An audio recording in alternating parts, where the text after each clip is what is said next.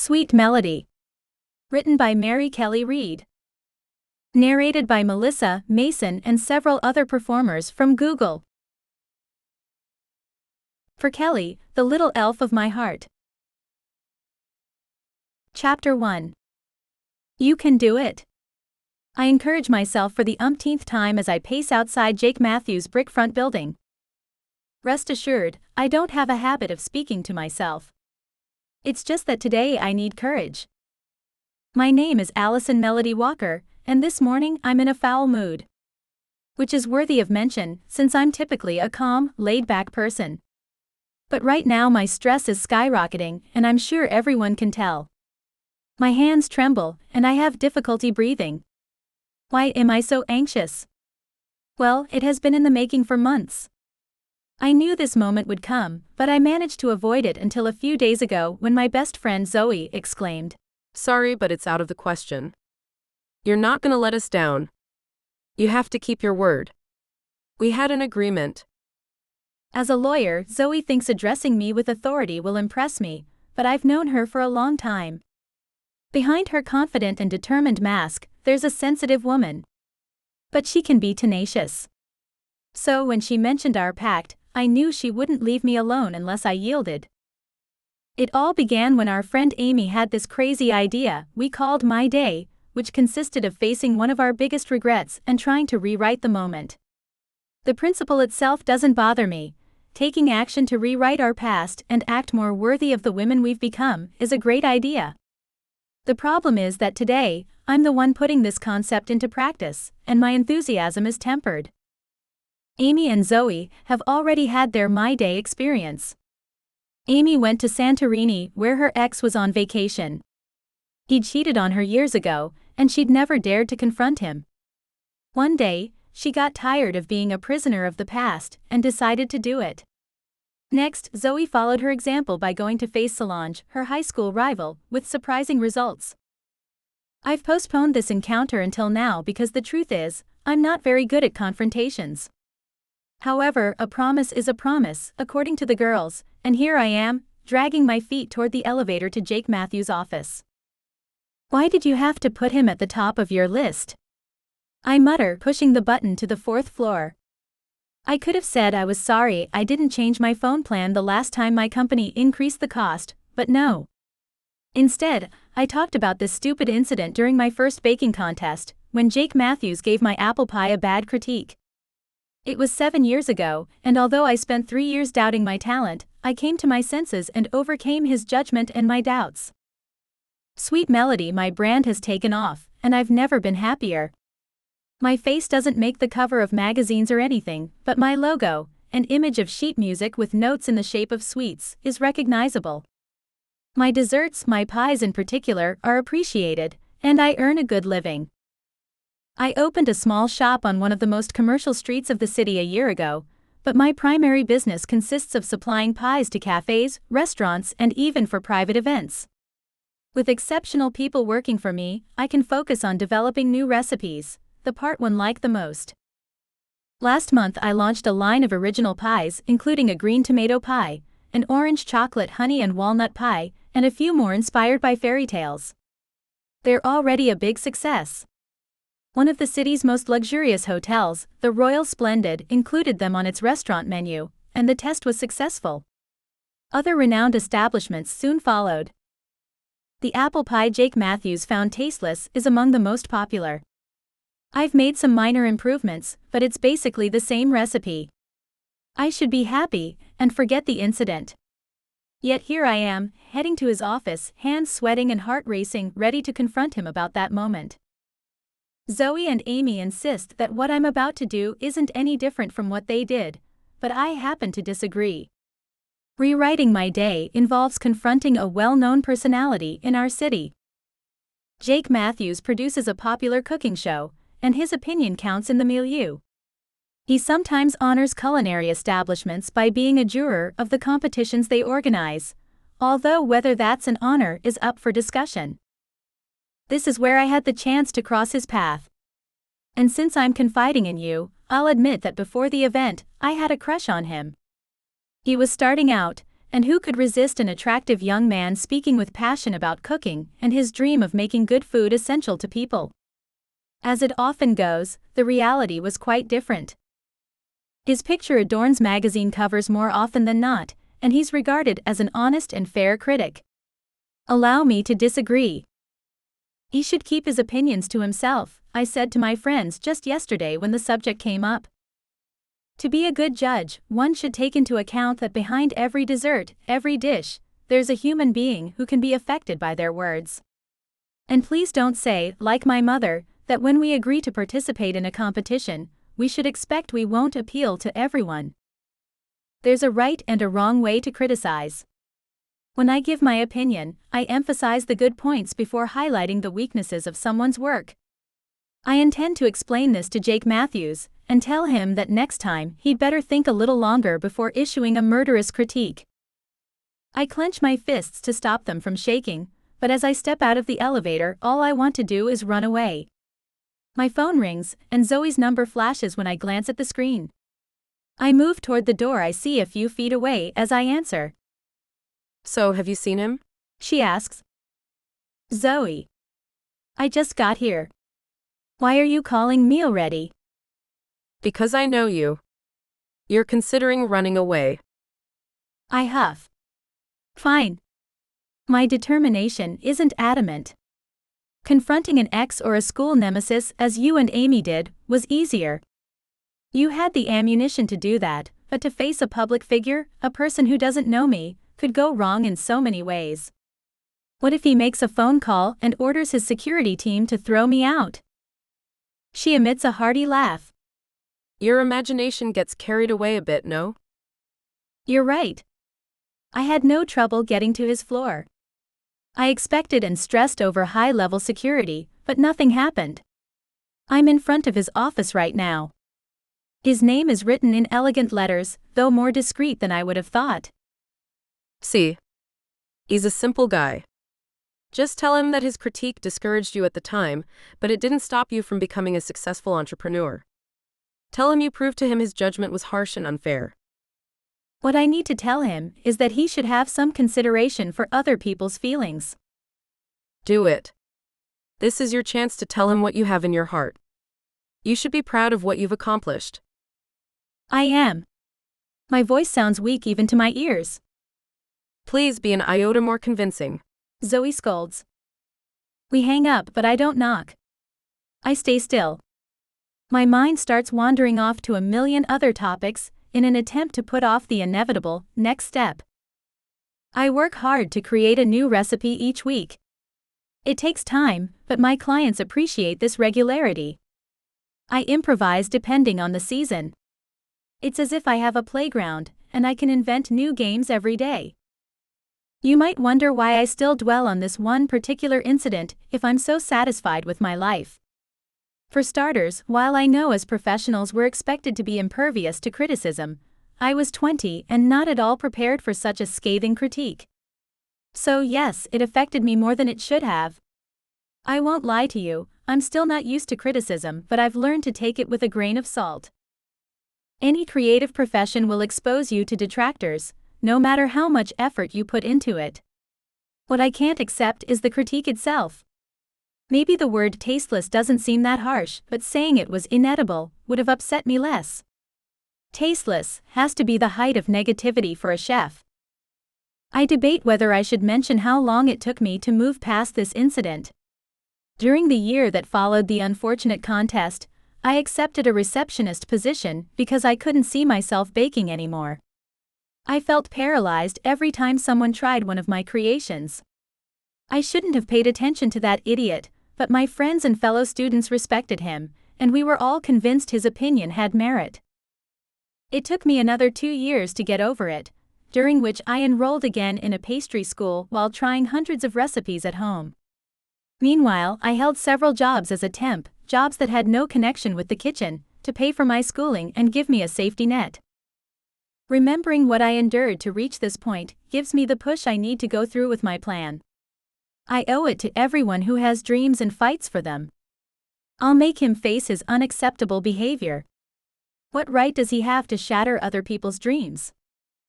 As I turn around to give my reflection one last glance in the mirror on the wall behind me, I bump into someone. Coffee splashes my shirt and the shirt of the man whose firm body presses into mine. The expression in his piercing blue eyes shifts from shock to anger as he registers what's happened, and I recognize with horror that it's Jake Matthews. Great. Our second meeting is going just as well as the first. I open my mouth to apologize when he snaps. Not only are you late, but you've ruined my shirt. You've already made quite a first impression. How am I supposed to trust you to manage my schedule? Your schedule? What the hell is he talking about? And he could be a little more gracious about the incident.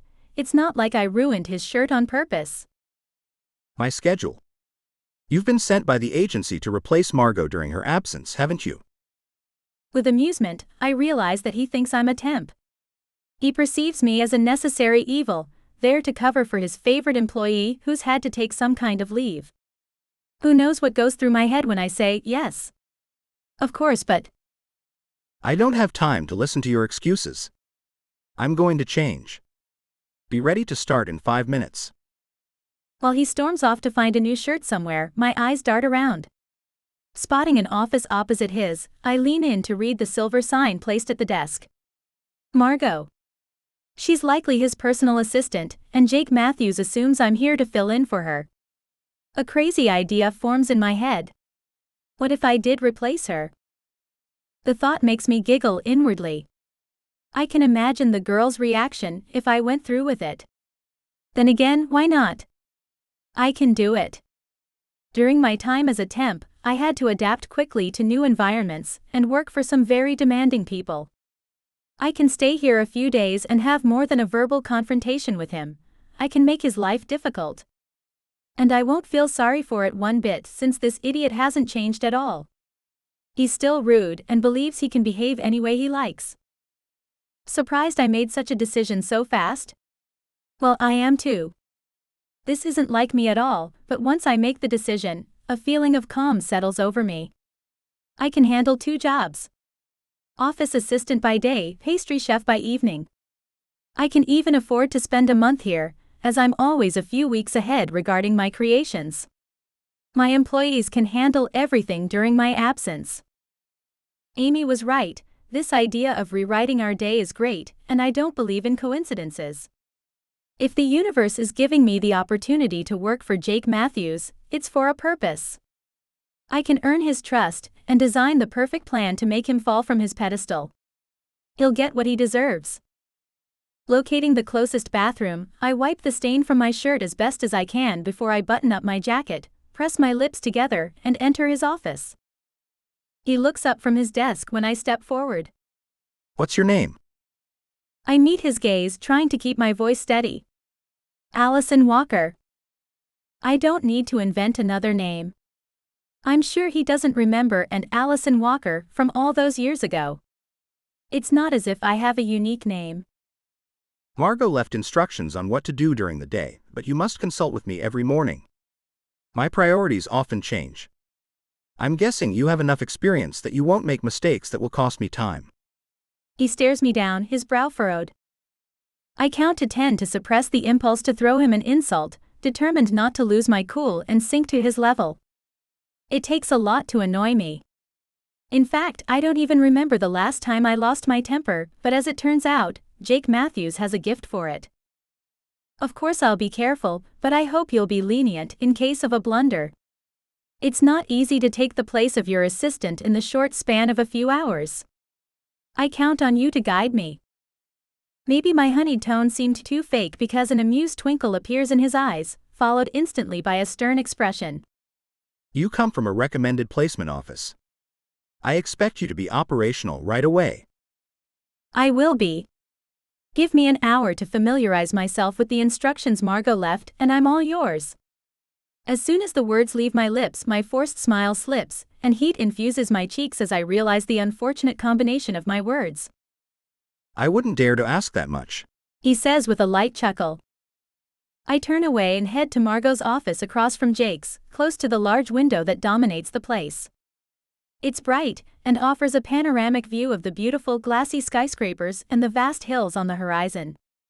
I lean in to smell the yellow freesia on the desk. I could get used to work here. Within a few minutes, I learn that Margot is more than competent. I understand Jake's frustration at having to work with an unknown. Even better, she left explicit instructions on what I have to do, along with a somewhat odd personal note. Hello, beautiful stranger. Although I'm on my honeymoon, I'll miss my job. I love to come to the office every day and argue with my boss. No, I'm not complaining, Jake's the ideal boss. Maybe because I'm the perfect employee. I can picture you shaking your head. I'm used to this reaction, but as I'm a kind soul, I'll ignore your gesture of disbelief and tell you one thing. Do your job diligently and Jake will be happy. Don't pay attention to the way he says things sometimes. He's a perfectionist, but he's the best employer anyone could wish for. So hang in there, and the first time he yells at you, remind him I'll be back in a month and I can avenge you in many ways. Now that we've established excellent contact, don't even dream of taking my place. It may seem tempting, but I doubt you'd want me as an opponent. Under the mask of a fun woman and model employee, hides a real terror. Margot. I smile, her note gives me even more desire to stay. Half an hour later, I'm sorting emails by priority, when a gorgeous brunette with long legs wearing a revealing dress makes her entrance. Hi, I'm Kathleen Monroe. I've been hired to replace Margot Radisson while she's absent. I'm a little late, my car wouldn't start. I knew I'd forgotten something essential. I look up at her with an apologetic smile. Oh, Miss Monroe, I'm sorry to have made you come all the way here. We haven't had time to warn you of our change of plans. We no longer need your services. The woman furrows her brow as her cheeks become flushed and her face morphs into an annoyed expression. Hurriedly I add, but you'll be paid as agreed, of course. I'd advise you to enjoy your good fortune and take a vacation. She glances around. I don't understand. Your salary will be credited to your agency for the full month without you having to come to work. I fidget with a paperclip beneath my desk. To my dismay, she's slow to react. Are you sure? Positive. I won't be going on a trip after all. You're Margot Radisson? I thought you'd be on your honeymoon. You and me both. My voice trembles a bit. I hope she grasps what I'm getting at. Her eyes widen. I'm so sorry. I didn't realize. That's why I need to be here, I reply, letting out a long sigh to keep up the ruse. Sure, I empathize. Only I was looking forward to meeting Jake Matthews, and… Her tone becomes pleading. Don't tell me she's a groupie who'll ask me if she can see her idol up close. I'm hyper-aware that Jake may come out of his office any second and ruin all my plans. I'd be glad to introduce you to him. Unfortunately, he's in a meeting. She frowns in disappointment. Too bad. I'll walk you out, I say, standing up and almost pushing her toward the exit. If the agency calls, it's imperative that I intercept the call. Or better yet, I'll take the lead and send an email explaining the situation. Kathleen leaves at last. Crisis averted. I exhale in relief, leaning back in my chair. Jake doesn't call me once all morning, and it's 11 o'clock when a young woman with shoulder-length golden highlighted hair and a bright smile walks in. Hi there. I'm Emily Matthews, Jake's sister. You must be here to replace Margot. Yes, hello. Allison Walker. I smile, reaching out a hand to shake hers. She points a finger to Jake's office. Is he in? Yes, but I haven't spoken to him since I arrived this morning. That doesn't surprise me. She rolls her eyes. He's likely mourning Margot's absence. He needs a little time to get used to another presence around him. She smiles at me. Don't mind him. My brother's manners leave a bit to be desired sometimes, but working with him can be fun and exciting. He'll give you a good recommendation at least. I doubt it. He and I got off on the wrong foot, I say, and recount the coffee incident. Her hearty laughter fills the space, making me smile despite the memory of this morning still stinging. I wish I could have been there for that. Jake's door opens. His eyes dart from Emily to me, his expression unreadable. I see you're swamped with work. Ignoring his snide remark, I begin to explain. I was telling. Emily interrupts me. Jake, stop trying to terrorize everyone. You're not as convincing as you think. I wouldn't be so categorical. If he's playing a role, he deserves an award. They enter his office and shut the door. During the next half hour, I sometimes hear voices raised, but their discussion is dotted with laughter. Who knew he could laugh? It seems he has a good relationship with his sister. Before Emily leaves, she stops at my office again. Would you like to have lunch with me tomorrow? She asks.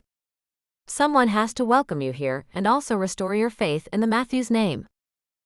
I'd be happy to. Of course, I don't say I'm hoping this will allow me to discover Jake's weak points and better develop my plan of attack. I spend the remainder of the day following Margot's instructions to the letter. Despite an overloaded schedule, it's easy to understand why she loves her job. She can't get bored for a second. Her tasks vary: send flowers to the last show guest, coordinate the next market survey, or prepare brief records on the course of the guests' careers. No wonder she's indispensable. Some tasks seem to be a little repetitive, such as making appointments for Jake, or avoiding them if they come with a crazy request. Margot left a list with all kinds of excuses women invent to meet him. I thought she was exaggerating, but when the fourth call of the morning was from a woman claiming she had won a contest to have dinner with him, I realized Margot's list wasn't a joke. I intend to study it tonight. Better to know what other excuses to expect. Jake doesn't return to the office until 6:30, and he seems startled to find me still at work. He narrows his eyes at me. What are you still doing here? Unless there's an emergency, you're free to go at 5. I had some details to take care of, so I can get a head start tomorrow. I figured you were used to Margot working hard, I say as I shut down the computer. Margot doesn't work hard. She works smart. Did he just insult me? Noticing my frown, he adds. If you think Margot stays late for any reason other than the office being on fire, you're mistaken. She never puts work above her personal life. From the moment she met Harry, she's always left at 5 o'clock sharp. Color me surprised. I was sure Margot had a bed hidden somewhere around here. As I've already said, Margot knows her priorities and she works smart, I finish, making sure I get the last word. His spontaneous smile makes my heart stop. Panicked, I avoid his gaze by looking at the file open on my desk. There's no way my heart will betray me. I will not fall for Jake Matthews' smile. I hear him wish me good night, and I do the same without looking up. What if he noticed my expression change? What if he could tell I found him irresistible for a moment? A few minutes later, I leave the building myself. Chapter 2. In the evening, I meet Amy and Zoe for a drink at the Philosopher, one of our favorite cafes. I haven't answered their calls all day, and they're eager to know the details. I'm the first one there, but I haven't been waiting long before Zoe arrives. How did your day go?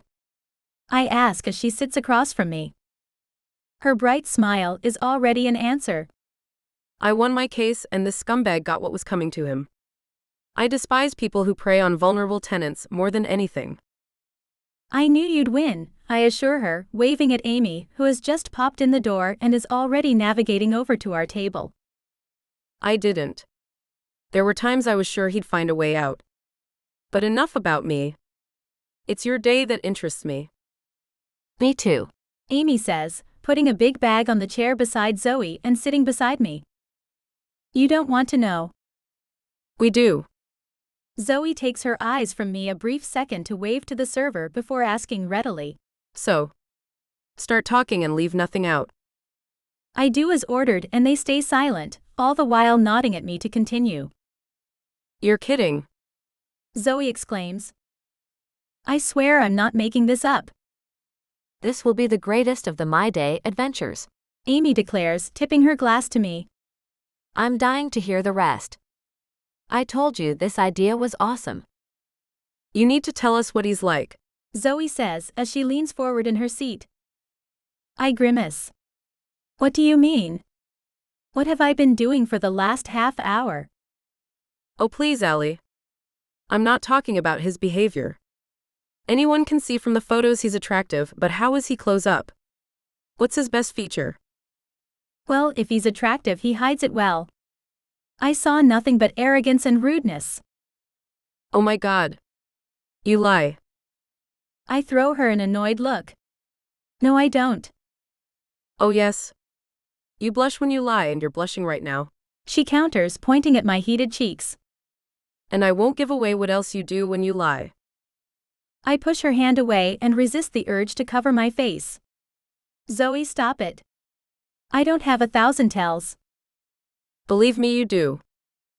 Her smug smile tells me she's confident about her words. I never was a good liar, something my mom used countless times to find out what my dad had gotten for her birthday. Do you like him? Amy asks with a sincere smile. I scowl. No, and that's final, regardless what Zoe likes to believe. As you said, you've seen his picture. I'm sure there are women who find him attractive, women who like that kind of man. You mean a man who is the dream of every normal woman? Because this man, Zoe takes out her phone and shows me a photo of Jake at an awards event. seems to have no faults. Plenty of women don't care about a man's physical appearance. I'm one of them. I'm far more attracted to kind and considerate men who don't make a fuss if someone accidentally spills coffee on their shirt. Oh come on. He was surprised. Amy says. He didn't reproach you for it all day. At least acknowledge that. And if you insist on making us believe you don't like him, then you do.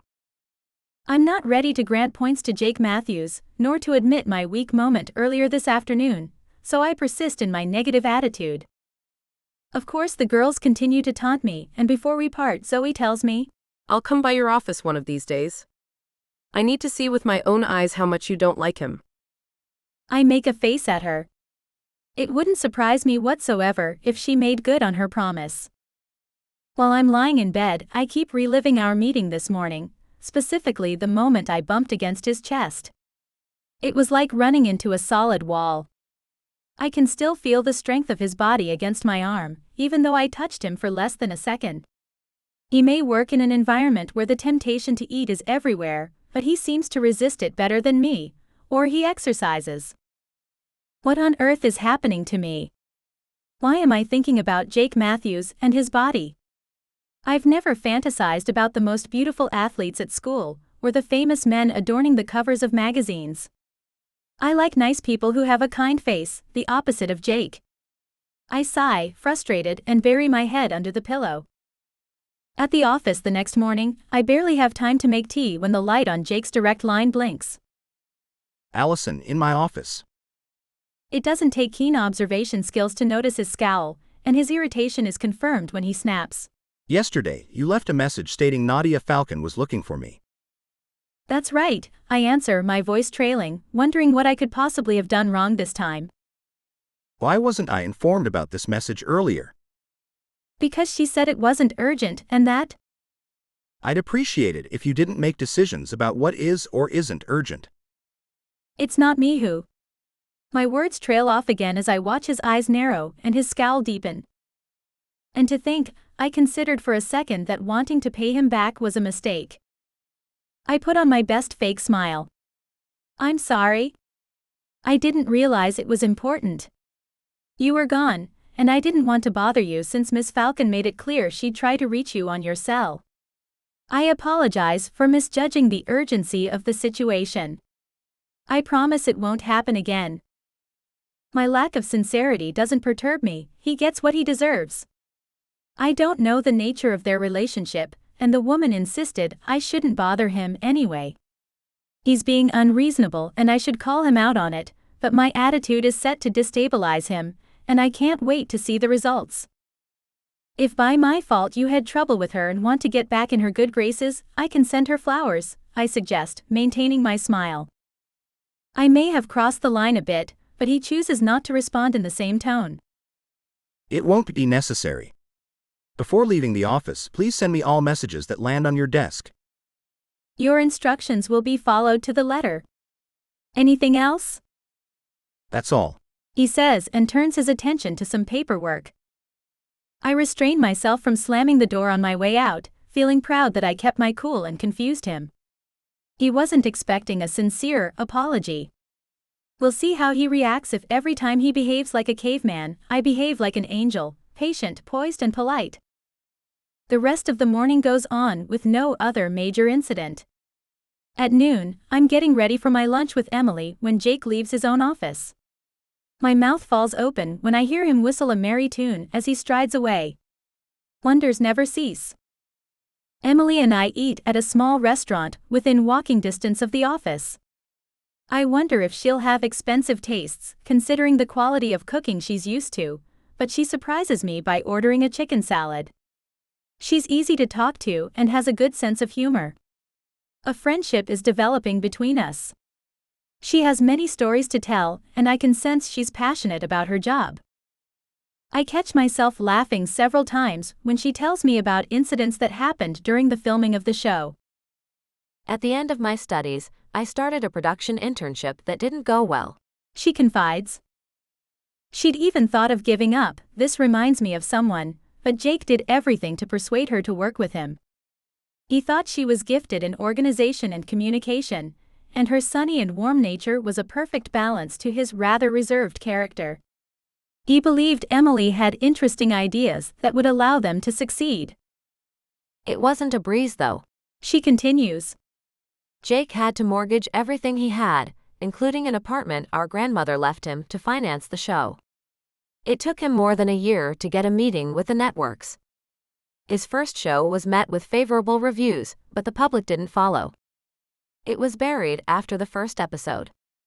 Emily looks down and shakes her head. But then she smiles. Jake was never discouraged. He believed in the success of cooking shows.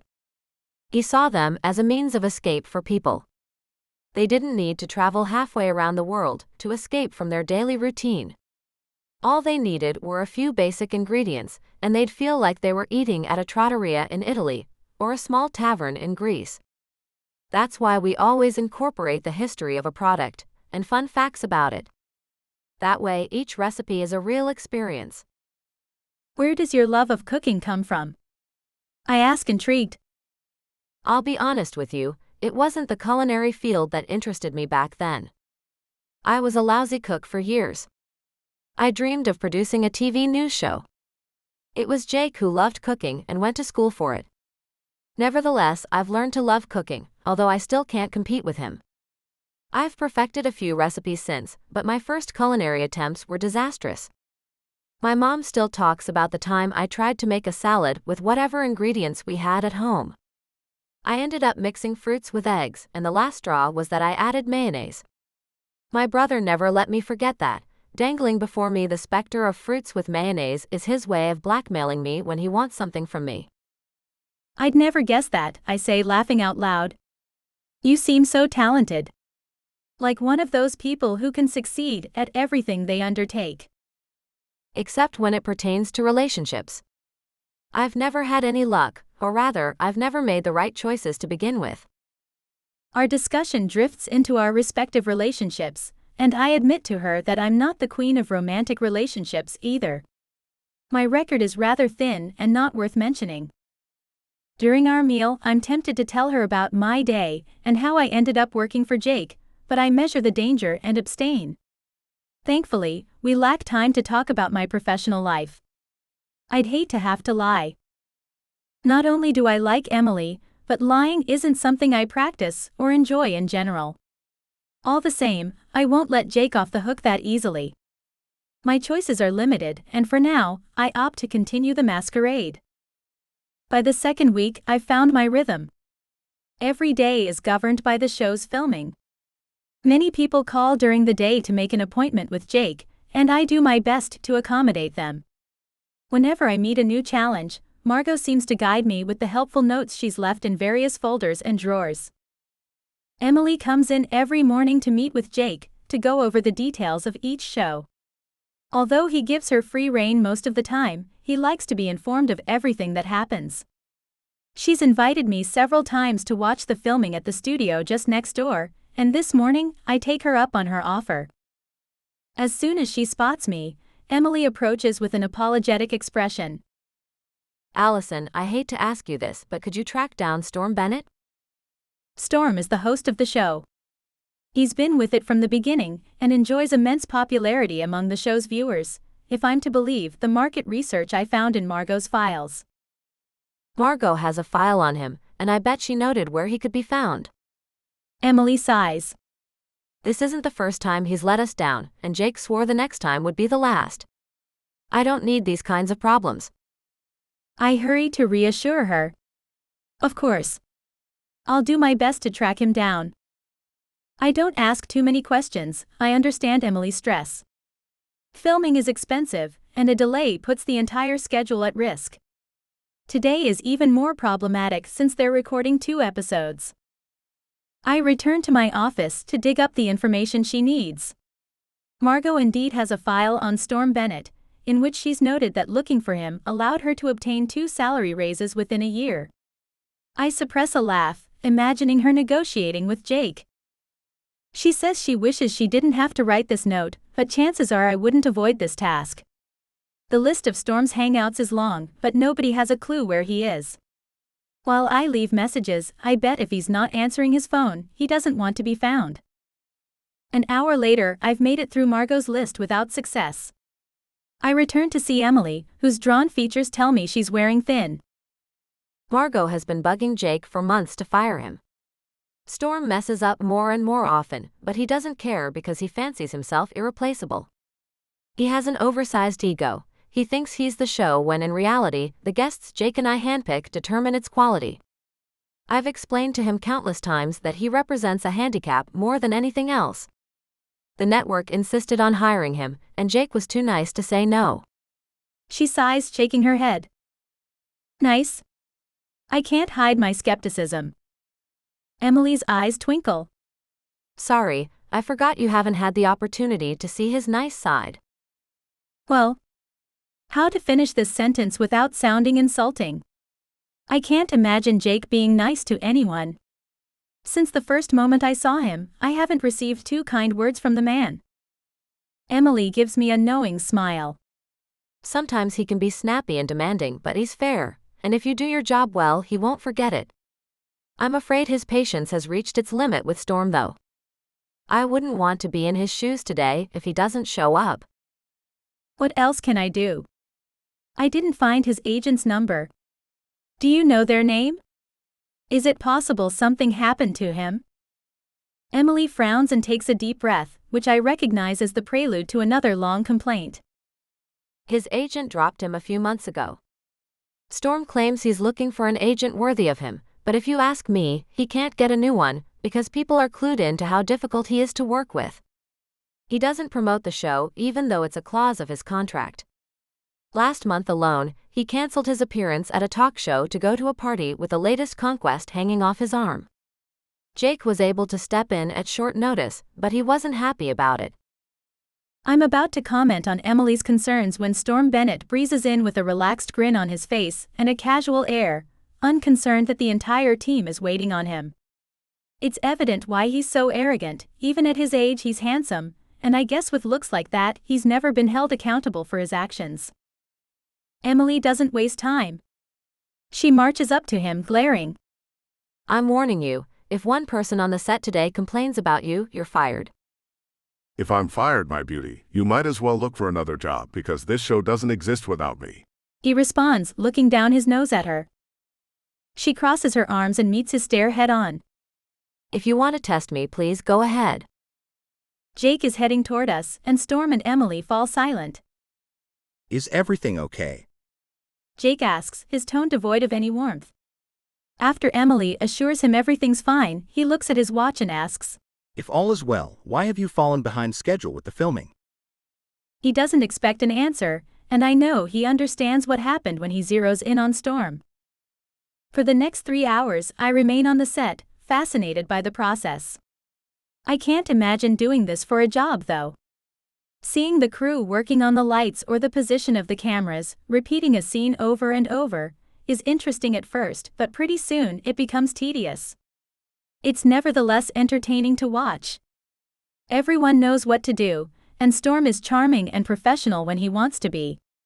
He's conscious this isn't the time to make more waves. The first guest is a chef who was put in the spotlight a few weeks ago for refusing the stars awarded to him by a famous guide. The guest of the second show is a talented young woman who won a local cooking contest, but didn't have the means to study at a renowned cooking school. The city paid her tuition, and she's now a second chef at the Silver Spoon, a prestigious restaurant. What makes the show interesting is that the guests are celebrated chefs who have unusual and inspirational personal journeys. That's how Jake sold his concept to the networks, according to Emily. But I shouldn't let myself be distracted. I have to remember why I'm here. Because Jake Matthews did the opposite for me, he nearly destroyed my dreams. At the end of the first episode's filming, Emily asks my opinion. I admire your omnipresence. Nothing escapes you. I reply, grinning at her. She flutters her eyelashes. Yes. It's my strong point. The other team members say I have eyes in the back of my head. Do you have time to get a drink with me and my friends tonight? I ask. You don't need to ask me twice. I'm exhausted and having a drink is the best thing I can imagine right now to decompress. I'm excited for her to meet Zoe and Amy. Plans made, I head back to the office to finish my day. A phone call to the bakery reassures me things are going just fine. Since I deserted my team, my employees are being tested, and they're passing with flying colors. They're handling everything, including new orders, deliveries, and direct sales. I only need to find the time to develop some new recipes before my customers notice my absence. Chapter 3. I've arranged to meet the girls at a new bar Zoe chose because a psychic works there. Zoe may be a lawyer and very Cartesian, she loves to experiment with new things. Amy and I agreed to accompany her, but I'll admit, I'm not enthusiastic. As Emily and I arrive, Amy's getting out of her boyfriend's car. I smile when she lingers in Ethan's arms after he opens the door for her. Voila, a couple in love. Emily comments, following my gaze. That's my friend Amy, and you're right. She and Ethan are crazy for each other. I introduce Emily first to Amy and then to Zoe, who's arrived on her motorcycle. They're glad to meet Emily, and I hope they get along well. At least, I don't have to worry about them revealing my true identity. I've sent them no less than 5 messages earlier this afternoon to remind them to keep my secret. We enter the bar, which is very elegant with its upscale furniture and stone walls. The atmosphere is cozy, with soft indoor lighting and comfy padded armchairs. I like that the tables are spaced this way. It's less claustrophobic, I say. It's to avoid the neighbors hearing the psychic's predictions. Zoe laughs and heads to a table near a big window with a view. I look out at the adjacent garden and admire the rows of artfully planted flowers. You have some nerve to make fun when you're the one who brought us here. Amy sits next to me. Who said I was making fun? I want to hear what she has to say. I drag my eyes away from the garden to focus on my friends. I don't. I cross my arms. I like to let life surprise me. Believe me, you've got nothing to fear. She won't unveil your future. Amy teases. But if she sees someone with blue eyes and whose first name starts with a J, you should look closer to you. Zoe flips her hair behind her shoulder. I pale. Did she insinuate in front of Emily that I consider Jake a potential love interest? Amy tries to hide her smile behind the menu while I shoot Zoe a dark look. I glance at Emily, who observes us with a mischievous smile. Zoe continues unperturbed. Emily, don't take this the wrong way. We tease Allison because of the coffee incident with your brother on her first day. Emily gives me a playful nudge. It makes sense she holds a grudge against him after he was so rude. Be that as it may, your idea isn't that far-fetched. If she spends some time with him, she'll come to appreciate him. Who knows? Maybe she'll become my sister-in-law one day. She wiggles her eyebrows, making Zoe and Amy laugh.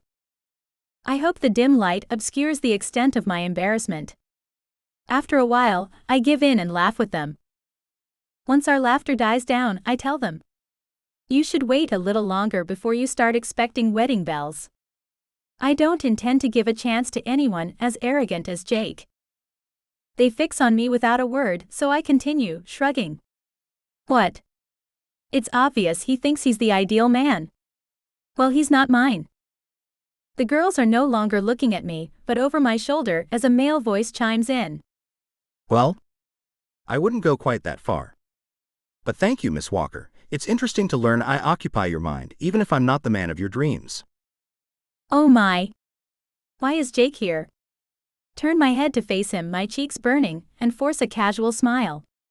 Jake has changed and is now wearing black jeans and a light blue button-up shirt. He has an easy smile on his face, as though nothing unusual has happened. I sink a little lower in my seat. How do I get out of this situation? Emily comes to my rescue before I have time to react. Jake, stop tormenting Allison. Thank you, she says, taking the file he hands her. Listening to them, I realize Emily asked him to come by. Not only has he heard me speaking ill of him, but he's seen me in a bar with a psychic. I won't score any points with him. But so what? I lecture myself. You don't want Jake Matthews to be interested in you anyway. Lost in my thoughts, I barely register Zoe inviting him to join us. You can have your cards read and learn about your future, she suggests. I shoot daggers at her. Does she need to increase my embarrassment? Jake doesn't seem fazed by her suggestion. Thank you, but my schedule is rather full, and I'm afraid I have an appointment I can't postpone. I look forward to hearing what the cards have in store for you, Allison. He winks at me. Maybe your friends are right, and there is a J in your future. Oh no. He even heard that part. And he called me Allison. I hope so. I have a thing for Jimmy, my next-door neighbor, I mumble to save face, but his amused glance tells me I don't fool him. Well, I do have a next-door neighbor named Jimmy. Although at 70, he's a little old for me. After Jake walks away, I glower at the girls. Have any of you ever heard of solidarity? They all wince, but Zoe replies. Sorry, but it was tempting to see how you'd interact. I must say I'm not disappointed. I take a sip of my tea to cool my ire. I don't even want to know what you mean. He took pleasure in teasing you. It was fun and enlightening. Emily nods. I agree. He wouldn't say anything if he didn't like you. So embarrassing me means he likes me? Lucky me. If he didn't like you, he'd have pretended he didn't hear anything, I assure you. Instead, he teased you. He's interested, or at least he finds you intriguing. I don't like the turn our discussion is taking. Morena, the fortune teller, picks this moment to visit our table, and I send a thank you to the universe. Morena is a far cry from what I expected. She's our age and dressed in jeans and a colorful top. She reads Zoe's fortune first. After Zoe draws 3 cards, Morena grins. I see a wedding, she says, which Zoe doesn't dispute. I open my eyes wide. You're ready to get married? For someone who swore merely a few months ago that she planned to remain single forever, that's surprising to say the least. I'd be more than happy to learn that she and Ian, her boyfriend, are getting married, but I confess, I'm seeking to annoy her right now after the way she put me on the spot. No one said I've changed my mind about marriage, she defends, but the sparkle in her eyes belies her words. I don't insist this time and focus on Morena, who's reading Emily's cards. Same thing will happen to you, she says. Emily protests. I think it's more likely that I'll be hit by a comet. I don't even have a boyfriend. Well, I wouldn't be so sure. Perhaps it'll be a whirlwind romance. The cards don't lie. I may be a bridesmaid, Emily jokes. I can arrange that. Zoe grins in Emily's direction. I doubt it's because you'll be a bridesmaid. Morena continues. There's love and adventure in your near future. I won't complain. Emily takes a sip of her drink. Even so, I can't imagine myself meeting someone and getting married soon after. I'll need time before I let my guard down and consider marriage. Yet I see you married in a very short time. Well, then I'll keep an open mind about any man who may fall under my spell. Amy draws her 3 cards, and Marina predicts a bright professional future for her. Amy beams at me. We recently decided to combine forces and cater weddings.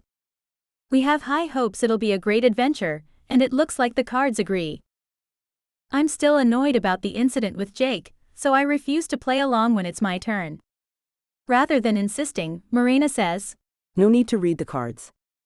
You're drawn to the man who was here, and I predict things will get interesting between you two. They all look at me grinning and I roll my eyes. Well, that concludes my wonderful evening. It's as if the universe conspired against me tonight, I say. After chatting a bit more and commenting on everyone's draws, I yawn. The day was long and I'm dreaming of my bed. Despite the fiasco with Jake, I'm glad I met with my friends. Once at home, I keep pondering how I'll handle the situation tomorrow. How can I look Jake in the eye after what I said? Will he be gracious about it, or will he show me the door right there and then? Or maybe he'll tease me like he did at the cafe, and I'll lose my ability to think. Either way, I can't see any scenario where I avoid humiliation. The next morning, Jake arrives at the same time as me and calls me right away to his office, acting as if nothing happened yesterday. He's standing by the window when I enter, and when he turns away to face me, I can't help but notice how his jeans fit his body to perfection, and how his blue shirt brings attention to the color of his eyes. My heart leaps. I'm trying to ignore my attraction to him, but I can't lie to myself. The girls were right from the start. As time passes, I'm becoming more and more vulnerable to his charm. My heart hasn't manifested in this way in years. There's no chance he's attracted to me though. I've seen 2 of his exes, both well-known personalities. I'm far from their league. Why are you having these thoughts? I ask myself as I wait for him to speak. You shouldn't worry about his feelings toward you. After hearing what you said last night, I doubt seducing you is his priority, even if he likes you. Allison, I'd like you to call Storm Bennett. He doesn't seem to want to discuss yesterday's events after all. Tell him I want to see him without delay. If he tries to avoid you by pretending he has other obligations, tell him he's fired. And if he claims his contract protects him, remind him I crafted it. I look at him confused. You want him to come in so you can fire him?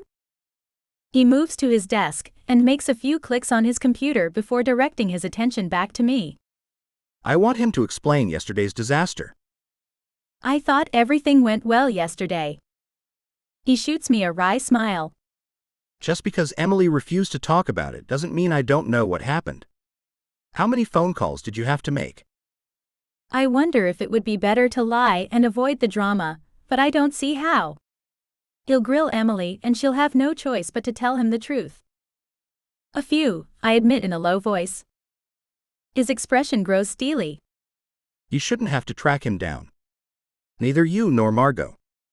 He should show up when he's expected and not waste everyone's time and money. I'm surprised he gives me an explanation at all. He seems to assume I'll obey his instructions without question, which doesn't sit well with my personality. I like being the one who decides. I'll try to talk to him. I step out of his office, somehow feeling sorry for Jake. His position isn't enviable. I hate having to deal with such situations. I call Storm, who, as Jake predicted, says he won't change his plans just because His Majesty requires it.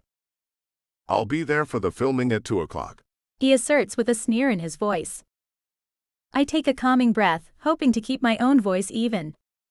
Okay, but he said he'll fire you if you fail to come promptly. He pauses for a beat. Wait a minute.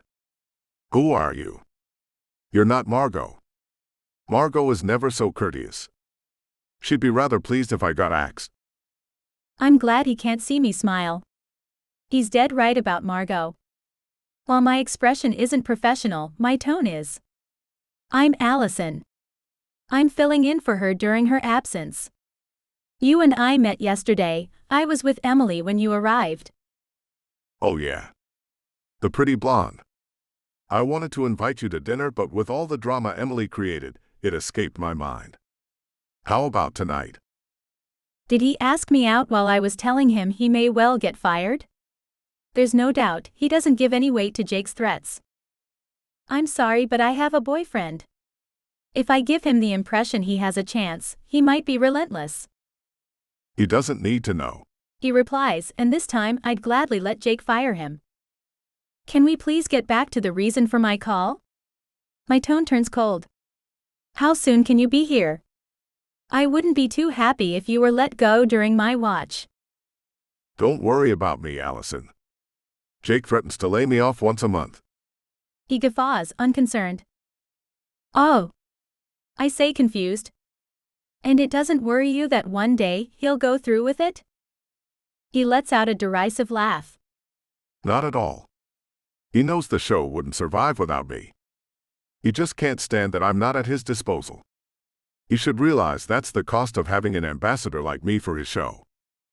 There's no shortage of self-confidence here, but I'm afraid Jake doesn't care about Storm's reputation. He has no qualms about letting him go, if our conversation is anything to go by. I click absent-mindedly on an email before saying, "Listen, it's your decision. What do you want me to tell Mr. Matthews?" Tell him I won't come. If he kicks me out, more power to him. I give him another chance. You don't mean that. You host one of the most popular shows around. It's popular because I present it, honey. Okay, fame has definitely gotten to his head. As you wish. I hang up and bite my lip, going through every sensible solution. I don't feel comfortable reporting to Jake about Storm, but what other choice do I have? I go back into Jake's office and start explaining, softening Storm's harsh words. Jake interrupts me. Tell Emily today's and tomorrow's shows are canceled. Tell her she and I need to meet this afternoon to select the shows we'll broadcast until we find a new host. Seeming to pick up on my confusion, he explains. We always have several programs in our reserve for times like these. Our contracts with our guests allow us to broadcast a show up to 6 months after recording.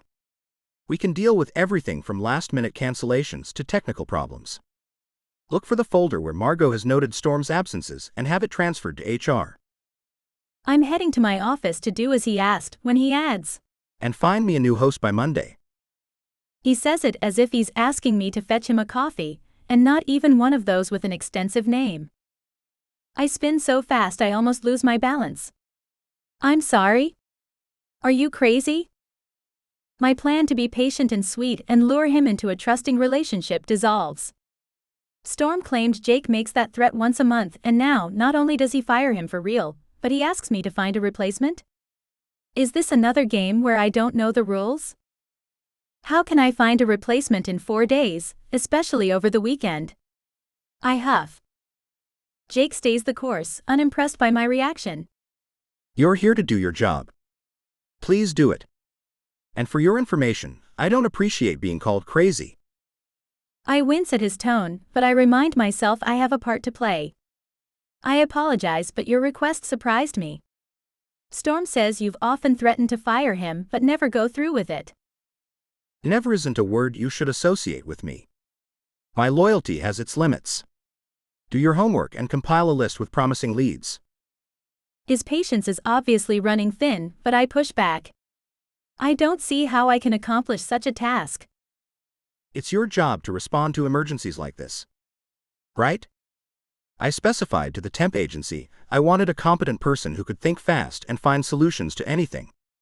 I don't care how you go about it, but I expect to have a list of potential candidates on my desk by tonight. I'll give you the green light to contact the candidates I'm interested in and arrange meetings with them in the coming days. If you're not up to the challenge, let me know so I can plan accordingly. Is this all because of what I said last night? Am I being paranoid? As if reading my thoughts, he concludes. And I don't allow my personal feelings to interfere with my business decisions. If I fire you, it will be because you didn't meet my expectations professionally. A fleeting picture of his face at the center of a dartboard, with my pen as the dart, flashes in my mind. Who does he think he is? He's threatening to fire me if I don't complete a challenging task that in no way falls under my job description. I'd never talk to my employees like that. He wants a new host? Oh, he'll get one, but he won't be very pleased with my candidates.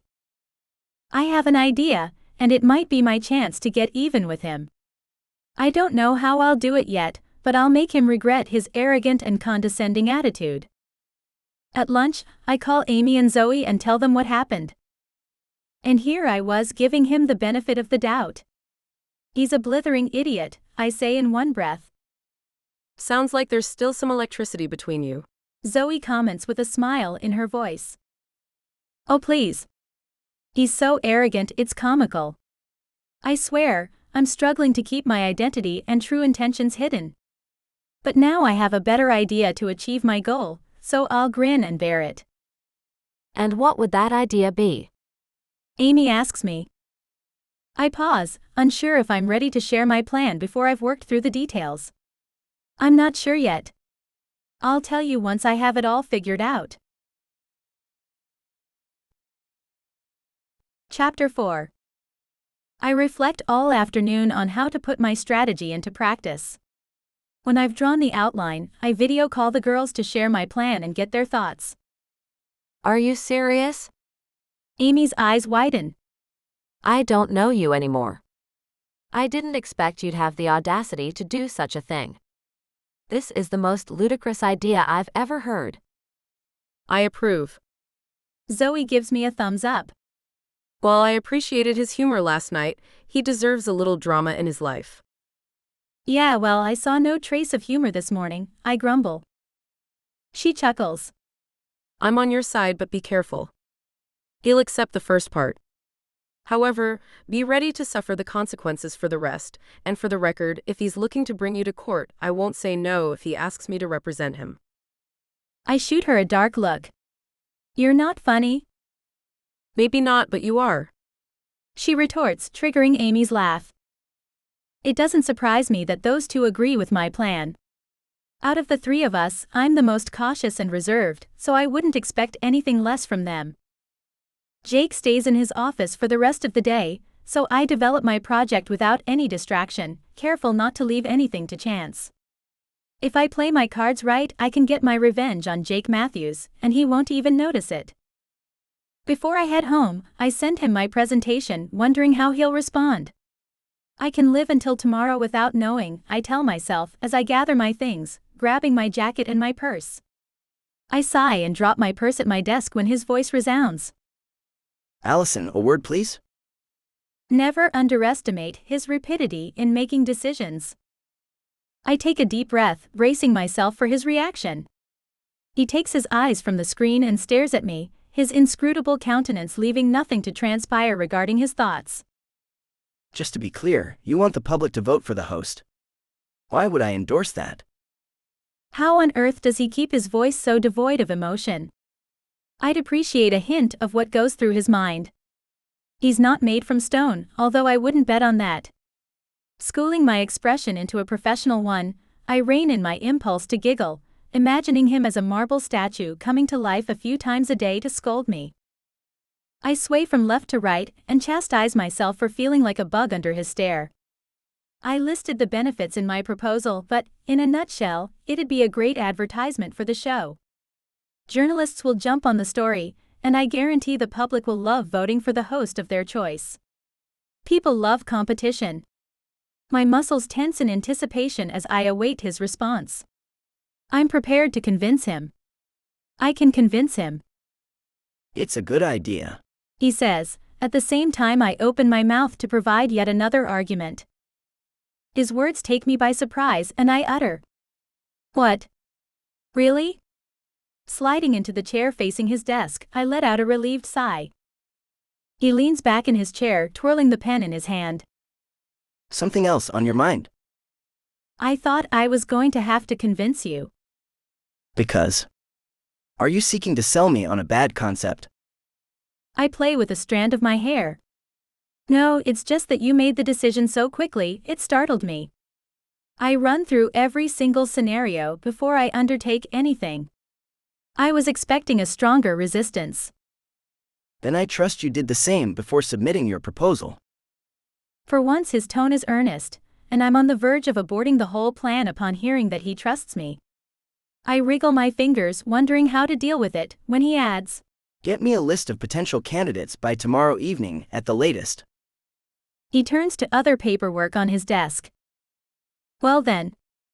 So much for thinking he doesn't deserve my plans of revenge. I study him for a moment, but I'm the worst at reading facial expressions. I didn't expect to win so easily. What is he hiding? Maybe he anticipates I won't be able to persuade anyone to join the competition, and thus prove to me how stupid my suggestion is. I set out for the office with an uneasy knot in my stomach. Don't be paranoid. You're the one who has it out for him, not the other way around, I remind myself. He doesn't know who you are. Forget your doubts and move on to the most important phase, choosing the candidates. How can I entice someone to risk jeopardizing their career by joining a competition with a 1 in 5 chance of winning? As I exit the building a few minutes later, I call Zoe and confide to her my worries. Oh please. She scoffs. You won't have any trouble finding contenders. People love competition. Their ego pushes them to want to prove they're the best. Should they fail, they'll use their defeat as evidence that they aren't afraid to take risks. And may I remind you that you have no right to complain? You chose to get into trouble.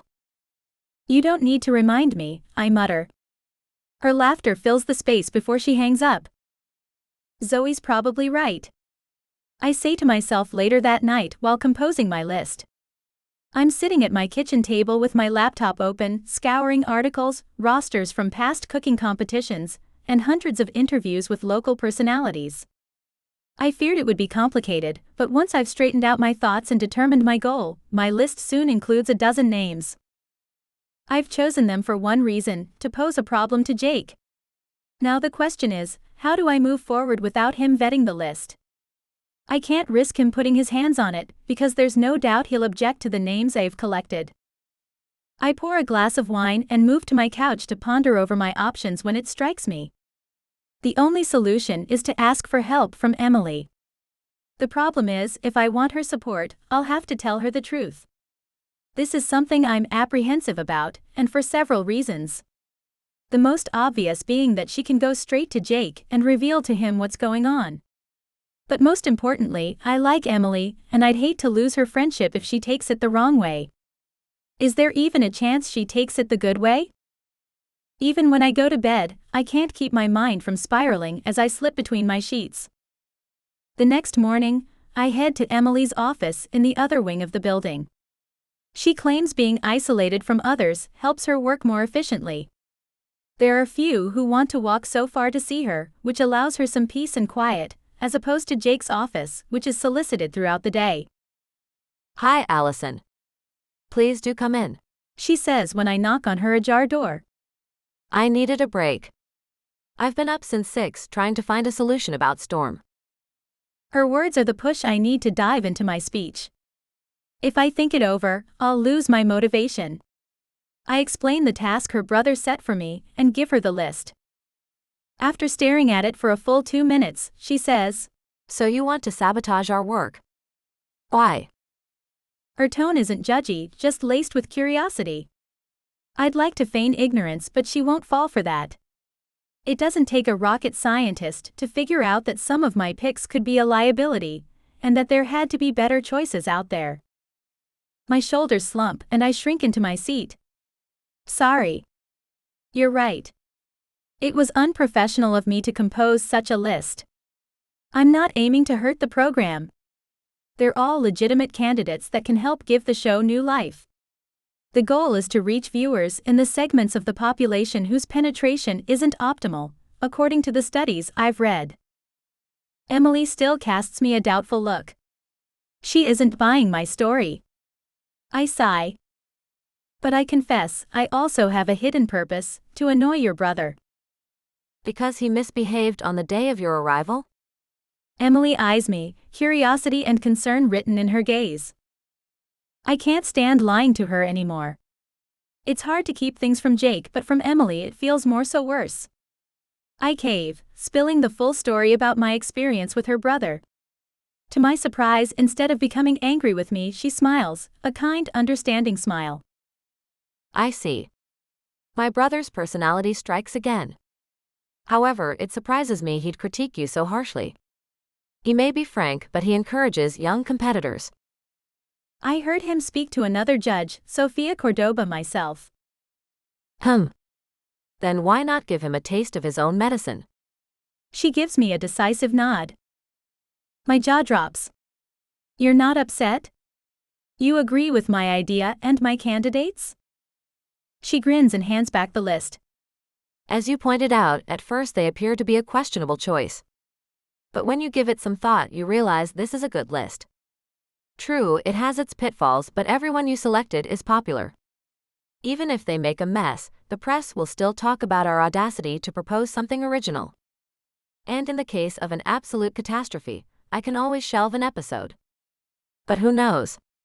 Hopefully one of them will prove to be ideal for the job. We're resting on our laurels for a while now, and your idea is spot on to shake things up.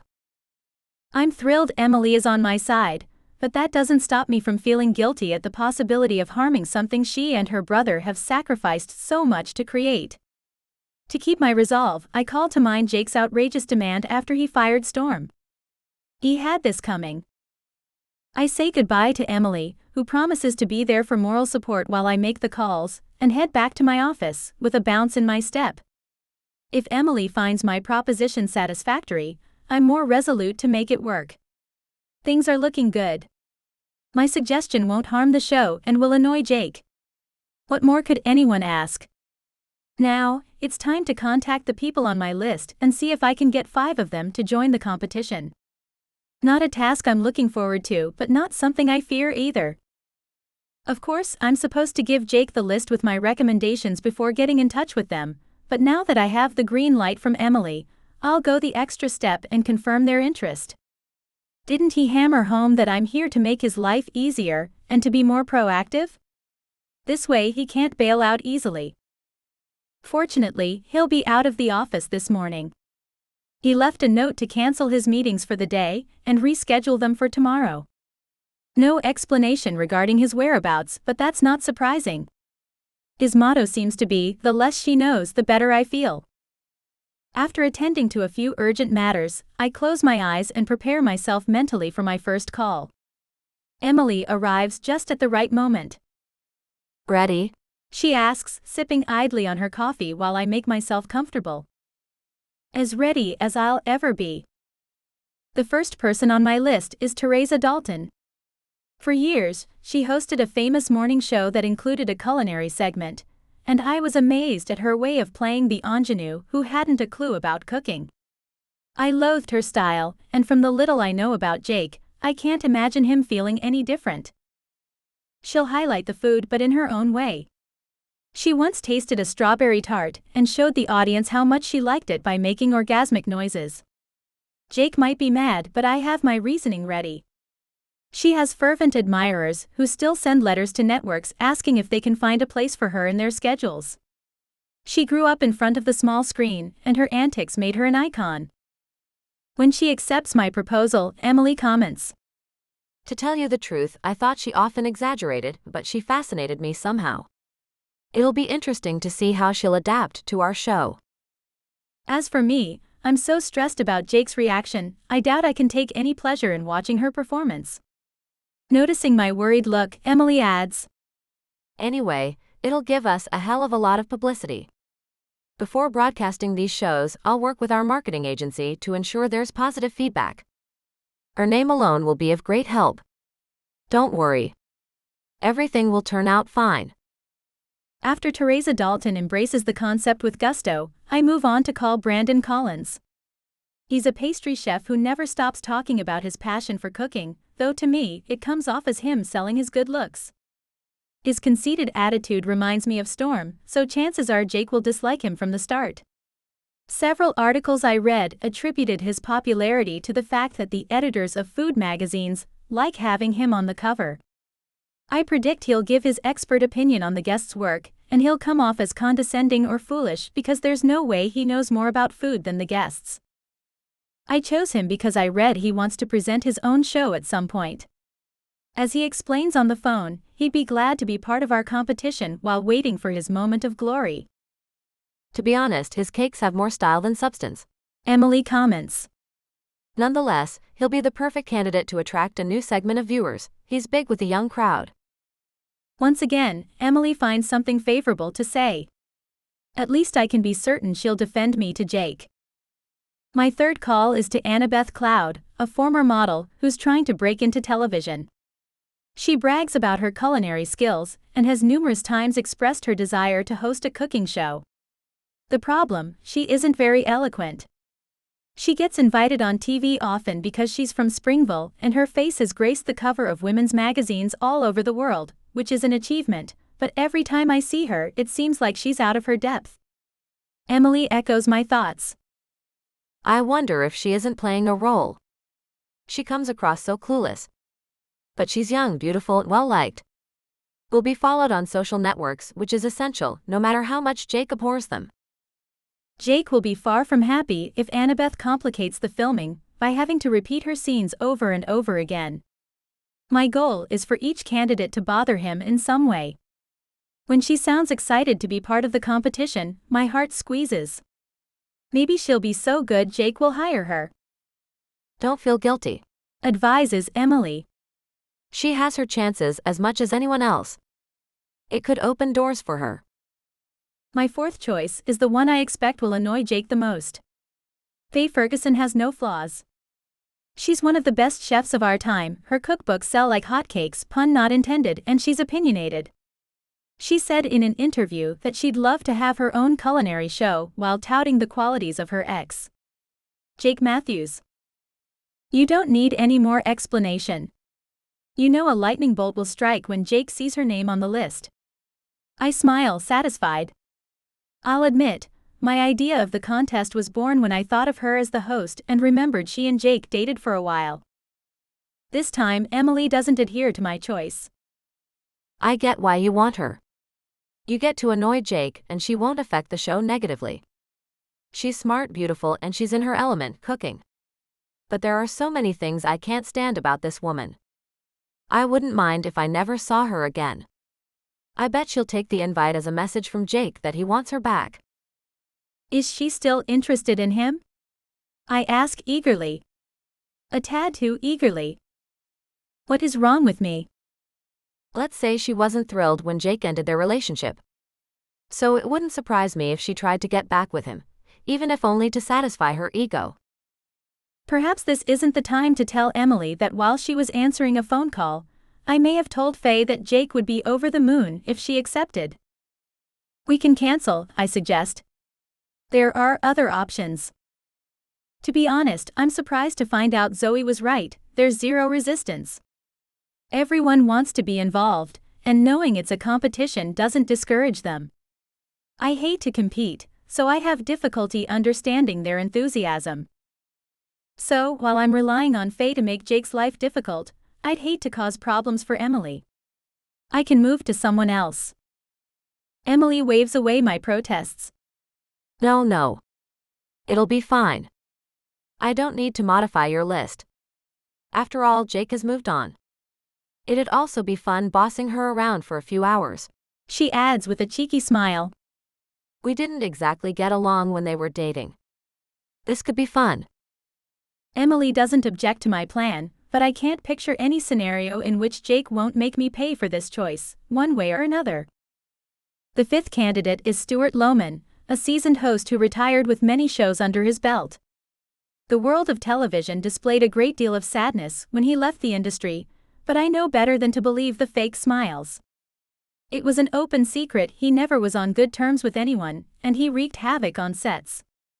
Screaming at people and refusing to work if the director didn't focus enough on him are only a fraction of the rumors surrounding him. When he accepts my offer without the lightest protest, I cross my fingers he stays true to himself and puts Jake's patience to the test. He's a legend, and whatever the outcome, it will be positive in terms of notoriety. Emily says. It's crazy how you've succeeded in persuading the first 5 people on your list to agree to this. I'm surprised myself. Yet again, we shouldn't be. You chose people who all have reasons to be interested in what we offer. Good job. She says as she waves goodbye. I nod a thank you, congratulations are undeserved. Now that the first step is completed, I need to get through the day without yielding to my desire to undo everything and go home. I wish for Jake to stay away until I leave the office, and my wish is granted. Before heading home, I email him the list. He wanted it at the end of the day, and I obeyed. Let's see how he'll like it. Later, curled on my sofa with a glass of wine in hand, I confide in Amy the result of my calls and my doubts. If Emily estimates you won't cause any harm, you shouldn't worry. She says. Amy is doing her best to reassure me, but I'm positive Jake will be more than upset with some, if not all, of my choices. And who can predict his reaction? I could very well have been fired already. Chapter 5. I'm having a quiet Saturday evening reading a book, when the doorbell rings. Surprised, I peer through the keyhole to see Jake on my doorstep. From his dark air, I gather he's not here to sing my praises. Being brave and curious, I open the door with a flourish. Without even a greeting, he says. Emily gave me your address.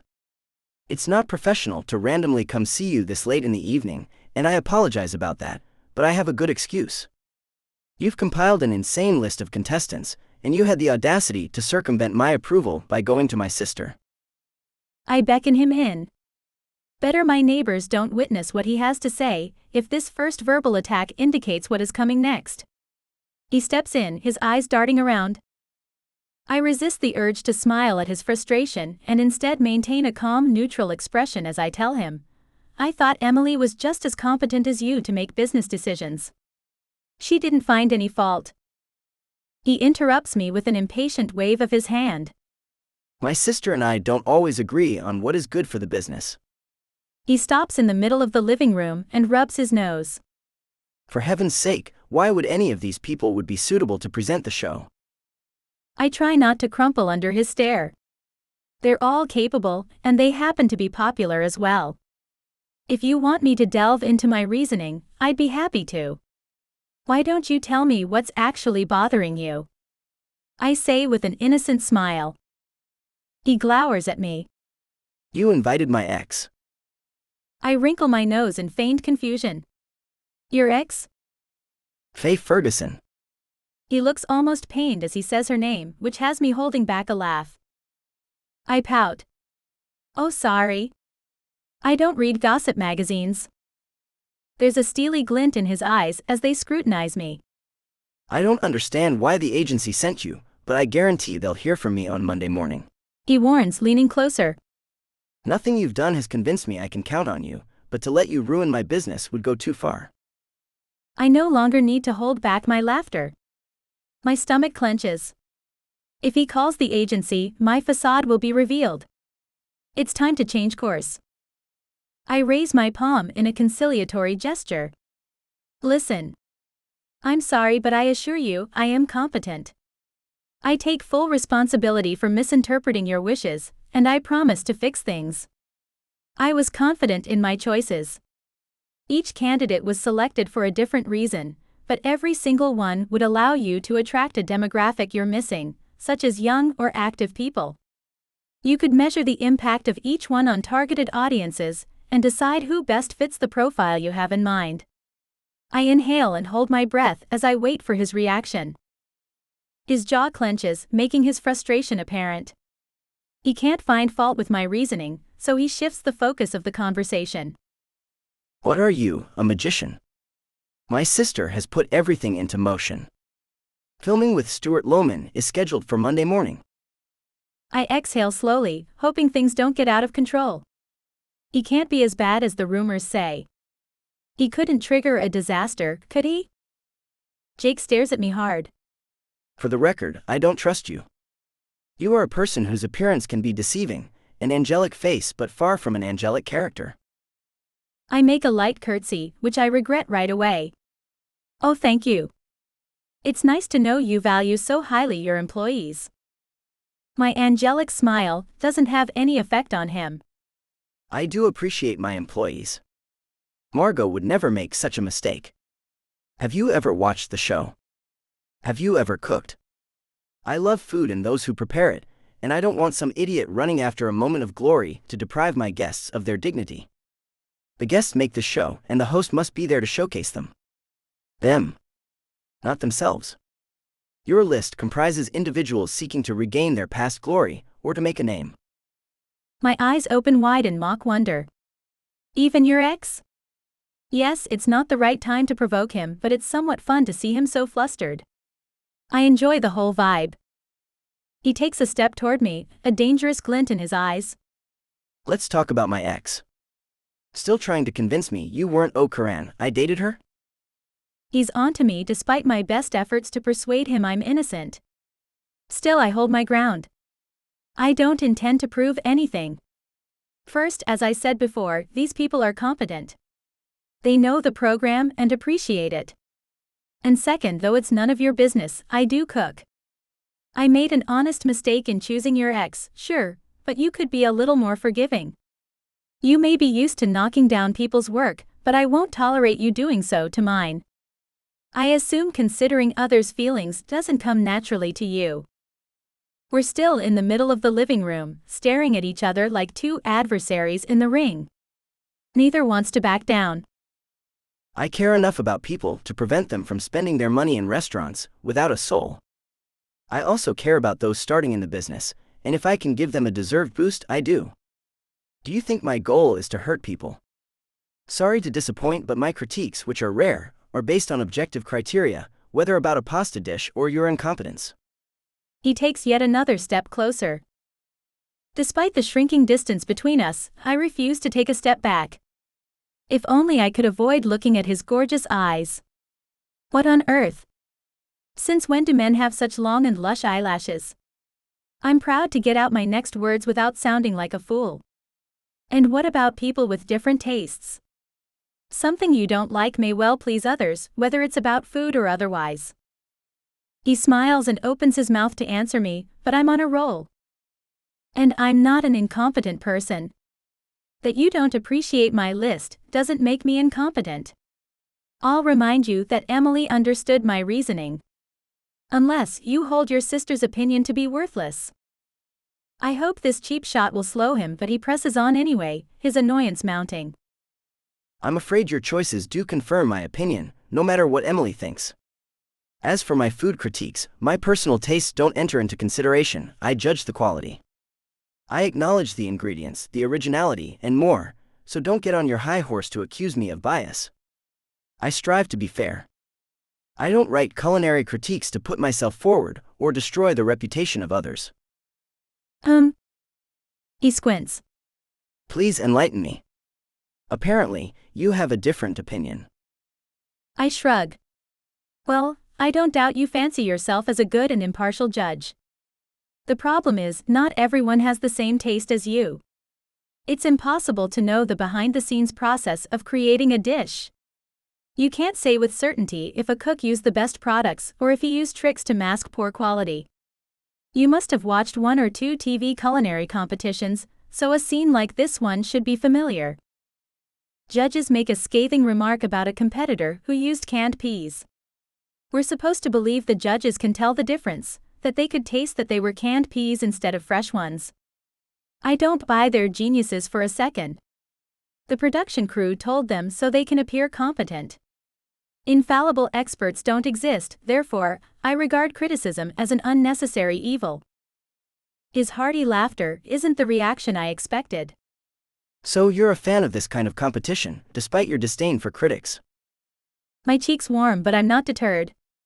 I love watching them, but I'd rather not see someone having a concern about their dish, only to discover that coincidentally, the judges had a moment of clairvoyance and highlight the same concern the candidate had. He nods. That's fair. I wouldn't edit the footage that way. Things are sometimes too obvious, almost ludicrous, but viewers crave that stuff. Yes, because they're like you, I respond, pointing a finger at him. They love it when competitors struggle. He stares at me, raising an eyebrow. I see your opinion of me is formed. Point taken. His neutral tone doesn't let me know if he's bothered by this. Whose fault is that? Since my arrival, all you've done is doubt my abilities. What other opinion was I supposed to form? When did this discussion turn for the worse, and why don't we step back? It would be the adult thing to do, but obviously, neither of us is willing to be the adult. Unexpectedly, he says. Then I'll work to change your opinion. Let's figure this out tonight. We'll order the same meal and find out if our views differ. If you still deem my criticism as unfair and unfounded, I will accept it. Fine. This wasn't the evening I had planned, but I can't say no to a challenge. I glance around to confirm my space is guest ready. I would hate to have him spot my underwear dangling from a chair, or notice something that could give away my true identity. When I don't see anything, I sigh with relief. He leaves the choice of the menu to me as I invite him to take a seat. When I call in our order, knowing the restaurant carries my pies, I give in to the temptation and choose one for dessert. I'm looking for trouble, but I want his opinion. While we wait for our food to be delivered, he suggests we continue on a first-name basis. It's company policy. He explains when I scoff. I don't remember that policy being communicated to me 2 weeks ago. My playful tone is met with a smile that transforms his face from stern to warm. It increases my heart rate and my shoulders relax. Oh, it must have slipped my mind. Meeting my future employee as she spilled coffee on my shirt made me forget my manners. I'm delighted he's able to joke now, but I'm not looking forward to his reaction when he learns the truth about me. He takes a sip of the wine I just poured and inquires how I'm adjusting to the office. It's interesting to say the least, and I had no difficulty acclimating myself. He asks me why I work as a temp, but fortunately, our order arrives and interrupts our discussion. I'd be unable to answer truthfully, and I'm sick of lying. I plate the food and we focus on it, neither one of us engages in conversation. I ordered chicken with olives and fresh rosemary bread. Every time he fixes his eyes on me, my mind begins spiraling, but I pretend to be comfortable. To make things worse, I can't help imagining what it'd be like to go out with someone like him. Not him. But someone like him. Passionate, interesting, attractive, intelligent. I must be confused. Since when do I think Jake has all these qualities? I'd be wise to remember he has flaws. They escape me at the moment, but they well and truly exist. Why can't I remember all the things that bother me about him? Earth to Allison. Jake Matthews is your enemy. Let's write down our impressions and compare. He suggests, interrupting my musings, and thankfully so. I give him a page from one of the notebooks I have lying around, so I can scribble down any ideas I have for new pies. Cute notebook. He comments at the sight of the daisies on the cover. Thank you. We write in silence for a few minutes. I liked the dish, but I found the chicken a tad overcooked, and the flavor of the olives could have been more pronounced. The sauce was original, although I can't stand tarragon. I'd give it a rate above average, but I've eaten much better chicken with olives. The bread, on the other hand, was amazing. The crusts were crispy and golden, the inside soft, and the flavor light and complex.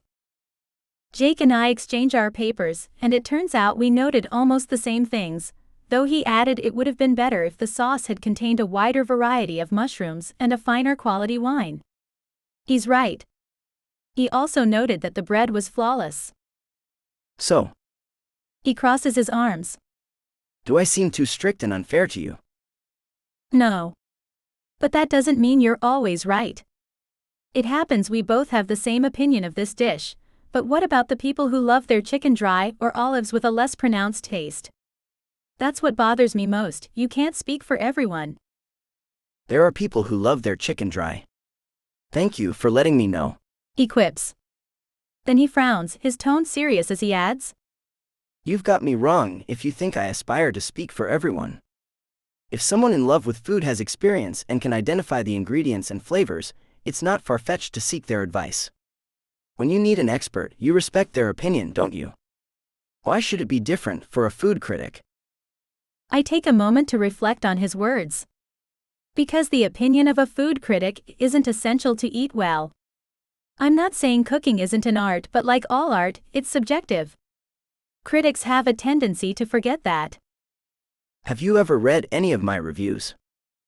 Yes, I replied tersely, pursing my lips. Technically, though, I haven't. I refuse to read anything Jake wrote after my experience. That said, I believe I've earned the right to have an opinion on the subject after being the target of his snappy judgment. So how can you accuse me of not knowing what I'm talking about? It's the principle that bothers me. He gives me a quizzical glance, and I hasten to continue. Let me explain. Several times, I've heard famous chefs talk with enthusiasm about one of their recipes, piquing my interest about these recipes, only to realize it was far from exceptional. Watch what I do with my chicken breast, they'll say. Then they'll add bacon, prawns, foie gras, wine and cream, and they're proud of having introduced an extraordinary recipe. If you ask me, it's a mishmash of everything and anything, and to present it as extraordinary is pretentious. I know I exaggerate, but I can't seem to stop. If a candidate presented such a dish, the judges would find it overloaded, too fat, and so on. But if a professional chef presents the dish, everyone raves about it. Well, it's the same with the critics. Because one of them praises the new restaurant serving goat's milk, such an innovative and delicious aperitif, everyone rushes to join in. No one doubts a concept, as silly as it is, if a renowned critic endorses it. We should all trust our own judgment rather than that of others. Laugh lines appear around his mouth and his expression softens. The temperature rises several degrees. You're right. I assume you don't appreciate it either when they find the presentation of a dish lacks height, and then they eliminate a contestant because his presentation is too high. Or when they marvel at the elegance and modernity of a dish when it consists of 3 ingredients, placed on a plate decorated with small colored circles. Bingo, I say. You see, everything is relative. I've just demonstrated to you we can say whatever we want and be right when it comes to food and recipes, because no one can contradict us. It's someone's perspective, and you can't claim they're wrong. So that I don't do anything foolish, like succumbing to his smile and forgetting my plans, or leaning forward to kiss that smile, I make a beeline to the kitchen to get the dessert, a chocolate coconut pie. I cut him a slice, and I do the same for me, but I have difficulty enjoying mine. My stomach tightens while I watch Jake take a bite. Truth is, I fear his verdict. Even worse, I want him to like it. He takes his time, and I count to 10 to avoid nudging him to talk. Finally, he turns toward me with a smile. Very original. They used fresh coconut, which was bold, but it paid off. Yet it lacks something. Is that so? I can't hide the irritation in my tone. He takes another bite, chewing slowly. It'd be better if the chocolate flavor was more pronounced, a chocolate with more than 70% cocoa. How do you know this isn't a chocolate with more than 70% cocoa? It's a guess, of course, but to me, it tastes like it's made with less than 50% cocoa chocolate. He's right, but I won't admit it. I start to burn up on the inside. I'm angry about the criticism and that he's correct about the cocoa, but also disappointed the pie didn't meet his total approval. I find it perfect as is, I say. His eyes twinkle. That's why I'm the expert. While his tone is clearly meant to be lighthearted, it stings all the same. I oscillate between telling him the truth now and watching him lose his composure, or waiting to take my revenge next week. Be patient, I urge as I exercise my will to resist throwing the rest of the pie in his face. That's right, you're the expert. But to my knowledge, this pie is one of Sweet Melody's best sellers. I'm not surprised. Non-professionals would find it perfect. I nearly growl at this blow. I suppose ordinary people don't have your sophisticated palate. If he detects the sarcasm in my words, he doesn't flinch. Tell me, why do you hate criticism? It's an opportunity to improve. I'd be glad to criticize your manners. Let's see how calm and adult you are then. I struggle not to sound defensive as I answer. Because criticism is the judgment of one person, and it shouldn't be of paramount importance. Simply put, If a pie doesn't appeal to consumers, they won't buy it anymore. That's the only critique that counts. But then consumers wasted their money on something that wasn't worth the trouble. He points out with a wave of his fork. I resist the childish urge to roll my eyes. Yes, because it's common knowledge food critics are concerned about people wasting their money while advising a 3-star restaurant that serves a $300 course with portions that wouldn't be enough for a bird. Or when they rave about a chef's signature dish of veal offal with a hint of cayenne pepper, baked at exactly 312 degrees that costs at most $15, staff salaries accounted. Please, there are so many egos in this business, and food critics contribute to feeding them. He stares at me. You're passionate about the subject. Your eyes are shining. His words make me blush. Yes, well, sorry, but it's difficult for me to witness someone's hard work put to death by critics. You had a bad experience, didn't you? He asks, watching me closely. Sorry? No. I just feel the unfairness of it all. My stumbling response isn't very convincing. The corners of his lips tilt up as he says, You dreamed of becoming a singer, and your music teacher cut your wings. What? Absolutely not. I've never dreamed of becoming a singer. Painter. Author. He's determined to have an answer, and I stiffen when he adds, Don't tell me you're a former chef. His deduction makes me shift uncomfortably. His gaze rests on me for a long while. That's it, you wanted to become the next queen of the kitchen. Not at all, and you have no idea of my culinary skills. As far as you know, I could be a fabulous cook. He chuckles. I don't know why, but I doubt it. His words make my adrenaline skyrocket, so I push my plate away and stand up. Would you care to make a bet? I demand, hands on my waist. A bet? Yes.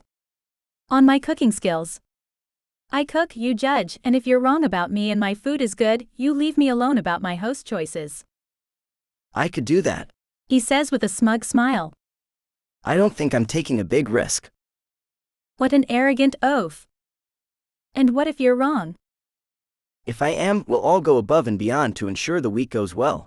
He responds with an unconcerned shrug of his shoulders. Maybe Emily and the director will perform miracles. When do you want this challenge to take place? Tomorrow night? Perfect. We chat a bit longer, and it's only when he leaves that I realize what I've accepted. I hurry to call Zoe, but I don't bother Amy since she's on a date with Ethan. Why do I have the sensation I've been trapped?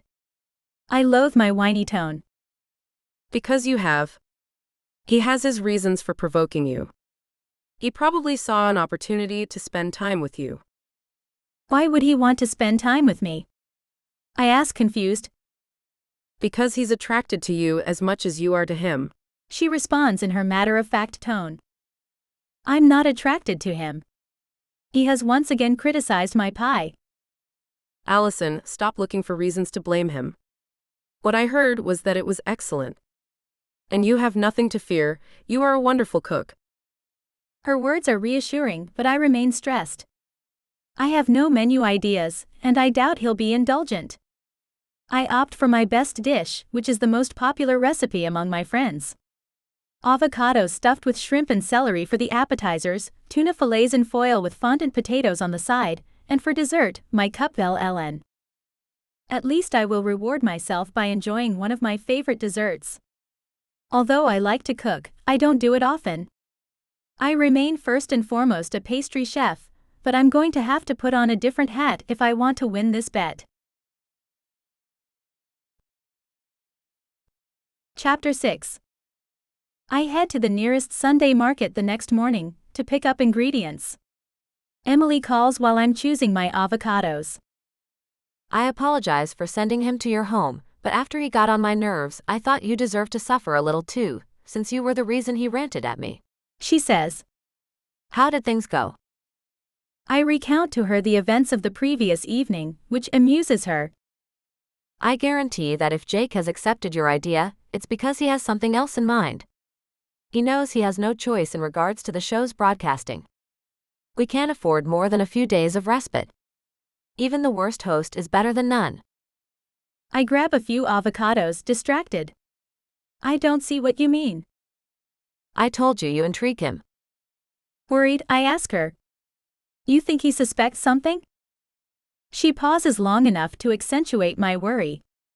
I can't be positive, but beware. There's no better poker player than Jake. If he doesn't want you to know something, he'll keep it secret. Her serious tone does nothing to calm my anxiety. I'll keep that in mind, I say as I pay the vendor. After we hang up, I slide the phone into my pocket, whispering to myself. Jake may be good at keeping secrets, but I'm just as good. Back home, I spend the day rearranging things all over the house. I don't understand why I'm so anxious. It's not as though he can influence my professional life. Around 4 in the afternoon, I calm down and cook quietly. I'm confident about these dishes. I finish an hour before Jake is supposed to arrive, and then I find myself fretting about my appearance. This isn't a date, I remind myself, holding up another dress in front of the mirror. That doesn't stop me from changing 3 times before I opt for a casual lavender dress and pin my hair in a deconstructed bun. I hope he doesn't conclude I've made a special effort. I know I did. I don't try to rewrite history. It's just staying between us. He arrives the moment I put my shoes on. Wearing light blue jeans and a button-down dark green shirt, he's dressed casually but elegantly. However, as this is his typical attire, I can't infer anything. You look beautiful, He says. Sorry I didn't bring flowers or wine or anything. I wouldn't want to be accused of imagining things. I must look askance because he hurries to add. What I mean is that I've received the message. This isn't a date. Am I wrong? No, you're not, I reply in a velvety tone. Well, let's get started. No need to prolong the punishment. Oh, trust me. I can find a way to make our dinner be far from a punishment. He responds in a low voice. Forcing myself to maintain eye contact, I say, I doubt the games you have in mind would interest me. An irresistible urge to touch his face washes over me when he responds with a devilish grin, and I berate myself immediately. You don't want to provoke me, He whispers near my ear. Flustered, I step back and hit my foot on the corner of the sofa. He reaches out to prevent me from falling, but as I'm losing balance, I drag him with me, and we end up on the couch, landing in an uncomfortable and compromising position. My heart stops beating. His eyes darken, and his shallow breath tells me he's as affected as I am. I don't dare say anything, expecting him to get up.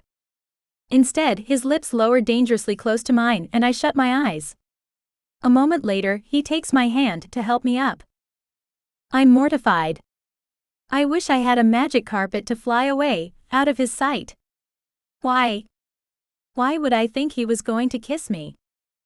Thank you, I say hastily, avoiding his gaze as I rush into the kitchen, feeling like a dork. What on earth was I thinking? Smells good, He says, following behind me, most likely to lighten the now tense atmosphere. I'm grateful he doesn't comment on my inane behavior, but I still blame him. I'm confident he played with me.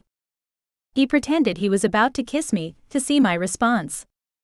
Unless I'm going crazy, which wouldn't surprise me in the least. Our discussion flows naturally, although I scan his face after every bite, looking for some sign of what he thinks about the food.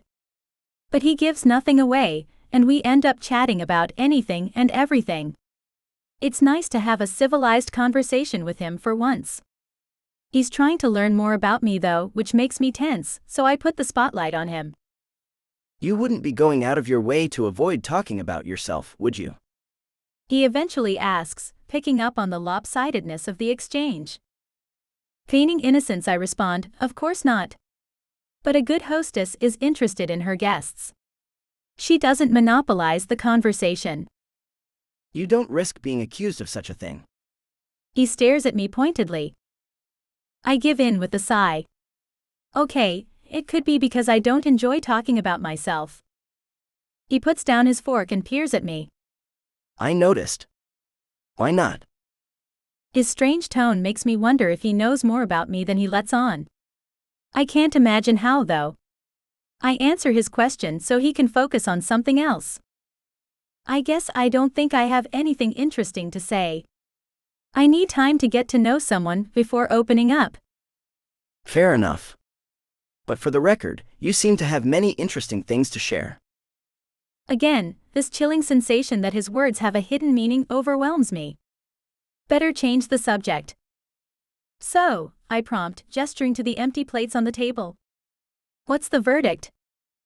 My attempt to change the topic doesn't go unremarked, and I'm upset I'm so transparent. But what choice do I have?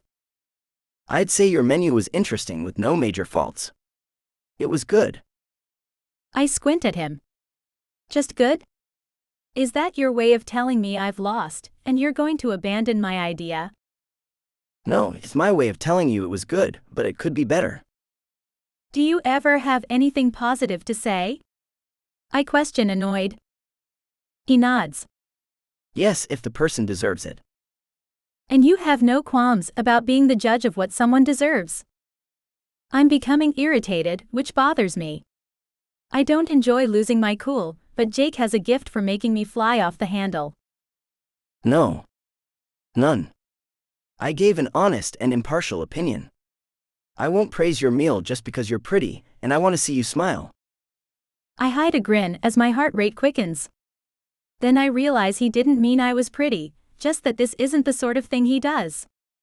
It wasn't a compliment, but a mere statement. Why does this man make me work so hard to interpret his words?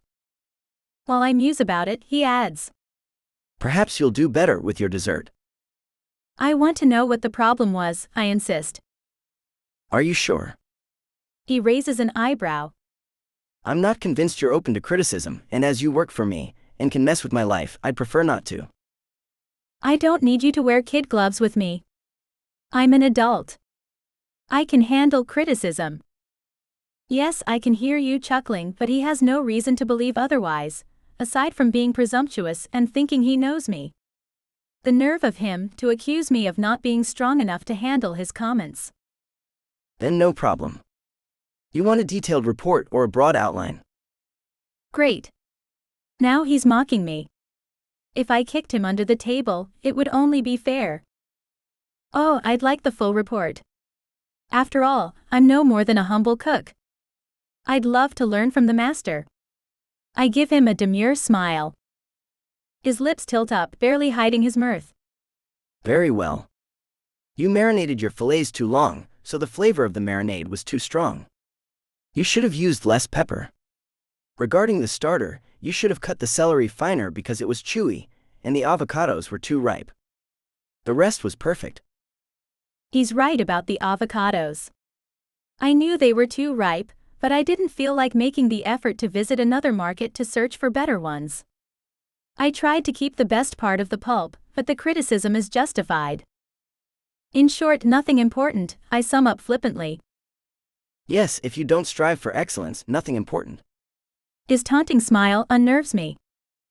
A disguised insult? Allison, I merely responded to your provocations.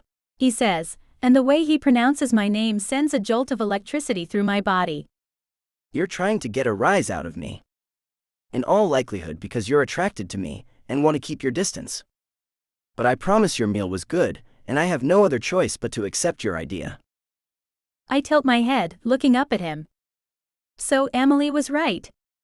You knew you'd use my idea. You're toying with me, I murmur. Was this bet just a ruse to hang out with me? Because saying I won, when you had so many negative things to say, tells me I didn't win. I couldn't say no to such a tempting offer. I flirt with the idea of commenting on his bold assumption I'm attracted to him, but it's likely unwise to revisit the matter. Of course, no need to bring it up, he can do it himself. What? No repartee on my remark about your crush on me?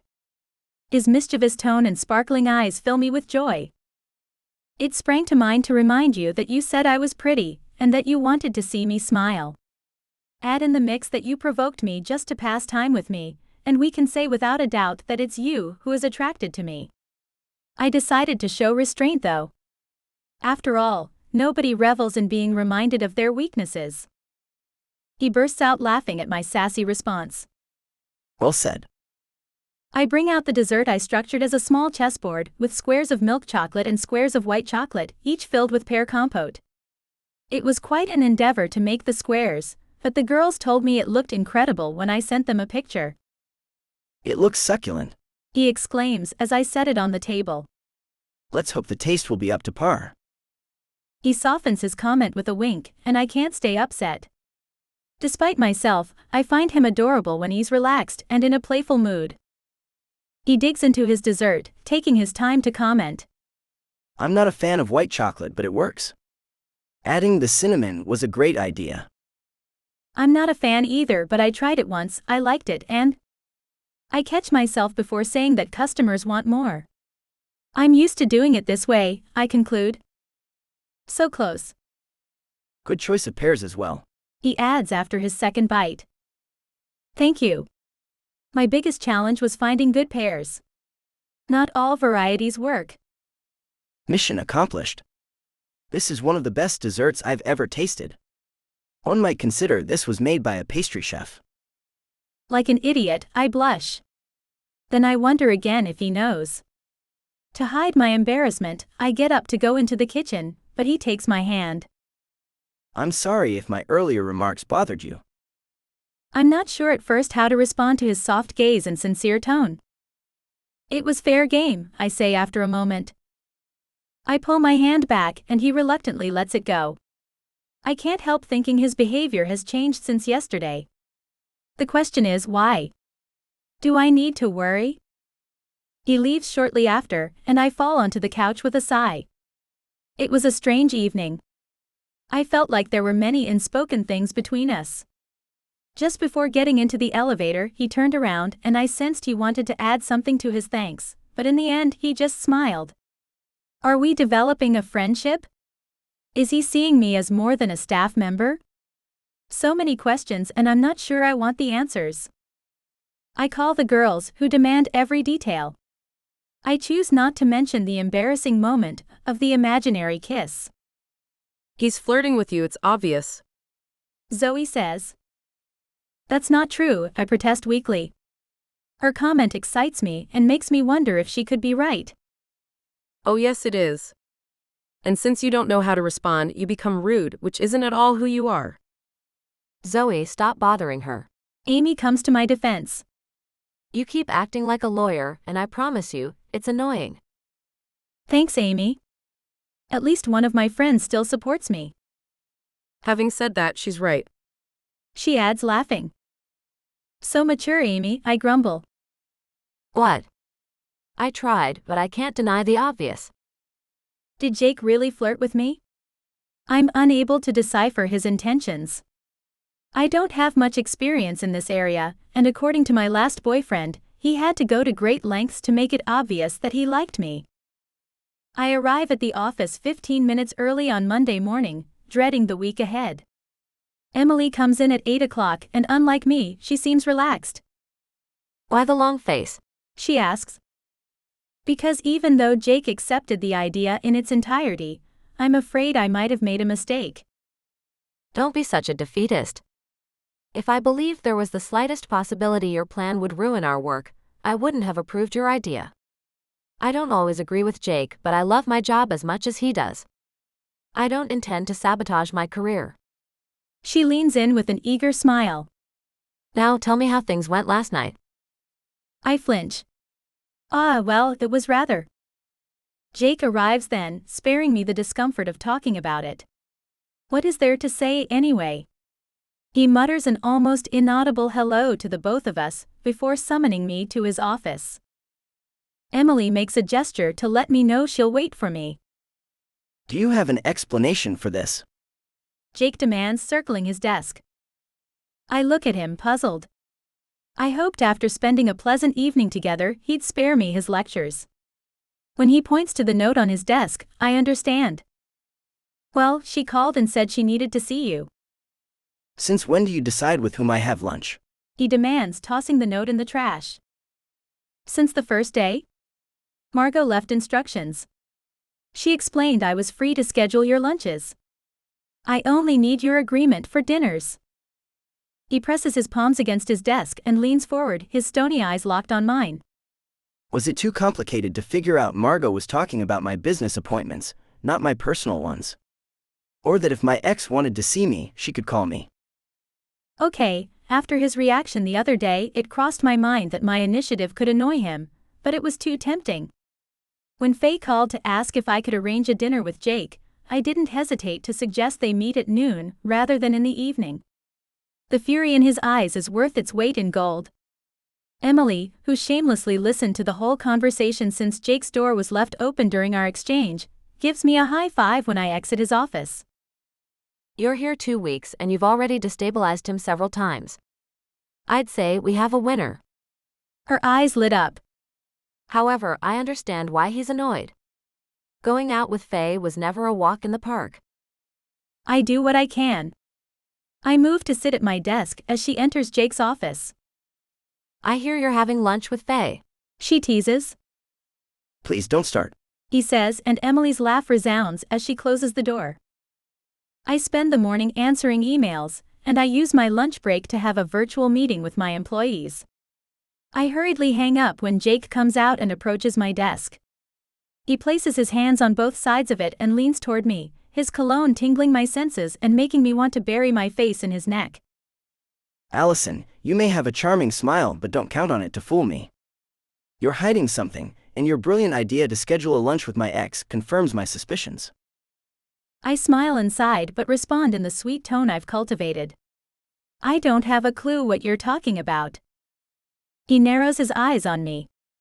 I believe you do, but this discussion can wait. He walks away purposefully, and I panic. I pick up my phone and video call the girls, who are in stitches when I finish my story. What were you thinking? Amy shakes her head. You knew he'd be annoyed. Who wouldn't? Even if he finds out who you are and why you're there, he can't do much. Zoe reassures me. He can fire you, but so what? You don't intend on changing your career and becoming Jake's permanent assistant, right? Unless you don't want him to be mad at you for some reason. Amy adds. Or you don't want to be fired. Why would I care if he's mad at me? That said, I wouldn't want to be fired, not before having accomplished my goal. I let them discuss my insincerity. They're right, of course. Despite my negative first impression of Jake, I'm finding him more and more attractive, especially since last night. Have I sabotaged our good relationship by inviting Faye into his life? No, you sabotaged it before when you made your list, I remind myself. But then again, you may have gone too far this time. You've arranged an appointment with his ex, and why? Because you were scared, afraid of succumbing to his charm when he revealed another side of his personality, and you wanted to protect yourself. You've made a mistake. My inner voice doesn't shut up.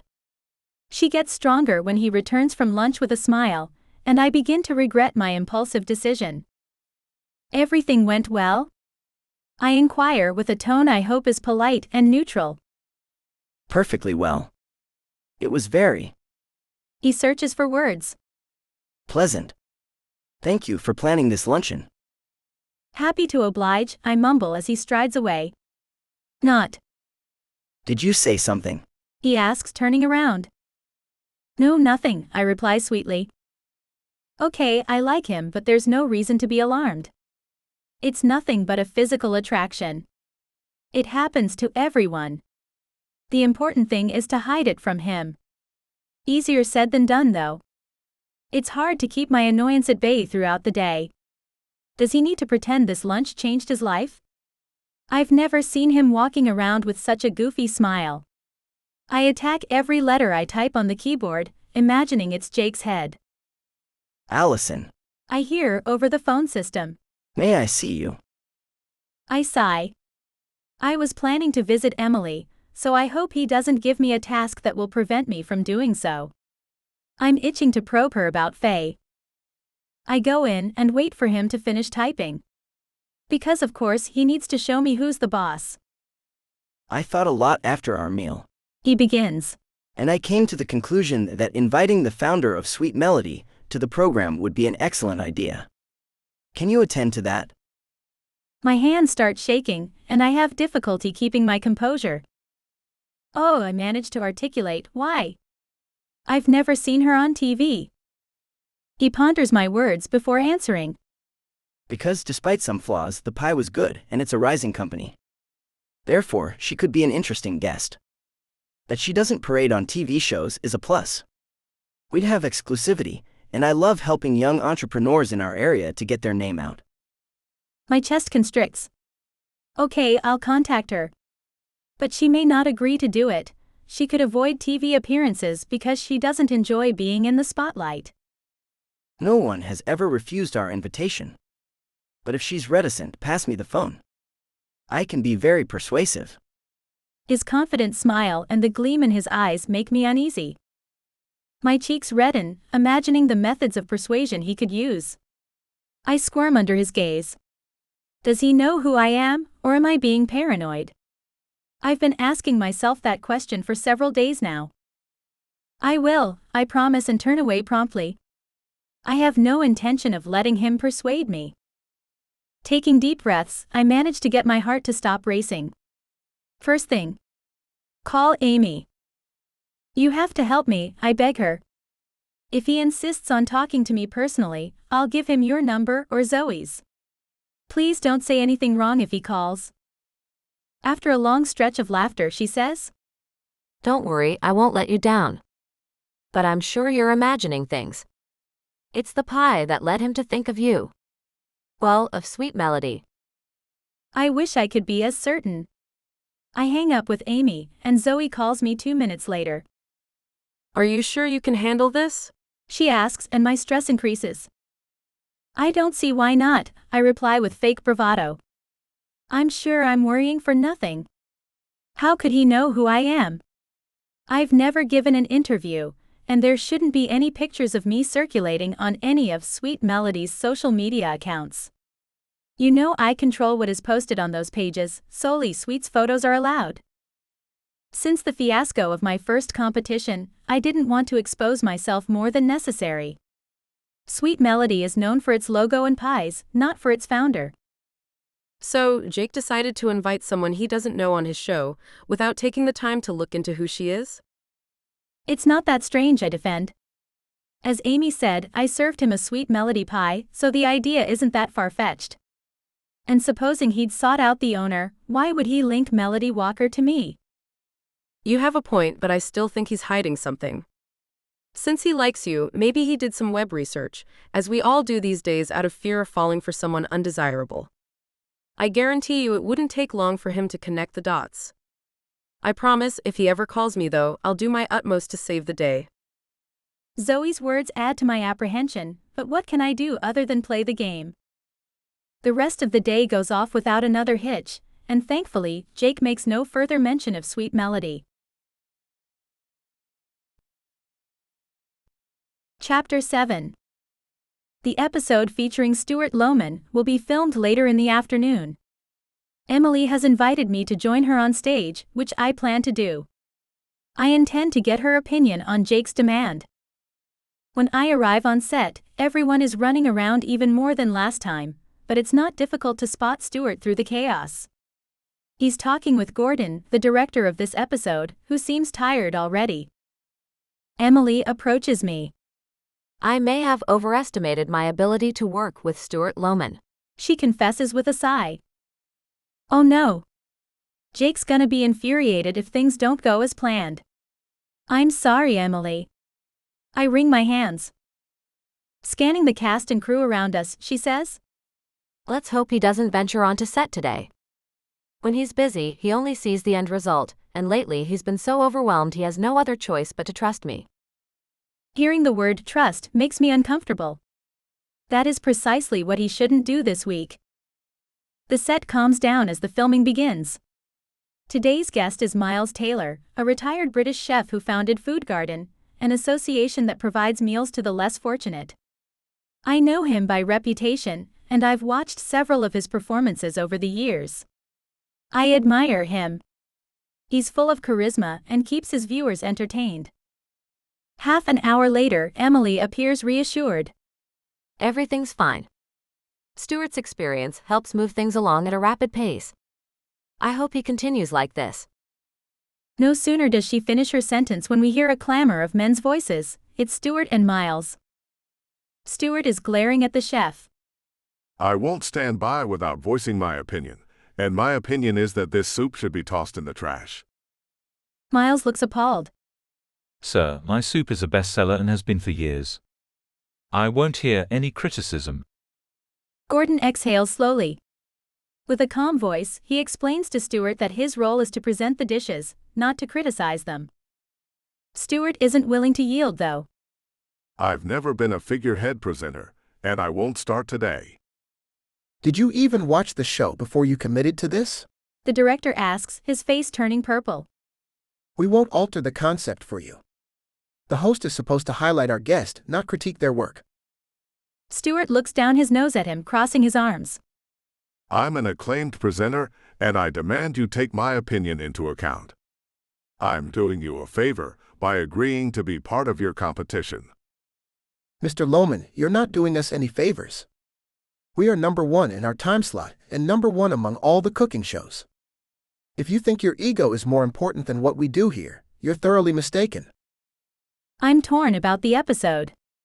Stuart may no longer be as relevant as he used to be, but the director should be more lenient out of respect for his long career and his age. However, Stuart's behavior is irritating. It's no wonder he has such a reputation. Mr. Lohman.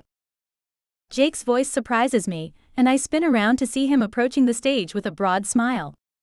He seems ready to tackle the challenge, and a weight lifts off my shoulders. Laying on the charm, he says. We're grateful you've agreed to participate in our program. For us too, it's hard to decide what direction to take with the show. We'd like to redesign, but our audience is already established. We can't afford to lose them. I suggest we forget about the contest and present you as an honored guest instead. Is that something you'd be interested in? Lohman pauses, his expression swinging to one of curiosity. Well, your proposal intrigues me, young man. The new generation has no respect for the pioneers of my time.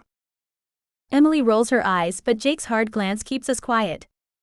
To be honest, I find his handling of the issue admirable, and my heart melts a bit. Darn it. Jake moves on and talks a while with Miles, and everyone calms down. Following his intervention, filming proceeds without any drama, and they add a voiceover explaining how fortunate we are to have Stuart with us. 2 hours later, filming wraps up, and Jake thanks Stuart, who is radiating with satisfaction. Emily plops down into a chair. Jake worked his magic again, she says. I take a seat beside her. I must say I'm astounded. Does he do that often? More often than I'd like to admit, she confirms, pulling a face. I don't always have the patience to deal with people's egos, but Jake finds the right words to calm them every time. They eventually see things his way. I would have thought otherwise. She laughs. Oh, you think I'm patient because I'm always in a good mood? Think again. Jake has much more patience than I do. I'm never at a loss for words. That's not always a bad thing. If I had done that with your brother, we wouldn't be here today. The thing is, when it really matters, I'm no more assertive than you. I stare at her confused. It's a long story for another time. She answers my unspoken question, waving her hand in the air. I don't insist, and get back to the subject of the contest. Doesn't it bother you we've lost him for the competition? She doesn't hesitate. By no means. This is what Jake wanted. He said it would have been catastrophic if older people had chosen him based on nostalgia, because no director would agree to work with him long term. I'm happy with the way things turned out, both parties win. Stuart tried to convince himself he could win, and he had a chance since a big part of our audience is people his age, but I doubt he'd have taken it well if someone else won the competition. I understand and confess that I'm satisfied with the result as well. My good mood dissolves though when Jake calls me into his office 2 hours later. Allison, what's the update on the Sweet Melody matter? He asks, setting down the pen he's holding and focusing on me. I've been expecting the question, but it still sends a spike of anxiety through me, which I attempt to conceal by using a calm tone when I answer. I haven't gotten her on the phone, but I'll have another go. Don't bother. Give me her number and I'll call her myself. he says, his expression relaxed. More than relaxed. I'm not imagining his smug look. Burning to avoid that scenario at all costs, I rush to assure him. No. It's my job and I promise I'll get a hold of her. Anything else? He studies me for a moment before dismissing me. That will be all. He turns back to his computer, but I clear my throat to capture his attention again. When he looks away from his screen, I do my utmost to keep a steady voice as I say, I wanted to tell you I was amazed by the way you dealt with that ordeal earlier. A flicker of surprise crosses his gaze. I believe that in this industry, with time, we get used to people with an oversized ego, and we learn to perceive what lies beneath the surface. I'm glad to hear it.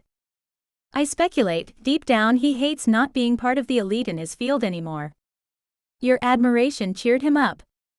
I blame myself for not having considered what losing would have cost him. You're not at fault for what happened. Jake says, and this time I'm the one surprised.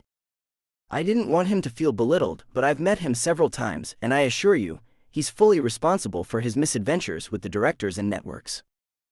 I'm about to leave the office when he adds, I have a business dinner this evening. Emily was supposed to accompany me, but she's not available tonight. Therefore, I'm afraid this task falls on you. I'll pick you up at 7. My pulse quickens, but I hide the fact by putting my hands on my hips and glaring at him. Do I have a choice?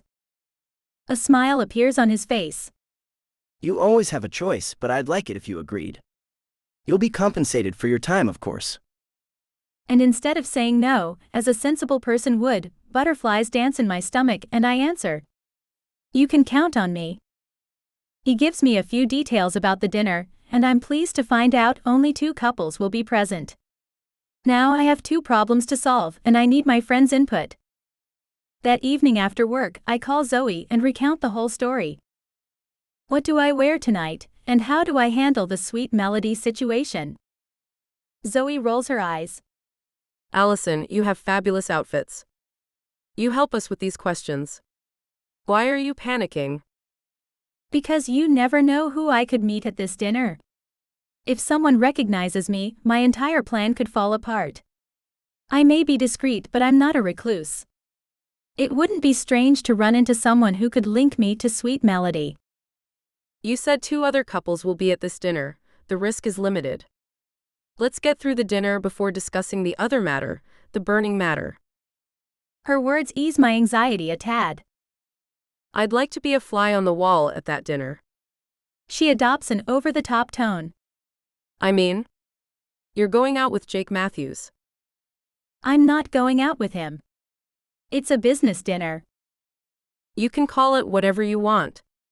You're going to spend the evening in his company, and bearing in mind how attracted you are to him, the possibilities are infinite.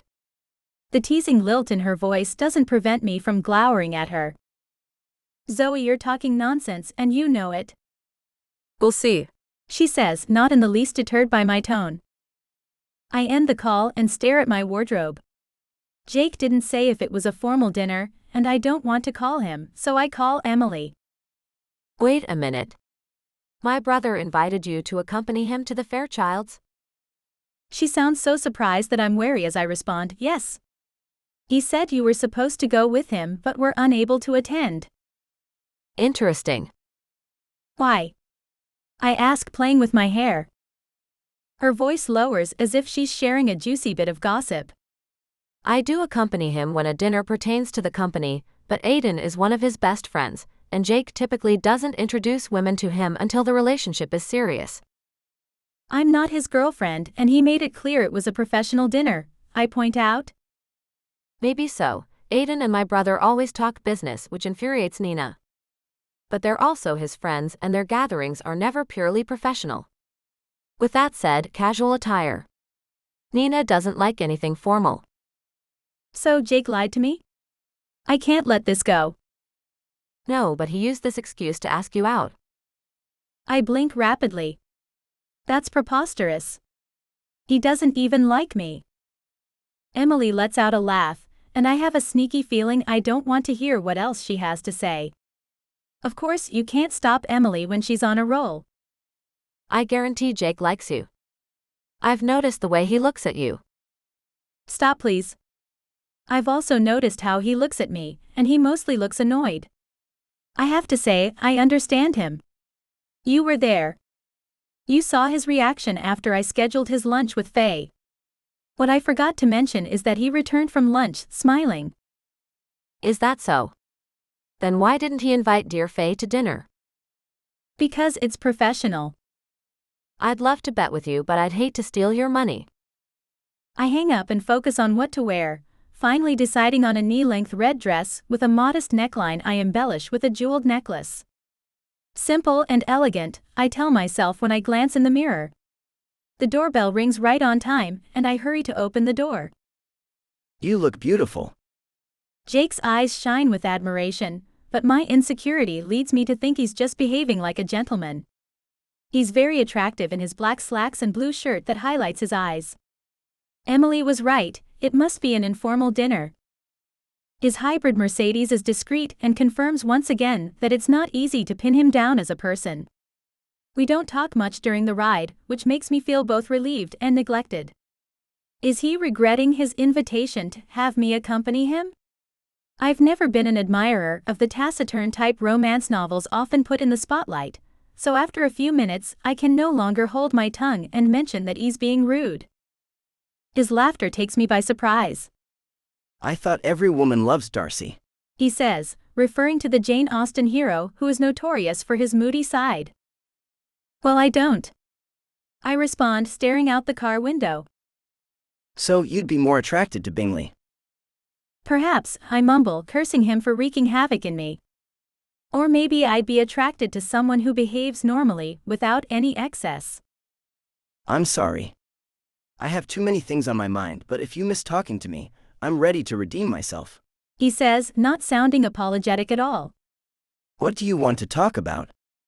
I'm open to any topic of conversation. You want me to tell you about my first kiss? I should have shut up because if I can't handle a silent Jake, I can handle a teasing Jake even less. Right on time we enter the alley leading to his friend's house, and I don't have to answer his question. Aiden and Nina open their door with an inviting gesture. Nina, a blonde with a pixie haircut and a casual strapless sea-green dress, welcomes us with a warm hug. As for Aiden, a tall, broad-shouldered man with a pleasant smile, he makes me feel right at home. Their house is in their image, elegant and cozy with big doors leading to a luxurious garden. Jake didn't lie, it is a professional dinner since the other guests are a couple of producers, Mr. and Mrs. Highway, who want to sell their company. Aiden is their attorney, and organized the dinner so they can meet Jake, who's interested in acquiring the company. Somehow I feel relaxed yet disappointed. Emily's words had made me hope maybe Jake wanted me to meet his friends. Okay, the fact I hoped such a thing is disturbing, I'm aware, but how can I deny the obvious? He makes my heart flutter. The discussion is entertaining, but although we touch on several topics, it focuses on the sale. Mr. Highway asks a few questions about Jake's job throughout the evening. I understand the company is his baby, he wants to be sure it will be in good hands. My take is that he's looking for excuses not to sell, but I soon realize his wife is determined to finalize the deal. From what I gather, he's already postponed the decision several times. Mr. Highway turns to me. What are your impressions after witnessing up close how the company operates? I consider getting back at Jake by telling Mr. Highway that not everything runs smoothly. I could sabotage the sale by recounting the problems with Storm Bennett alone. I could even use the incidents of today's shoot to do more damage, but then I remember Jake found a solution and didn't accuse me of being responsible for the mishap. He could have. It was to some extent my fault. So rather than spouting a negative opinion, I say, I admire Jake's ability to find solutions to any problem, and it's obvious his employees appreciate him.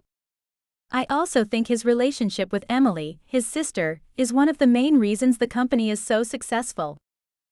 I surprise myself with the statement. I didn't realize just how much my opinion of Jake has evolved over the past few days. Nina beams at me, and Jake's expression becomes less guarded. I guess he was worried about my behavior and asked me to accompany him because he had no other options. After all, why would he trust me? I've put him into many an uncomfortable position since my arrival. While Mr. Highway and Aiden converse with Jake, Nina asks me to help her with the dessert. Are you sure you've never worked in public relations? She inquires. You have a real talent. Mr. Highway was impressed by how you described Jake's company. A blush creeps onto my face at my less than charitable thoughts of earlier, but she's busy serving dessert and doesn't notice. According to my friends, people see me as approachable and confide in me, I reply in a light tone. I understand what's important to them. Nina presses on. How is it you work for a temp agency? No offense, but you give me the impression of being ambitious, and working as a temp seems like a strange choice of career for you. This is why I hate lying. Actually, this is my first job with the agency, I explain, preferring not to add to the lies. Oh, you had a permanent position before? What happened? Nina doesn't seek to trap me, it's clear she wants to get to know me better, but I welcome Mrs. Highway's interruption. Jake seems to be a good person, and my husband appreciates him. They'll do business, she says. Your sincere words have touched us. I'm astonished. I didn't expect my few words would have such an impact. The dinner lasts until late into the night. When passionate people talk, time flies. I don't mind listening to them, I just regret not being able to speak about my experience as a pastry chef. Role-playing is exhausting. On the drive home, Jake thanks me and it catches me off guard. For what? For offering a favorable opinion of the company. I'm a loyal employee. At the end of the day, you pay my salary, and I'll need your recommendation when my contract ends. My answer wipes away his smile, which stirs guilt mixed with satisfaction inside me. I'm apparently unable to stay on good terms with him for more than a few hours. He lets the subject go, and I don't dare broach it again. He drops me off at home and reiterates his thanks, though this time it sounds less sincere and more obligatory. He takes off without so much as another look, and I feel all alone in the world. Why do I go to pieces and act like a dork? I have no excuse for my pathetic reaction, except that realizing I've become attached to him has awakened my fear of succumbing to his charm. I like to think I'm calmer and more measured than Zoe, but ever since I met Jake, I'm forced to admit that I'm not. The minute I enter my apartment, I get ready for bed. I'm exhausted, and I have a crazy desire to skip work tomorrow. Chapter 8. I wake up humming. Upon entering Jake's office, I don't let myself get discouraged by his sour expression. Hi, I greet him in a cheerful tone, ignoring his bad mood. His answer is almost inaudible. Margot has a list of companies interested in partnering with us. I want you to do an initial screening and give me the names of those that may be a good fit for our program. What on earth is he talking about? I'm not qualified to do that. My silence seems to have conveyed my dismay. Is there a problem? He asks, not deigning to look up from his computer. There's a hint of challenge in his voice. I sit opposite him, searching his face with my eyes. Is there anything Margot doesn't do in this company? Correct me if I'm wrong, but isn't what you're asking me to do a task for the marketing company you work with? Margot has a degree in marketing and an MBA, so yes. She's qualified to do this sort of work. You may not have the same degrees, but according to the agency, you should be able to step into her shoes without any trouble. I don't pay you to find excuses not to do your job. He still refuses to look my way. So, what is Margot still doing here? My sharp tone makes him finally meet my gaze. It's obvious she could have a far more rewarding job, I add. His bite challenges mine. Maybe she enjoys autonomy, good pay, and a healthy work environment. So, with all those qualifications, she has no other ambition than to be your assistant. He leans back in his chair, folding his arms over his chest. You're in a fine position to talk. If I'm not mistaken, you're happy to work as a temp. Or maybe you're an arrogant fool, I interrupt him. No, not maybe, you definitely are. Do you think that because you're well known and your company is successful, you can look down on others? Not everyone can afford an MBA. Not everyone dreams of being an entrepreneur, and you use temps several times a year. So You should have more respect for them, I snap, my voice echoing through the room. His voice barely rises as he argues. I respect them, which is why I pay them a fortune. I don't have to justify my words. I wasn't generalizing all temps, I was referring specifically to you. I have a problem with you and your lack of ambition. Unless there's a hidden side of you I'm not aware of. I asked you to complete a simple task. To make a selection from an existing list. Instead of using this as an opportunity to prove to me that you're a valuable addition to the company, you argued to avoid the task. I'm sorry if my lack of respect for your attitude bothers you, but it's quite merited. Now I see red. Not only does he have the gall to accuse me of not doing my job, but he also insults my professional choices.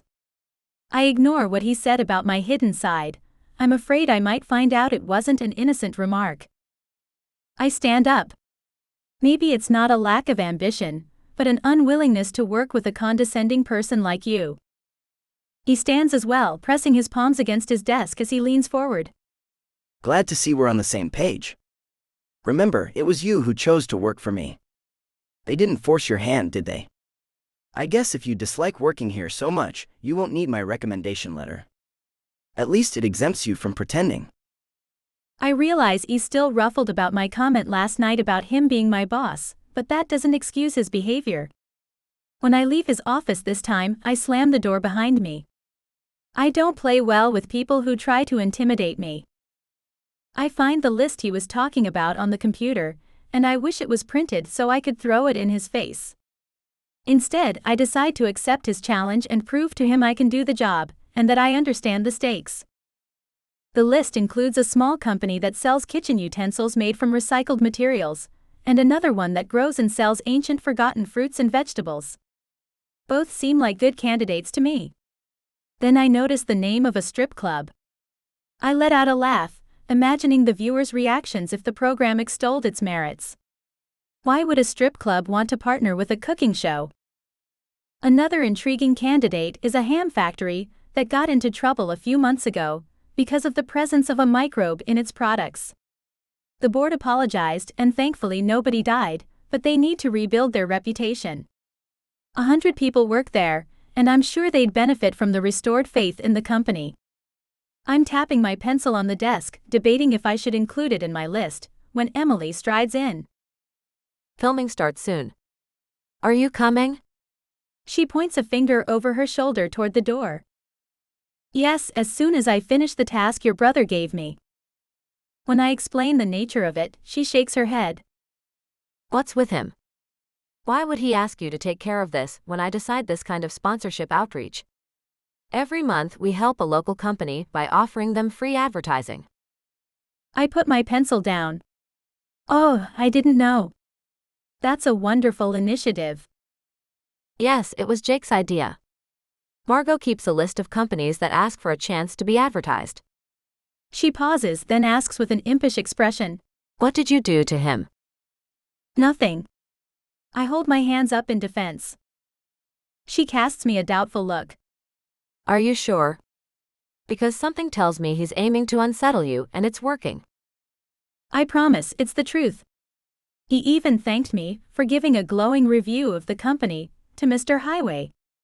Jake wants to buy his production company, which I guess you already know. You were wrong about the evening's purpose, by the way. It was purely professional. Emily chuckles. I see what's happening. Enlighten me. She glances toward his office, then leans in closer. As I mentioned several times, he likes you. Emily, stop with that. This isn't funny. If Jake hears you. If I hear what? His voice makes me jump. Emily straightens and turns to her brother with an exaggerated simper. I was saying that if you give Allison duties that aren't her responsibility, it's because you like her, and you're seeking to be on bad terms with her to avoid admitting it. Oh my God. I wish the earth would open up and swallow me. And to think, Amy and I complain about how Zoe blurts things out. I don't dare look at Jake. I'm afraid of hearing another scathing remark, which would be deserved for once. His response is different though. He doesn't seem the least bit uncomfortable and doesn't refute her words. What does that mean? He addresses Emily with a smirk. Do you have something constructive to say, or are you solely here to bother me? She narrows her eyes at him. I came to inform you that Teresa would like you to be on set. She claims to have stage fright and says your presence is essential. She only agreed to participate in our contest because it was you who asked her. From Emily's devilish grin, it's clear she's having fun, but Jake's not in the mood. Before he even speaks, my cheeks get warm. I asked her to participate. Okay, I may have mentioned to all the participants that Jake himself chose them and that he'd be privileged to have them on the show. I thought they'd be more inclined to accept the invitation if it came from you. It was a smart decision, right? I say, keeping my tone calm and confident. His clenched jaw doesn't leave any ambiguity about how smart he finds my initiative. I can tell he's annoyed, but how to backpedal? Emily gives me a thumbs up, but I don't respond to avoid causing further damage. It'll be a miracle if I don't have gray hair after this week. He grumbles before locking himself inside his office. Emily maintains her gleaming smile. Interesting to watch Jake lose his composure, she says as she walks away. I've never seen him so confused about a woman. You found the secret to perturb him. In short, nothing to be proud of. I follow her to the set, where the crew members are much more enthusiastic than Jake. Teresa is beautiful, even if it's clear she owes her bosom to a surgeon and her platinum blonde hair to an overpriced beauty salon. She's sold her blonde ingenue image for years, and no one doubts the longevity of her career is due to her remarkable business acumen. I've never underestimated her. Jake, honey, she calls when she spots him entering the space. She walks away from her entourage to drape her arms around his neck and slam a kiss on his lips. Despite his complaints when he heard Teresa asked for him, he's cheerful and chats with her as if they are the best of friends. It's amazing how different his behavior can be, depending on the person. With me, he almost never smiles, but he operates in mode joie de vivre when he's in the company of any other person. Perhaps he senses I'm not fond of him, and I'm sabotaging his business, I console myself, refusing to consider the possibility that he simply doesn't like me. Then again, to claim I'm not fond of him would be a lie. My sentiments toward him aren't clear in recent days. What is clear is that seeing him flirt with Teresa bothers me.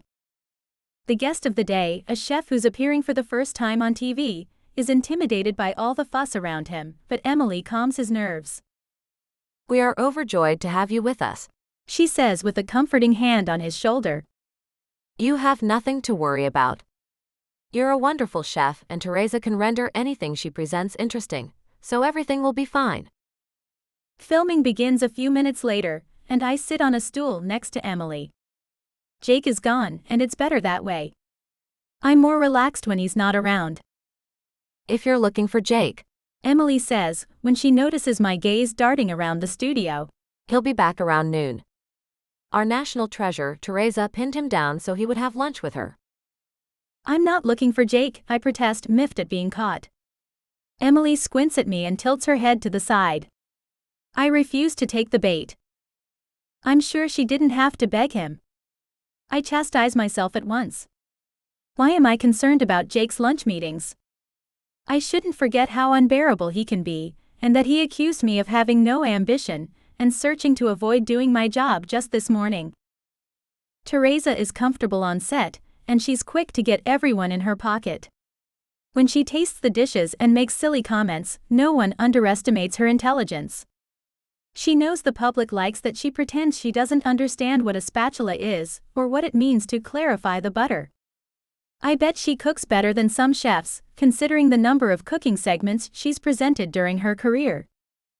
We're already halfway through the filming, and as it's past noon, I head back to my office to grab a sandwich for lunch. I come across Jake, who's likely leaving to meet Teresa. How's it going? He asks. Good. She's professional, as I expected. And before I can think better of it, I add. It seems she charmed you as much as the others. What am I saying? Why don't I shut up? How about telling me how you really feel?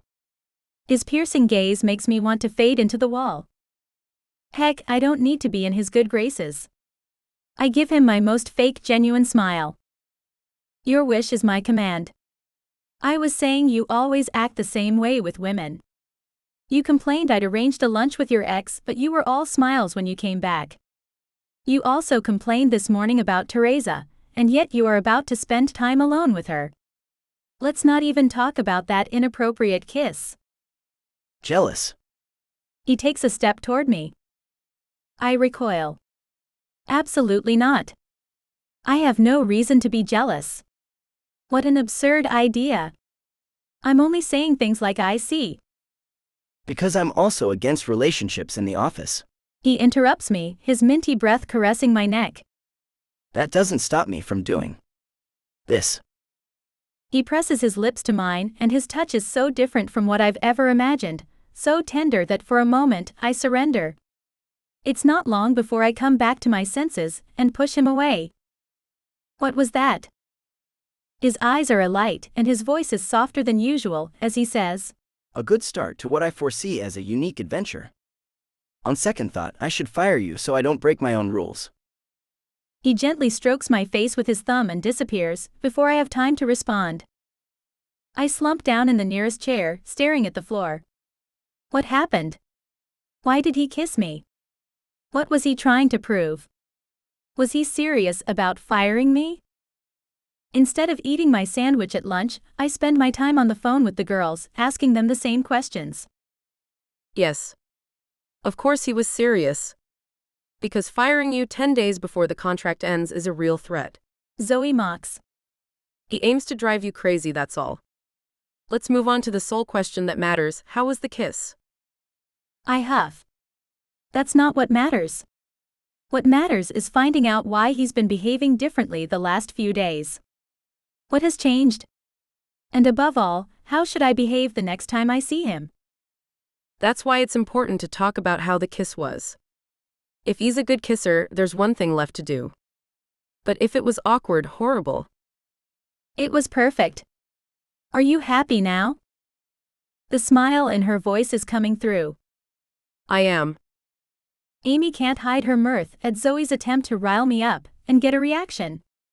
She isn't a dreaded lawyer for nothing. Now you can implement a plan of seduction in lieu of revenge.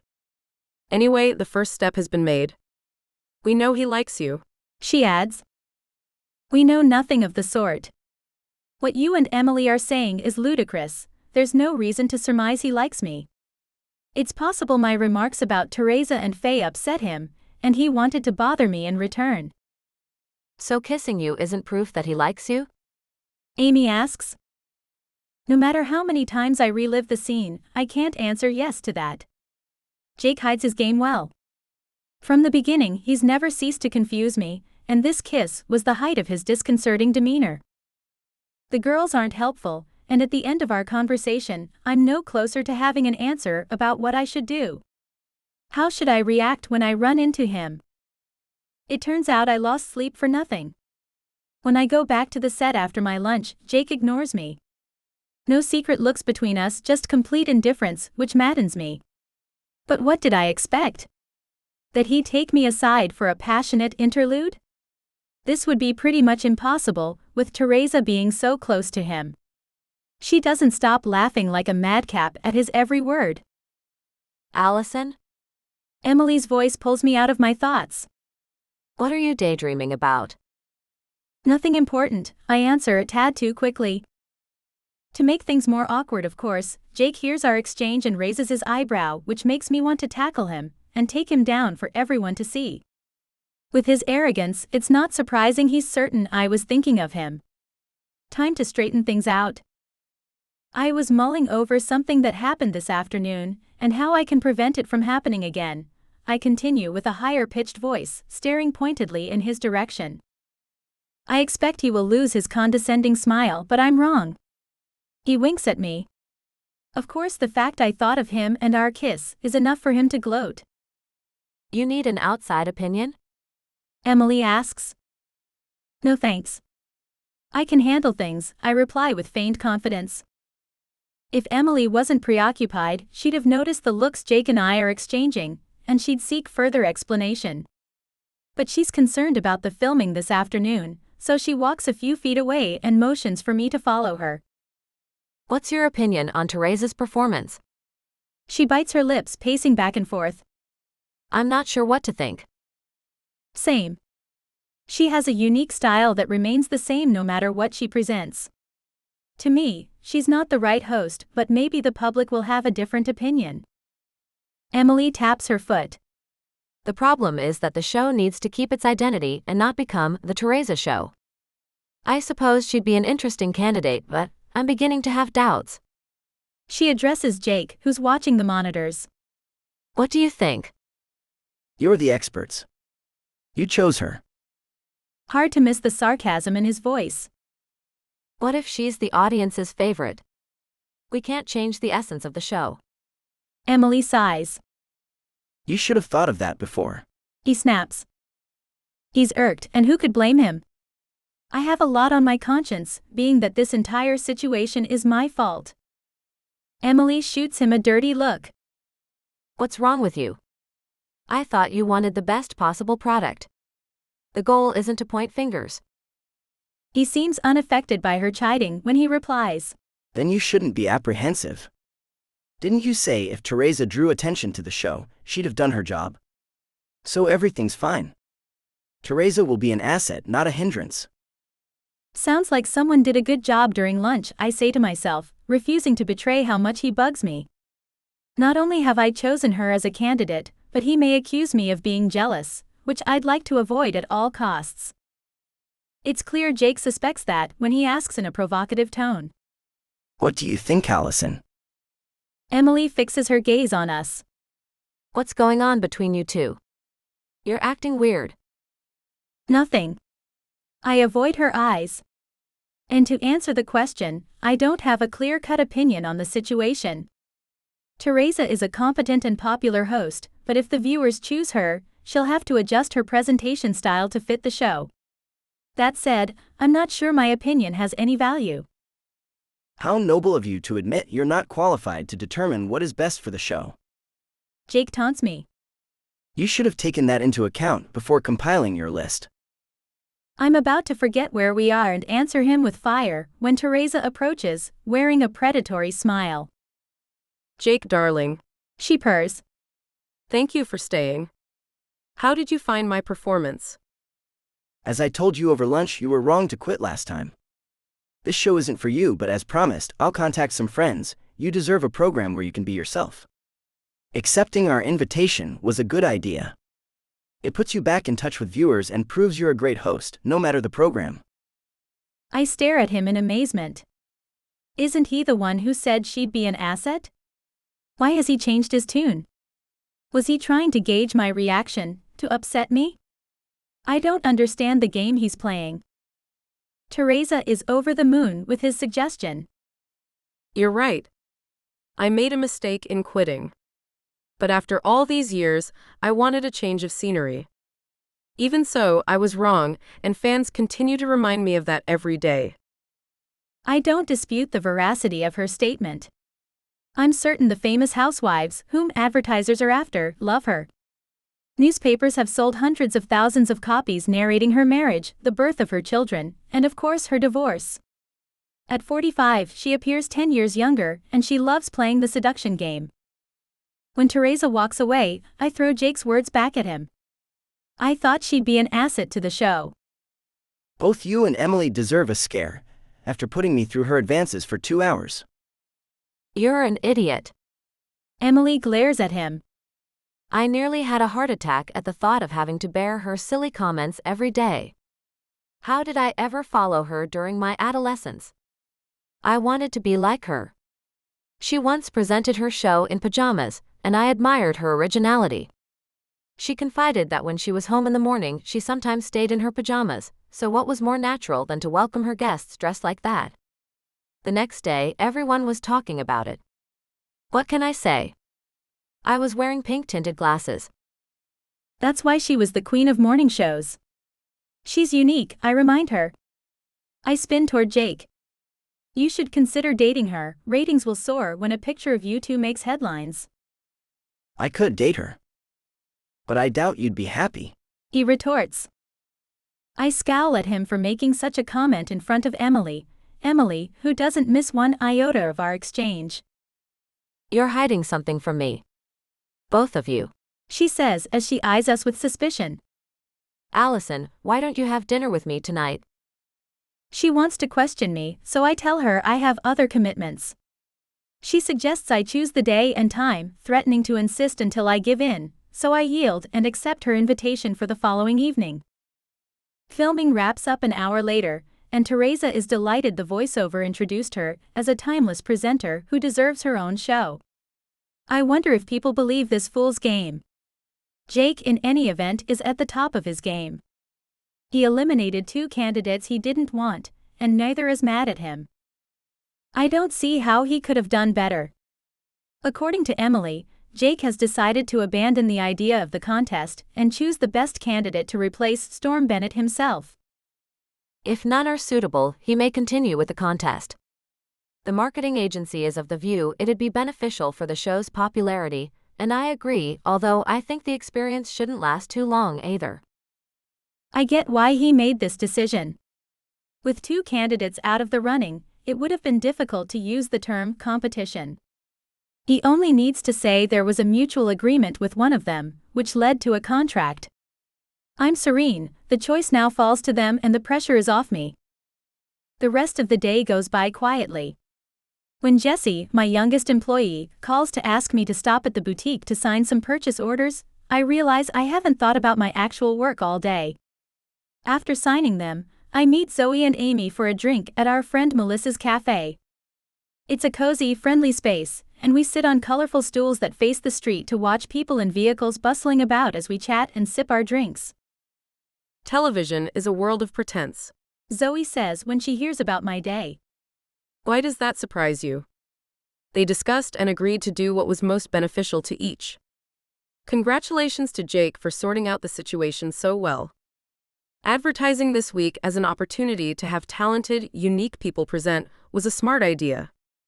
The fact he accepted it and transformed it to avoid harming his show was brilliant. So what's going on with you two? Amy asks. Did he mention Sweet Melody again? Don't jinx it. With all he's had to do this week, I'm hoping he forgot, I say with a relieved sigh. I wouldn't count on it. Zoe crosses her arms. You need to have a game plan because I can't imagine Jake giving up. Whether or not he has a specific purpose, he won't forget. The following morning, Jake comes into my office before I even turn on my computer. Allison, did you get in touch with someone from Sweet Melody? Zoe was right. No. Not yet. I admit, wincing. Please give me their number. In my panic, I give him Zoe's number instead of Amy's. Big mistake since I'm not as confident about Zoe. He dials the number in front of me, and I squirm through the entire conversation. When he hangs up, I keep my head down, reluctant to find out what she said. See, it wasn't that complicated. She agreed to be our guest. Now we only have to ask Emily to find a filming date that suits her. My dismay must be obvious because he asks. Is everything okay? I force a smile. Yes. Perfectly fine. Except I'm going to strangle Zoe. What game is she playing? She was supposed to refuse. When Jake walks away, I call her. Zoe Woods, if I get my hands on you, you'll regret it. What did you do? I keep my voice low so Jake doesn't overhear. Calm down, she says, as if telling anyone to calm down ever works. This isn't the end of the world. He insisted, and I can't resist a sexy voice. I scoff. Remind me to mention that to Ian. How will I get out of it now? Stop, Allie. You have time. I said I wasn't available for the next 2 weeks, and you'll be away in 2 weeks. You won't have to worry.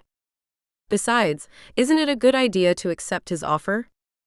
It'd be the perfect ending to your plan. He criticized you years ago, and today he wants you on his show. Such sweet revenge. Don't you agree? Zoe, don't try to trick me into forgiving you. Did it work? My voice is firm as I say, not even a bit. I'll tell him right away you called and changed your mind. He won't accept a refusal. He'll call me back, and I can't promise I'll be able to resist such a charming invitation. I was counting on you. I promise everything will be fine. What's the worst that could happen? You can continue the charade until you quit your job and disclose the truth. Easy for you to say. Despite my reluctance to follow her advice, I ponder her words for a while. She's right, it could be a good idea to be a guest and make the famous pie. It won't be live, and they can always cut my performance if it's a disaster. By doing this though, I won't get to take my revenge.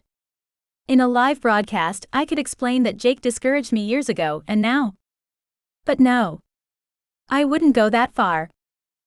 All the same, I'm curious to find out if the idea could be of any interest. I go into his office and suggest a live broadcast. He doesn't even lift an eyebrow as he asks. Why? Does nothing surprise him? Or is he not surprised by anything that comes from me?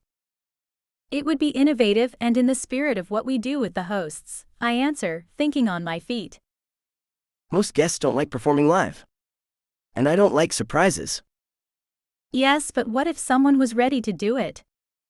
Are you talking about a specific guest? The owner of Sweet Melody is known for being rather bold. Interesting. From our previous conversations, I gathered she was discreet and difficult to get in touch with. Yet you found out she's bold. His calculating gaze sends a nervous shiver down my spine. Can you pull together a file on her with all the relevant information and send it to me? I like to be apprised about my guests' careers. Yes. I'll try, I say as a weight oppresses my chest. What am I doing? I sink a little lower each day. I don't want you to try, I want you to succeed. He drones, and it reminds me how much he gets under my skin at times. As you wish, I reply, detecting a gleam of amusement in his eyes. I video call Zoe and Amy later that evening. You've got to be kidding. Zoe cries. You made a whole production of my acceptance of his invitation, and now you want the show to be live? On the other hand, it's logical. Amy intervenes. She can say what she wants. No one will edit her words. Zoe shakes her head. We're talking about Allison. She loses her confidence at the slightest provocation, especially when it comes from a man she likes. Hey, I protest. I've changed. I assume you also noticed how I took my role to heart since I started working for Jake. I don't recognize myself some days. Their skeptical expressions make me realize I'm deluding myself. I must put an end to this disaster. For someone who doesn't like lies and complications, I've created a beautiful mess. Annabeth's filming is late Wednesday morning. I ask for one thing, that she doesn't get everything wrong. But my prayers go unanswered. She has to repeat each segment 10 times, whether she's reading from a script or improvising. She mingles her words, she makes awkward pauses, she speaks too fast or too slow. The chef seems ready to throw in the towel. I understand, how many times can you repeat bechamel sauce can be healthy? It's a disaster. Emily rubs the bridge of her nose. I was expecting her to have difficulties, but nothing like this. Maybe Jake can save the day again, I say, not believing what I just uttered. What could he do? Plus, he told me I couldn't reach him this afternoon. Assessing the situation, I formulate a plan and approach Annabeth, who's sitting off to the side. She has a perfect complexion, silky hair framing a face of timeless classic beauty, and a dazzling smile. Although I don't have first-hand experience, I understand how being admired only for her beauty could annoy her, hence why she'd like to change her image. It's possible she struggles because she can't silence the voice that tells her she's incapable of making her mark in another career. You don't feel up to this, do you? I ask, hoping she won't take offense. It could be that, like me, she goes to pieces when she's intimidated. She lets out a sad laugh. Maybe people are right. I'm unable to do anything other than walk on a catwalk wearing ridiculous clothes that people full of themselves pass off as works of art. Her commentary is so biting, I burst out laughing. She looks vulnerable and terribly youthful. She may have been on dozens of magazine covers, but she's still a 25-year-old young woman. That's not even remotely true, I assure her. You're capable of doing whatever you want in life, like all of us. It's up to you to decide who you are. Don't give them the opportunity to be right. I'm more passionate in my response than I would be if I didn't feel vulnerable myself, and I hope my words will touch her. Annabeth sighs. I always thought I had a sense of humor. That I could host a show. I love cooking, although people are convinced I'm lying and I eat like a bird. Even if I don't have an IQ of 150, I got my degree while working around the world. I speak 4 languages and I manage my own finances. I can even dress myself. She adds as she waggles her eyebrows, making me chuckle. I thought this opportunity would be perfect for me, and I was so happy someone thought of me to present it. Thank you for encouraging me, but I'm not sure I'm up to the task. I won't reveal why I chose her, it doesn't seem pertinent right now. Even though she acts as I expected, which helps my plan, I experience guilt for using her. Instead, I tell her about my first steps in the business world. I don't need to divulge my identity, I can just explain how I felt devalued by the words certain people threw at me during my various jobs. Please hear me out. Only yesterday someone accused me of lacking ambition. Someone will always be there to belittle you, don't give them the pleasure of valuing their opinion. My advice comes from the heart. Jake was one among others who alluded I was worth less than I thought. A half hour later, it's evident she understood the message. She's much more relaxed and she even makes the chef laugh. Emily stares at me in awe. How did you do it? I've spoken to her several times since we started filming, but nothing changed, and I'm supposedly good at giving words of encouragement. But you've never failed, so my speech was more plausible. I shrug. Oh, trust me, you're not alone in having suffered setbacks, I just don't dwell on them. And I can tell you my most embarrassing failure involves someone famous. Emily, you can't leave the story at that. I already told you everything about Jake. Because you didn't have a choice. She eyes me with a mocking stare. Perhaps, but I did it nonetheless. She gives in. Okay, I promise I'll tell you soon. I have to settle for that for now. The rest of the filming goes without a bump.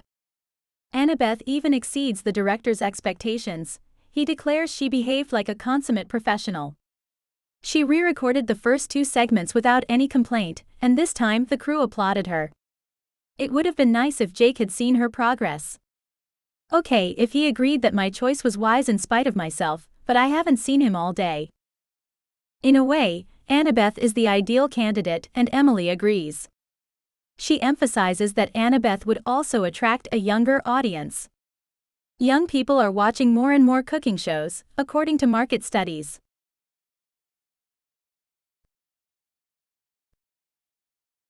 Chapter 9. Emily's dinner is tonight, and since I didn't leave the office until 7:30, I'm short on time to prepare. She made it clear I don't need to dress up, so I opt for jeans and a ponytail, no makeup except for a touch of mascara. The idea of a girls' night appeals to me, and I may have the opportunity to discuss the best way to counter Jake and his plan to bring me on the show. She lives in a house north of the city, and although this area isn't the most expensive, it's full of beautiful properties lined with manicured gardens. I see her personal touch all over, swings in a corner, unstructured flower beds that provide a welcoming air, comfortable seating on the veranda, and trees that hide the neighbors. I find her home perfect and I tell her so. I'm not responsible for much, she says. It was Jake's first house. I bought it when he moved to the city. My eyes widen. I'd never have guessed. Jake's voice startles me. What surprises you about that? He asks, his gaze defying me. Too homey, I answered, triggering Emily's laugh. I don't have time to scold her for not telling me Jake was invited, because I notice he's not alone. His eyes twinkle with enjoyment, but not those of his ex-girlfriend Faye Ferguson. I peek at my jeans, regretting my choice of outfit. It seems Faye didn't receive the casual attire memo. She's dressed in a short mint green dress that accents her curves and is more fitting for a night out dancing than a barbecue. She looks stylish, and not like a woman who's wearing the first thing that fell into her hands. Faye. What a nice surprise. Emily exclaims. She should take acting classes because she's not very convincing. I expected better of her. I'm glad to be here. Jake didn't tell me it was a barbecue though. She points to her dress with a wave of the hand. Don't worry. You look perfect as always. Emily's tone is too sweet to make the compliment believable. When Jake and Faye go to get drinks, I grumble quietly to Emily. Thanks for letting me know. How would I predict that my idiot brother was going to come with her? I invited you both to give you the third degree. Now I have to pretend to be interested in Faye. I already wasn't a fan of her when they were dating. Are you sure it's over? I ask, observing the way Faye holds onto Jake while she whispers something in his ear. Quite sure. Jake never goes back on his decisions. He made the decision to break up, so I don't see him getting back with her. I want to hear more, but this isn't the time. My eyes meet Jake's mischievous gaze and my heart races. I avoid thinking about our kiss as much as possible, but seeing him so close to another woman he shares a past with disturbs me. You have to stop dreaming about Jake. Get your revenge and go back to your life, I repeat to myself. Whomever he chooses to go out with is none of your business. Nevertheless, I can't relax, I feel like I'm on pins and needles. As we enjoy an aperitif, Faye inquires what my position is within the company. Too bad you didn't get rid of Margot permanently. She addresses Jake with a petulant expression. Why would he do such a thing? From what I understand, Margot is essential, I comment, intrigued. Margot doesn't know her place. Just because she never liked you doesn't mean we'd get rid of one of our best employees. Emily interjects. Jake gives her a death stare. Clearly, this isn't their first discussion about it. Faye replies with a cutting tone. Maybe you project your own feelings upon her. Why wouldn't Margot like me? I'm watching this play out with interest. I wonder what went on with Margot and Faye, and if this is why Emily dislikes Faye. Emily's tone is just as biting. Margot doesn't like you because you thought she had to obey you. Going out with Jake gave you no special privileges, something you forgot most of the time. Emily. Jake's voice thunders, interrupting her tirade. Ignoring her brother, she continues unfazed. Oh please.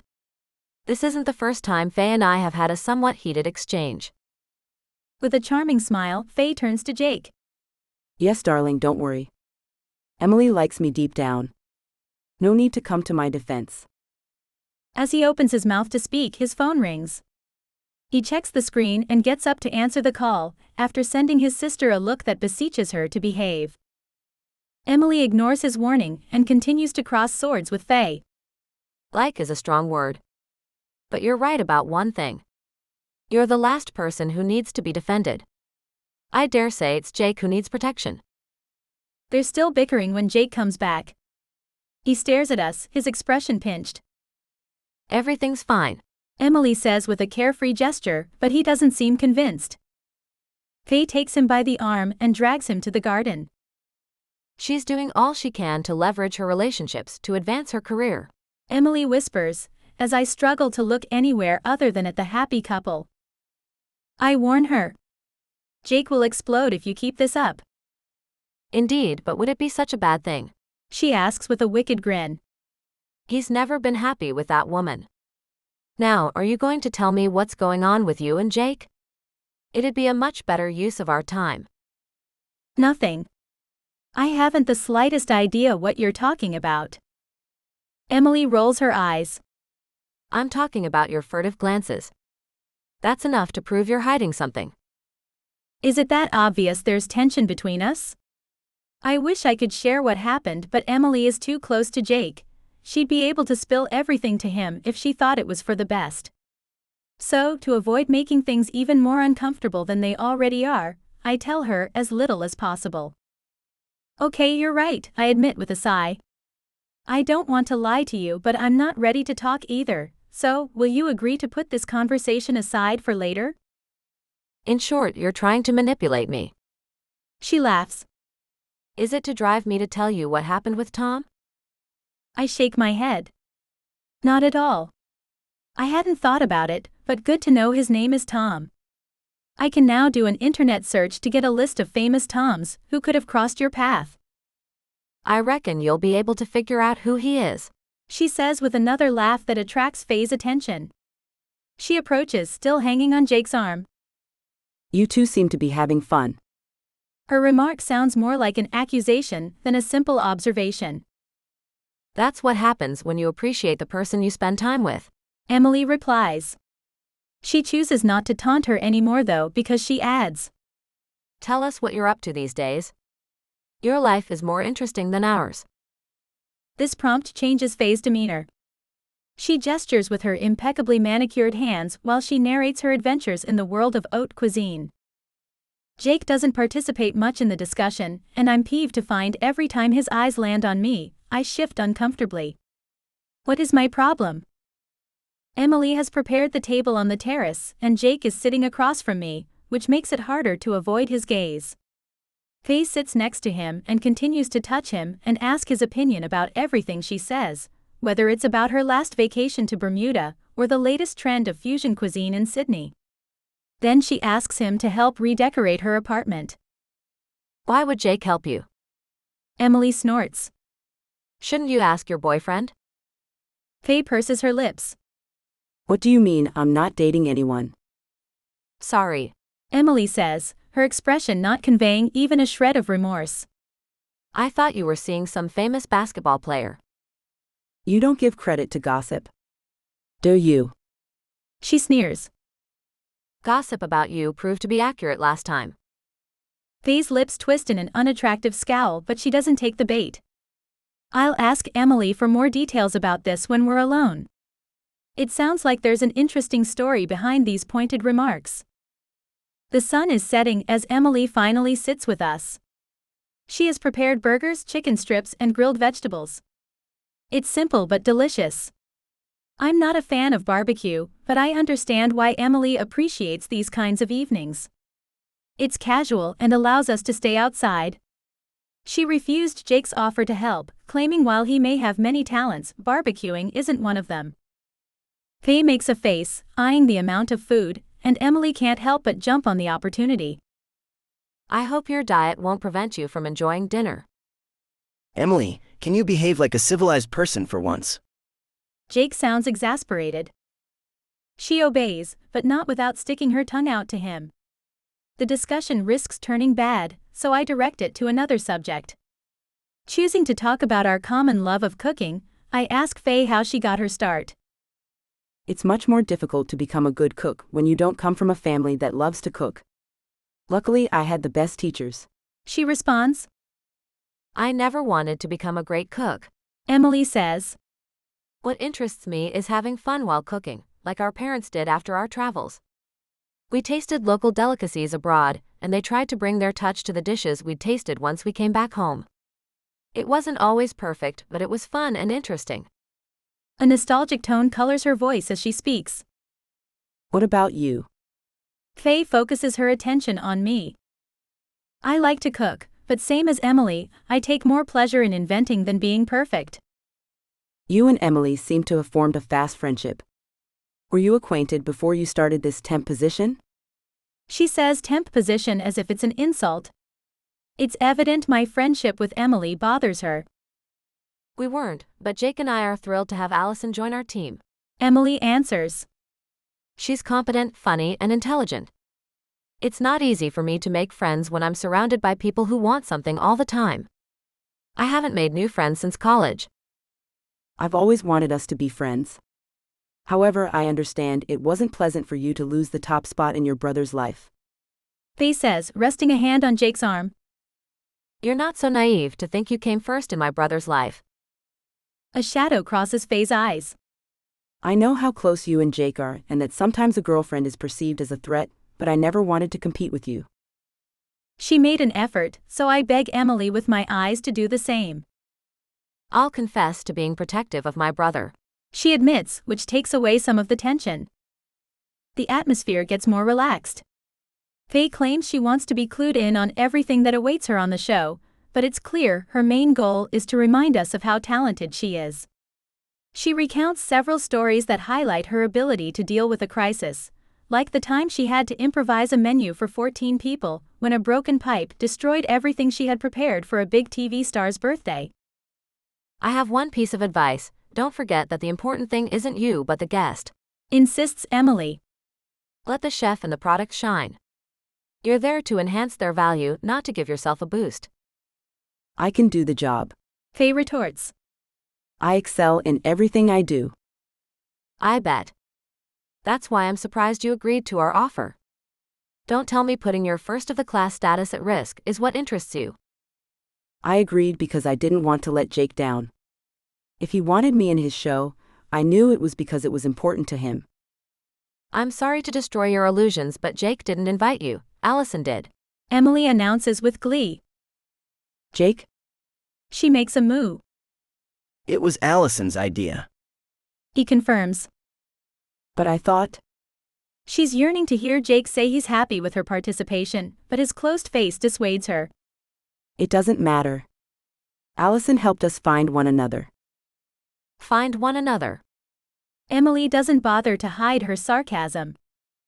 Once again, I sense things risk going south, so I shift the focus of the conversation.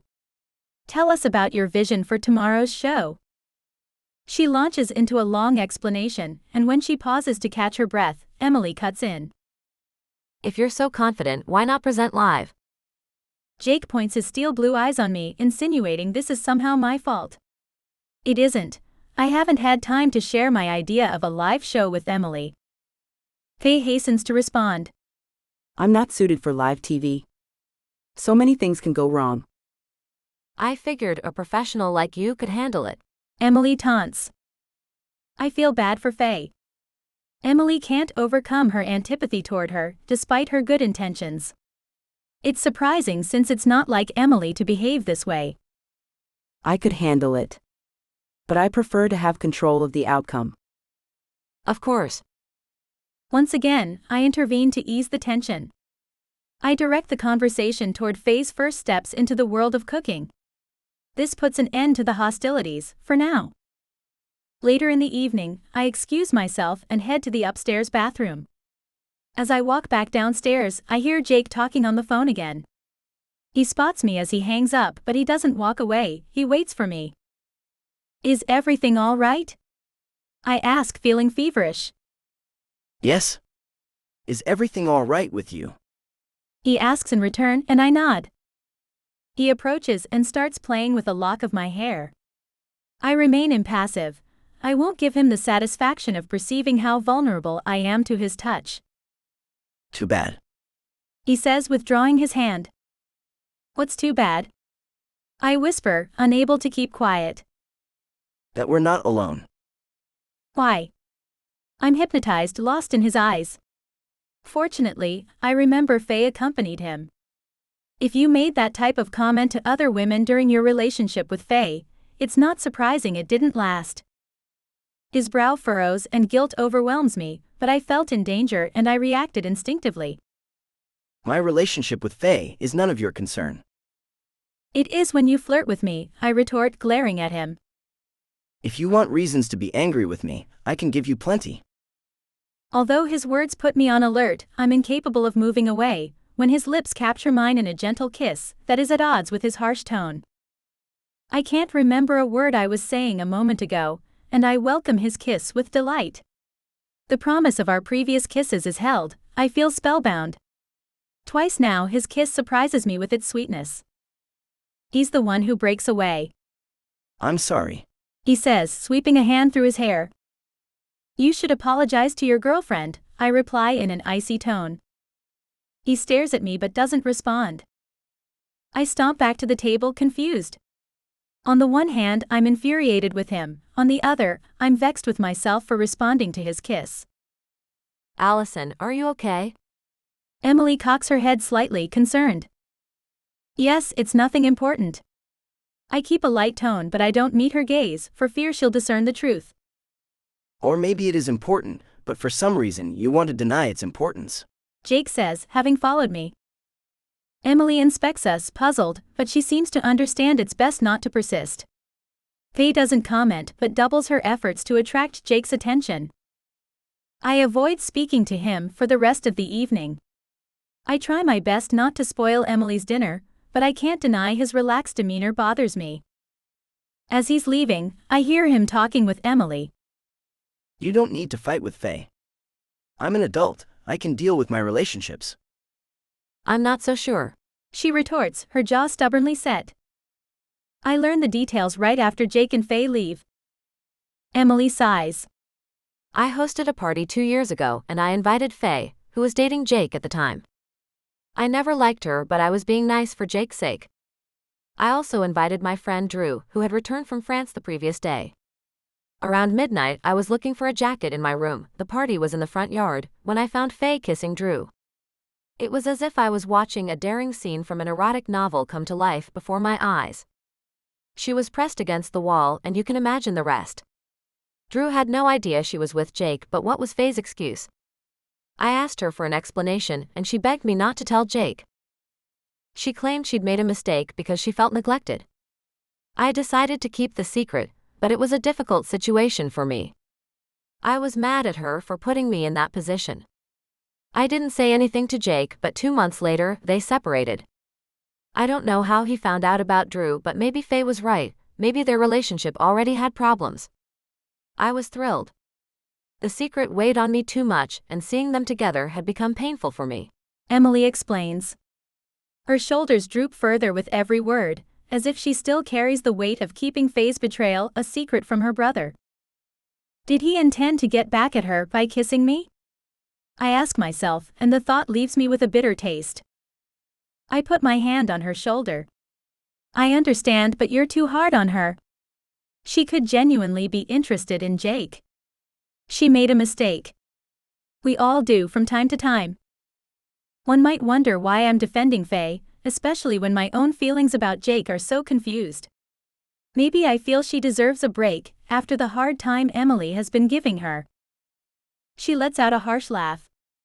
Oh please. I've come to know Faye. She didn't love Jake, she loved what he represented. But in actuality, my brother is far from his public image. He's sensitive, loyal, fame doesn't interest him. He plays the game when necessary for the good of the company, but he'd rather spend time among friends and take care of his family.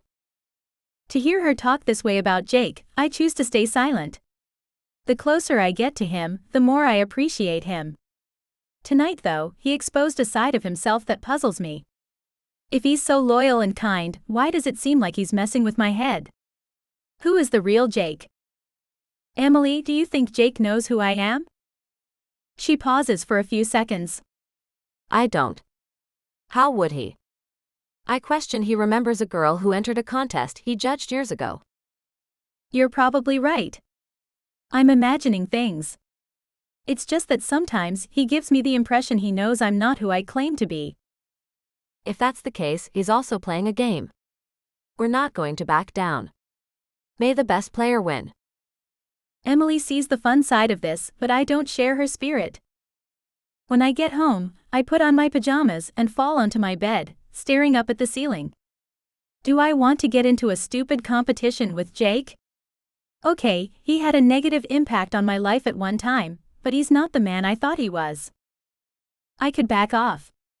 But wouldn't this be the typical attitude of someone who doesn't want to face their opponent? Wouldn't that also be the kind of behavior that got me here, never expressing how I feel to those who hurt me? Not to mention I have something to reproach him for, kissing me and provoking me non-stop. I close my eyes and drift off to sleep with Jake on my mind. Chapter 10. I wake up in the morning still feeling perturbed, and things don't improve when I arrive at the office to find Jake's door closed. The sound of Faye's voice and laughter makes me want to barge in and interrupt them, but I remind myself his relationship with his ex shouldn't bother me. I can't help but see the irony of the situation. I'm the one who brought her back into his life.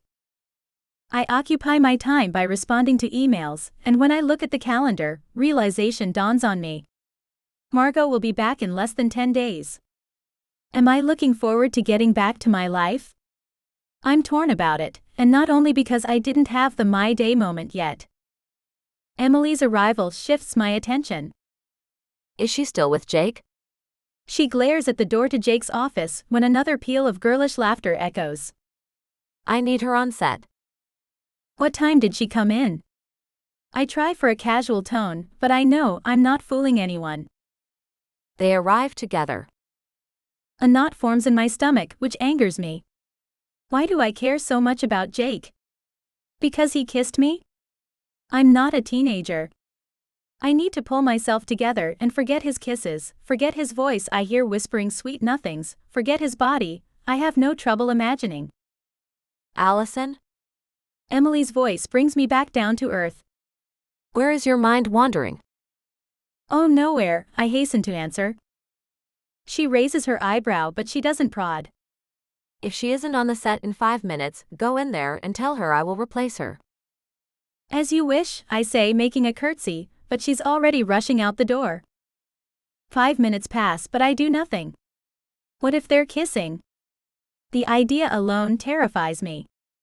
Time passes at an excruciatingly slow pace, but I resist the temptation, and not only that, but when they finally emerge, I pretend to be focused on my work. Talk to you later, honey. Faye says, swaying away. Jake stops in front of my desk. Can I see you in my office immediately? He's asking, but his tone suggests refusing is not an option. I decide whatever he wants can wait and go back to my files. Ignoring his immediately is my way of letting him know I'm not at his beck and call. Do you need a dictionary to understand what immediately means? He asks 10 minutes later, his fingers massaging his temples. Sorry, honey, I didn't realize it was to be taken literally. The words spill from my lips before I consider how jealous they make me sound. A slow smile spreads across his face. Is there anything in particular you'd like to discuss? No. I reply while my cheeks catch fire. How humiliating. Because if you do, I'd like to hear it. Don't take the bait. Your personal life doesn't concern me. So much for listening to the voice of reason. Are you sure? He stands, and while I watch him move gracefully toward me, I don't move, unable to look away. He gets closer and his breath on my neck gives me chills. I should go on more dates. I'm sure if I spent more time with men, my reaction would be much less silly. Because if you want it to become your business, I have no objection.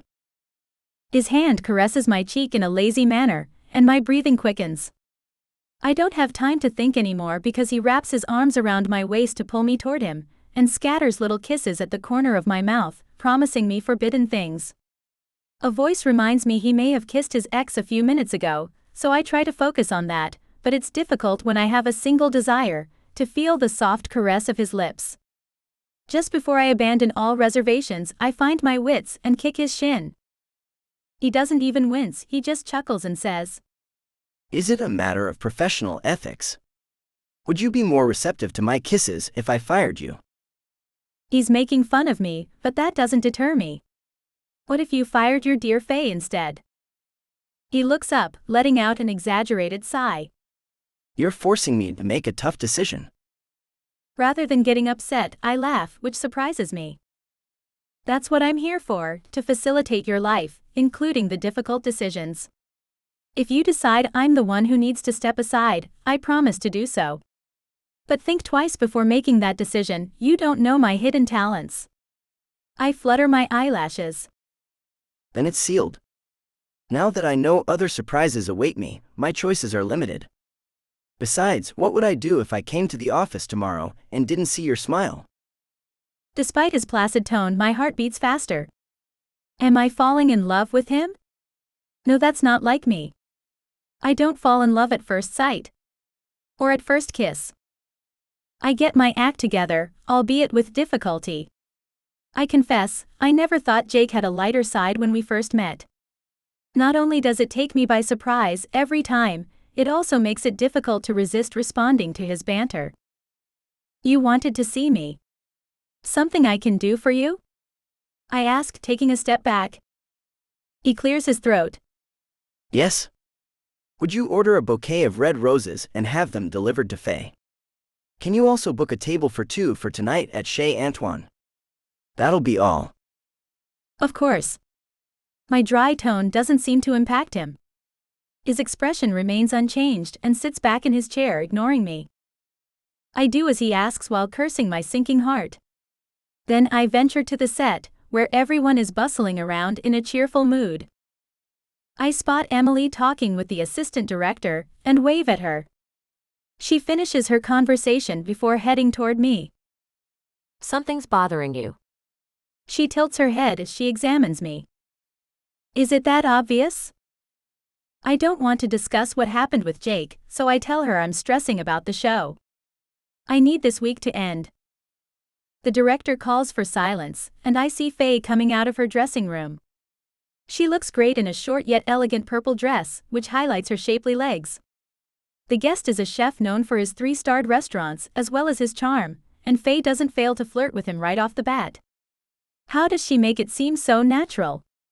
Without going overboard, her flirtation remains tasteful. Nevertheless, I preferred Annabeth's presentation. She's fresh and doesn't have a manipulative side like Faye. I hadn't realized Jake was standing next to me, so I jump when he says, Thank you for having thought of her. She's doing an outstanding job. I can be the better person. Be the better person. I urge myself. She's a consummate professional. It's no coincidence she's been at the top for years. And to think I was paranoid enough to believe you invited her to create problems. I put my hand on my chin. Why would I do such a thing? Our eyes meet for a few seconds until Jake breaks our connection, looking toward Faye, who's tasting marinated shrimp, while asking if they're aphrodisiacs. The chef's answer triggers laughter from the audience, but I don't hear what he says because I'm busy watching Jake. Is he bothered by Faye flirting with the chef? As per usual, I have no idea what he's thinking. Faye is so in her element that filming carries on without a hitch. She repeatedly seeks Jake's advice, and he reassures her each time with a kind word and even a hug. You're giving a flawless performance. Even Allison agrees. He says, winking at me. I so want to smack him. He's right about her performance, but I doubt she needs his approval. She doesn't lack confidence, she just itches for people to understand she has a special connection with him. Tired of witnessing their interactions, I return to my desk. Jake doesn't come back all day, and I bet he's with her. I'm sure he wants Faye to become the host, and he'll do anything to make that happen. I spend my evening stewing over today's events, and in the morning, I'm still in a dour mood. Emily calls me as soon as I arrive to let me know filming is starting soon. Brandon Collins is a man any woman would like to find in her kitchen, so you'd better be here. She jokes. After all, it's because of you we have the privilege to be near him. She has a point. I answer a few urgent emails before heading to the set. Jake is nowhere to be found, which is just as well. Imagining he may have spent the night with Faye bothers me, and I'm not sure I'd be able to behave professionally if he were around.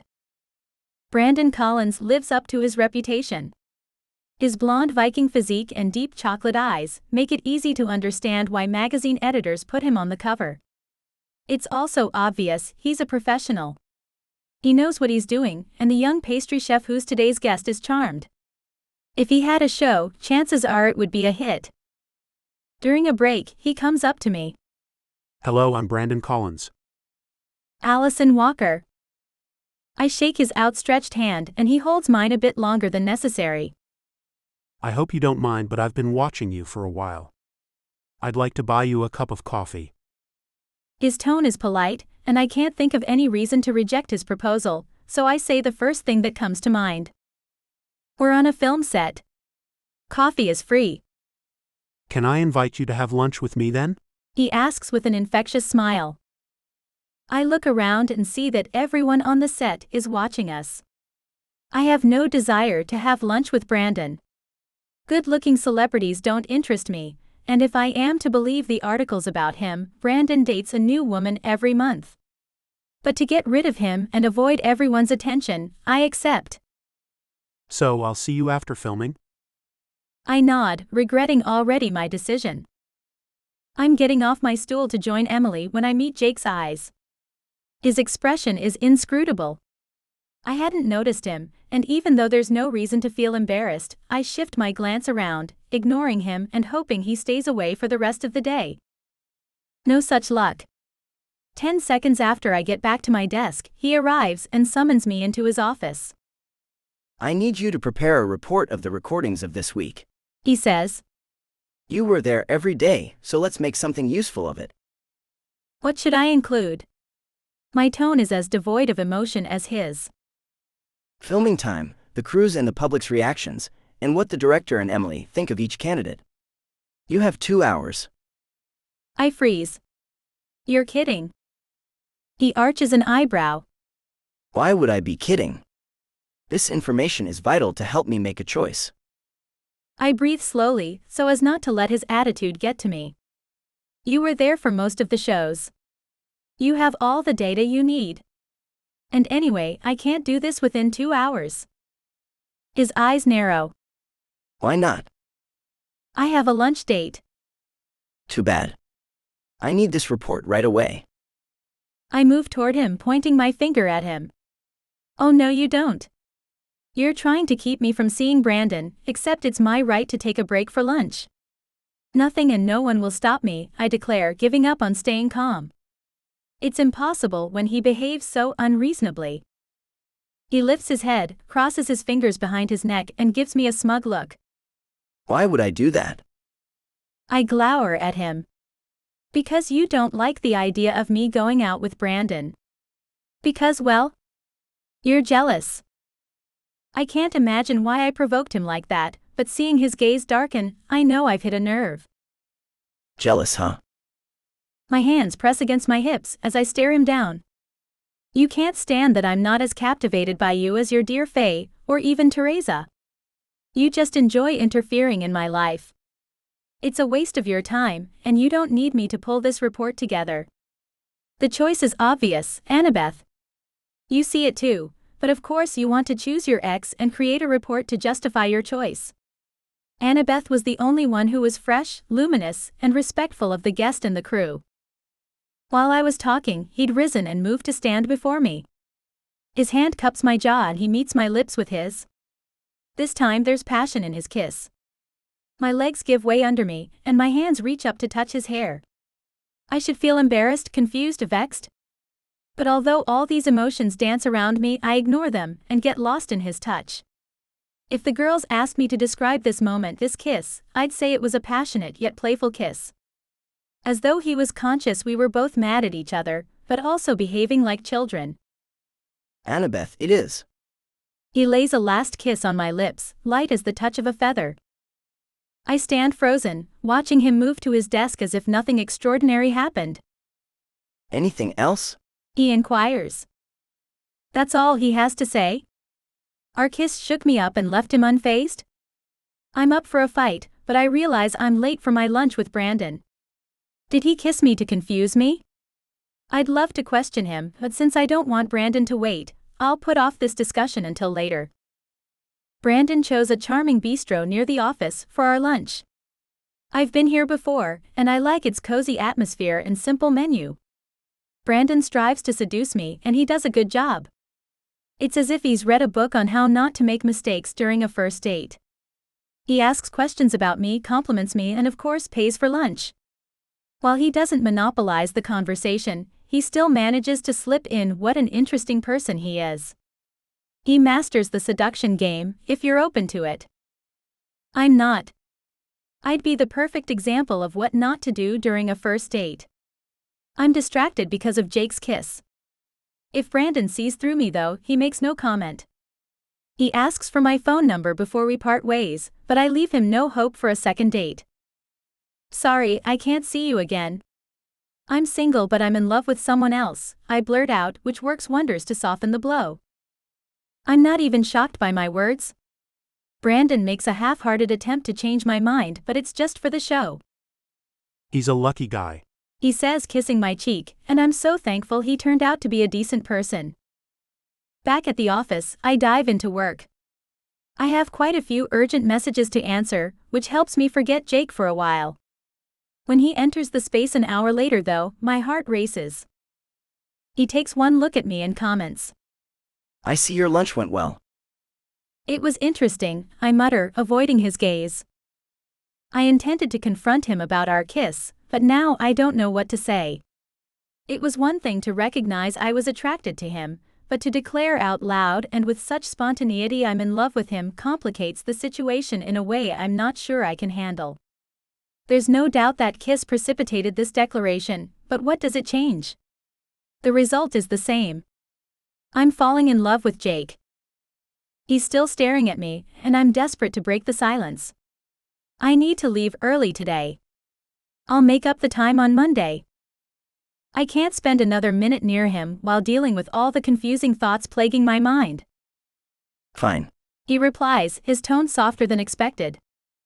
I go home 3 hours earlier than usual, and I'm excited to have the entire weekend to come up with solutions to the problem I've created. I pop into the supermarket to stock up on ice cream when someone calls my name.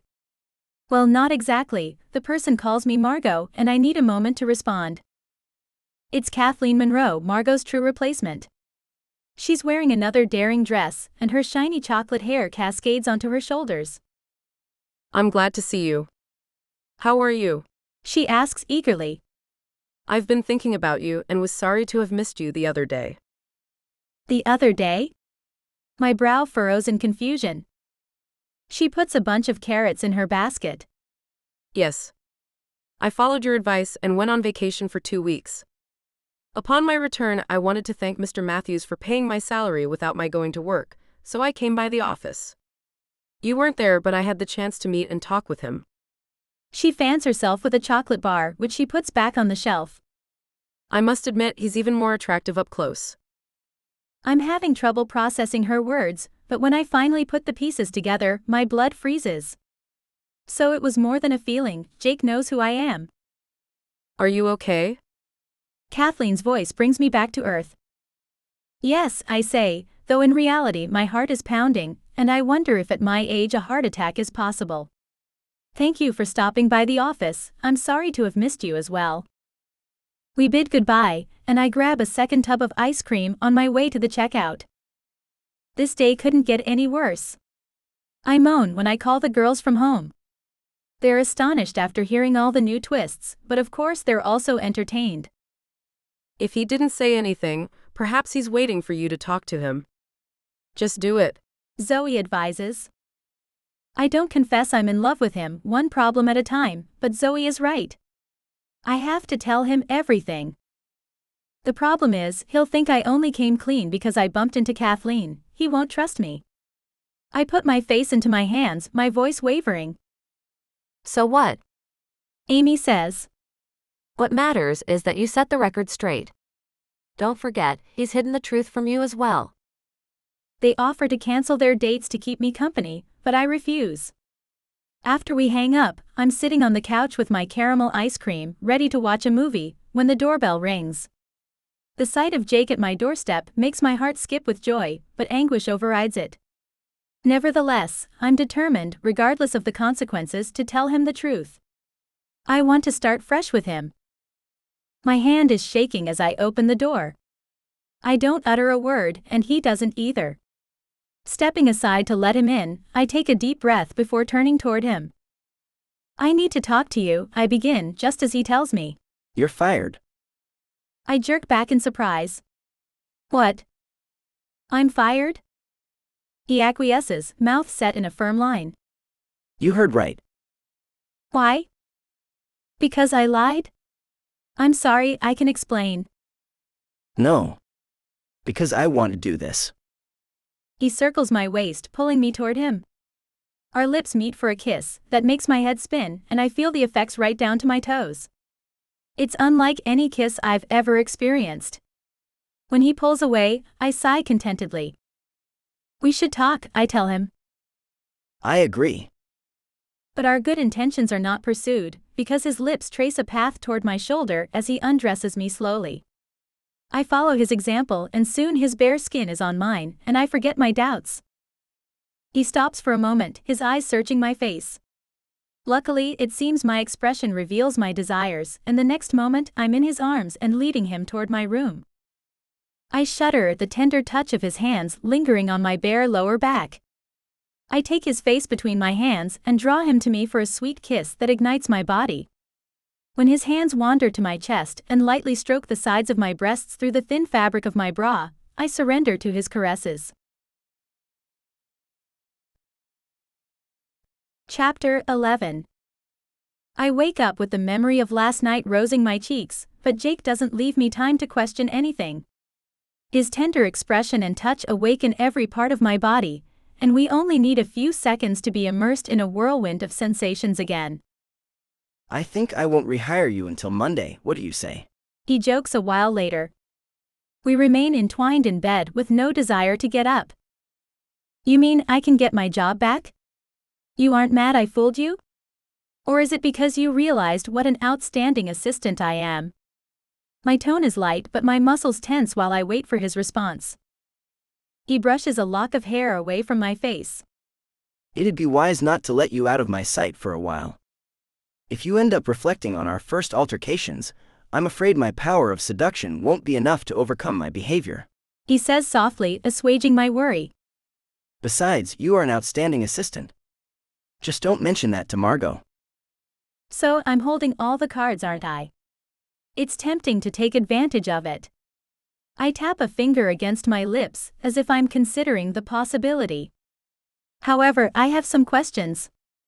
Will working for you mean I must obey your orders without question? Because you're not the most easygoing employer. What if I promise to offset my demanding boss side in other ways?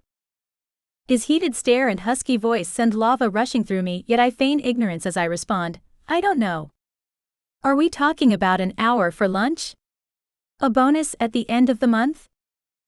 I was thinking about something like this, he says, pressing me against him to claim my lips.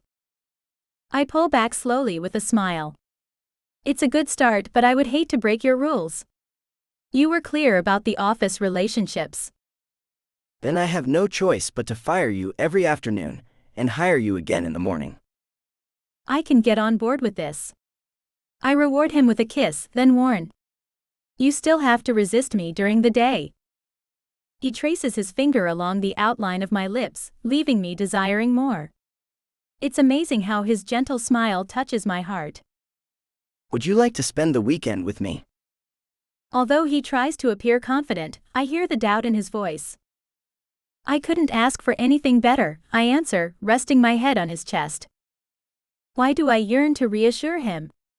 He's not a teenager with no self-confidence. Yet there's a vulnerability in his eyes, and I want to show him how happy I am to be with him. I promise you won't be bored, he murmurs, nibbling my ear. I pull away with a laugh. Are you sure? Absolutely. Besides, I have some ideas about what we could do. One of them is to count. When he starts to plant kisses on my freckles, which for once I don't feel like hiding, I summon all my strength to stop him. A million thoughts are running through my head. I'm happy but also floored by the sudden change in our relationship, and I yearn to tackle the subject and get things straight. Jake, we should talk about Kathleen. There are so many things I need to explain. No doubt your explanation will be exciting, but I think I get the big picture. This is a conversation that can wait. I may have been peeved that you lied to me, but deep down, I admire your audacity. I recognize I've given you a hard time since our first meeting. I don't blame you for waiting to get to know me before being honest with me. There were several times I wanted to unveil the truth to you, but then you would behave in such an irrational way I changed my mind. Then I had a single goal, to annoy you even more. A contrite expression crosses his face as he says, I'm sorry for my behavior. To be honest, when I saw your panicked expression after you spilled that coffee on me, I knew you'd be dangerous to the stability of my life. My first instinct was to take you in my arms and comfort you. I look at him with eyes wide open. You yelled at me. It made me despise you even more than before. He shrugs sheepishly. It was my own panicked response. Your body pressed against mine troubled me beyond reason. So yes, I sometimes exaggerated, but it was to keep you away from my thoughts. I soon realized I was losing a game that hadn't even begun. And here I thought I was the only one constantly thinking about our first meeting. Your athletic body brushing against mine. I break off, my heart bursting with happiness. That's interesting information. He whispers with a waggle of his eyebrows. I had no idea I occupied your thoughts in that fashion.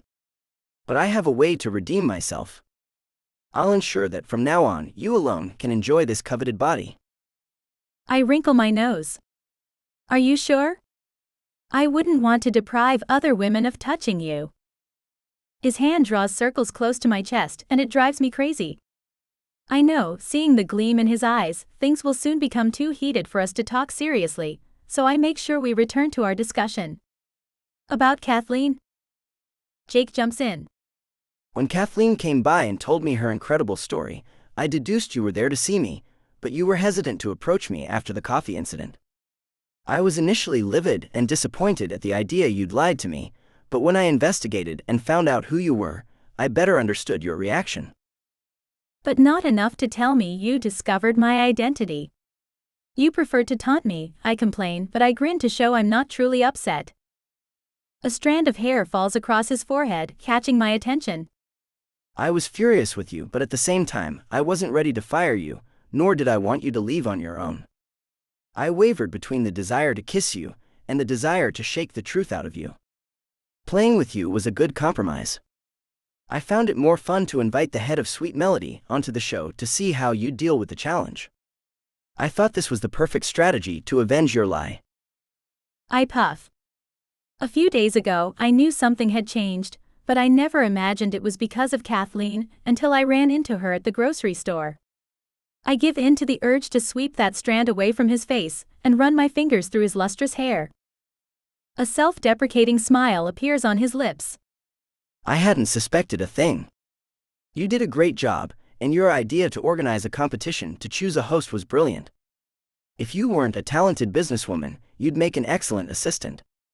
Even your impertinence didn't bother me, since Margot is the queen of impertinence.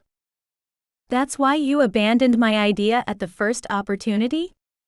I pull my hands away from his hair to cross my arms over my chest. The idea was innovative, it was a real gift to viewers. However, your choice of candidates was a dash questionable. He teases. By the way, Annabeth signed her contract yesterday. You were right. After watching her performance, I think she'll be perfect. She explained it was thanks to you she overcame her doubts. I beam at him. I'm glad you chose her. I also think she's perfect. You handled the situation masterfully. Everyone's happy, the show has received exceptional publicity, and you found a new host. What do you say? Can this discussion wait? I want to spend the day with you, to know the real Allison and not the one who came into my life under false pretenses. I take his hand in mine to reassure myself I'm not dreaming. I was so scared he'd be angry that I lied. I feel so lighthearted to learn that he isn't mad at all. I crave to hear the details of how he found out who I was and what my plans were, but he's right. It can wait. I message the girls to inform them I won't be reachable for a few hours, and promise to tell them everything as soon as possible. I do a little dance at the prospect of spending the day with Jake. Can I ask you a question? I stop him before we head out. He strokes my cheek. Anything. It's none of my business, and you made no promises, and we've only spent one night together. But I hesitate, biting my lip. Do I want to know the answer? He puts an end to my turmoil. His voice is firm when he says, Nothing happened between Faye and me. I'm not proud of my behavior, but when I noticed it bothered you to see me with her, I pretended. Things have always been clear with her. There was never a chance we'd get back together. Then why did you send her roses? I can't hide the jealousy in my voice, and he approaches, his hand stretched out. Guess. I put a finger to his chest and mildly push him. Not fair play. But effective. He retorts with a smug smile. Red roses are her favorite flower, though, not a sign of passion between us. Still not funny. He kisses the tip of my nose. And before you change your mind and cancel our plans, I'll have you know the table at Chez Antoine was for my parents. My exaggerated blissful sigh triggers his laughter, and I warn him. I can always change my mind. And I'll be glad to convince you otherwise. He pulls me tight against him, resting his chin on the top of my head. I've never been happier. The remainder of the day, we attend a matinee of a black and white film, and then he takes me on an old carousel where we have fun kissing like teenagers. We have a sandwich at the park for lunch, and in the afternoon, we take the boat to visit a small island 30 minutes offshore, where we rent bikes and ride around. It's the kind of romantic getaway every girl dreams of. When we return, our faces reflect not only the sun, but also how happy we are to have spent the day together. Thank you for coming with me, he says, scattering kisses on my shoulders before landing on my lips. Our kiss soon turns into a passionate embrace, and our second night is even more wonderful than the first. How is it possible to be so happy, I wonder, when I wake up on Sunday morning and see Jake sleeping peacefully? Even though we haven't explicitly talked about our feelings, he must feel more than physical desire. He said he wanted to keep me on his side after all. I don't dare express my own feelings for fear of scaring him away though. It's a new relationship, and we have many things to sort out before we can build on a foundation of trust. I'll tell him today. I want him to know everything. I'm struggling with the coffee machine that I really need to replace when he walks out of my bedroom still looking sleepy. Good morning. I avert my eyes, feeling shy all of a sudden. Good morning to you too. He gets control of the coffee machine, and before I know it, a hot cup of coffee is in front of me. A few seconds later, Jake takes a sip of his own before pulling me into his arms. In yesterday's whirlwind, he rests his head on my forehead. I forgot to ask you how it went with Brandon the other day. I hope I haven't prevented the birth of a great love story. My lips curve into a mischievous smile. Actually, you may have done just that. I plan on seeing him this week to make sure I don't have any regrets. He tries to keep a straight face at my goading. Okay. I deserve that after my behavior with Faye. To make up for it, I have a proposition for you. I'm all ears. I'm going to prepare you an exceptional breakfast, he declares, stepping farther into the kitchen. Oh. And in what way is it exceptional? Let's say it's often interspersed with things as this. He kisses me and I forget the breakfast. I think I'm falling in love with him a little more each minute. Emily was right, the real Jake is far from his public image. I cherish this Jake. Tender and playful. We have fun making pancakes in different shapes and eat them while talking about our favorite breakfast foods. Would you like to continue working with me? He asks at some point when we're finished cleaning the dishes and have moved to the living room. I can find someone to replace you. You don't need to work for me to be invited to the show. Besides, the only part of your story that intrigues me is the way you plan to handle my invitation. Were you hoping to keep your secret until the end? Or were you buying time to be sure I wouldn't react badly when I found out you were behind Sweet Melody? You probably realized I wasn't going to back off, despite your attempts to dissuade me. I take joy in working with you, I say, confused by his comment about being invited to the show. Jake, regarding the show, can I be honest? Always. I draw in a shaky breath, and the words rush out as I exhale. I don't want to do it. Because you fell in love with me, and it's the only thing that matters to you now. His hand follows the curve of my shoulder, and I laugh to avoid lying. I can't admit the truth about this. Not yet. Because I value my anonymity. I don't like to be in the spotlight. I was looking for an opportunity to get out of it, and not just because I didn't want you to find out who I was. He looks puzzled, but the doorbell rings and interrupts us before I can elaborate. It must be Jimmy. He sometimes comes by on Sunday mornings for coffee, I explain. His eyes light up. So he exists. Should I be jealous?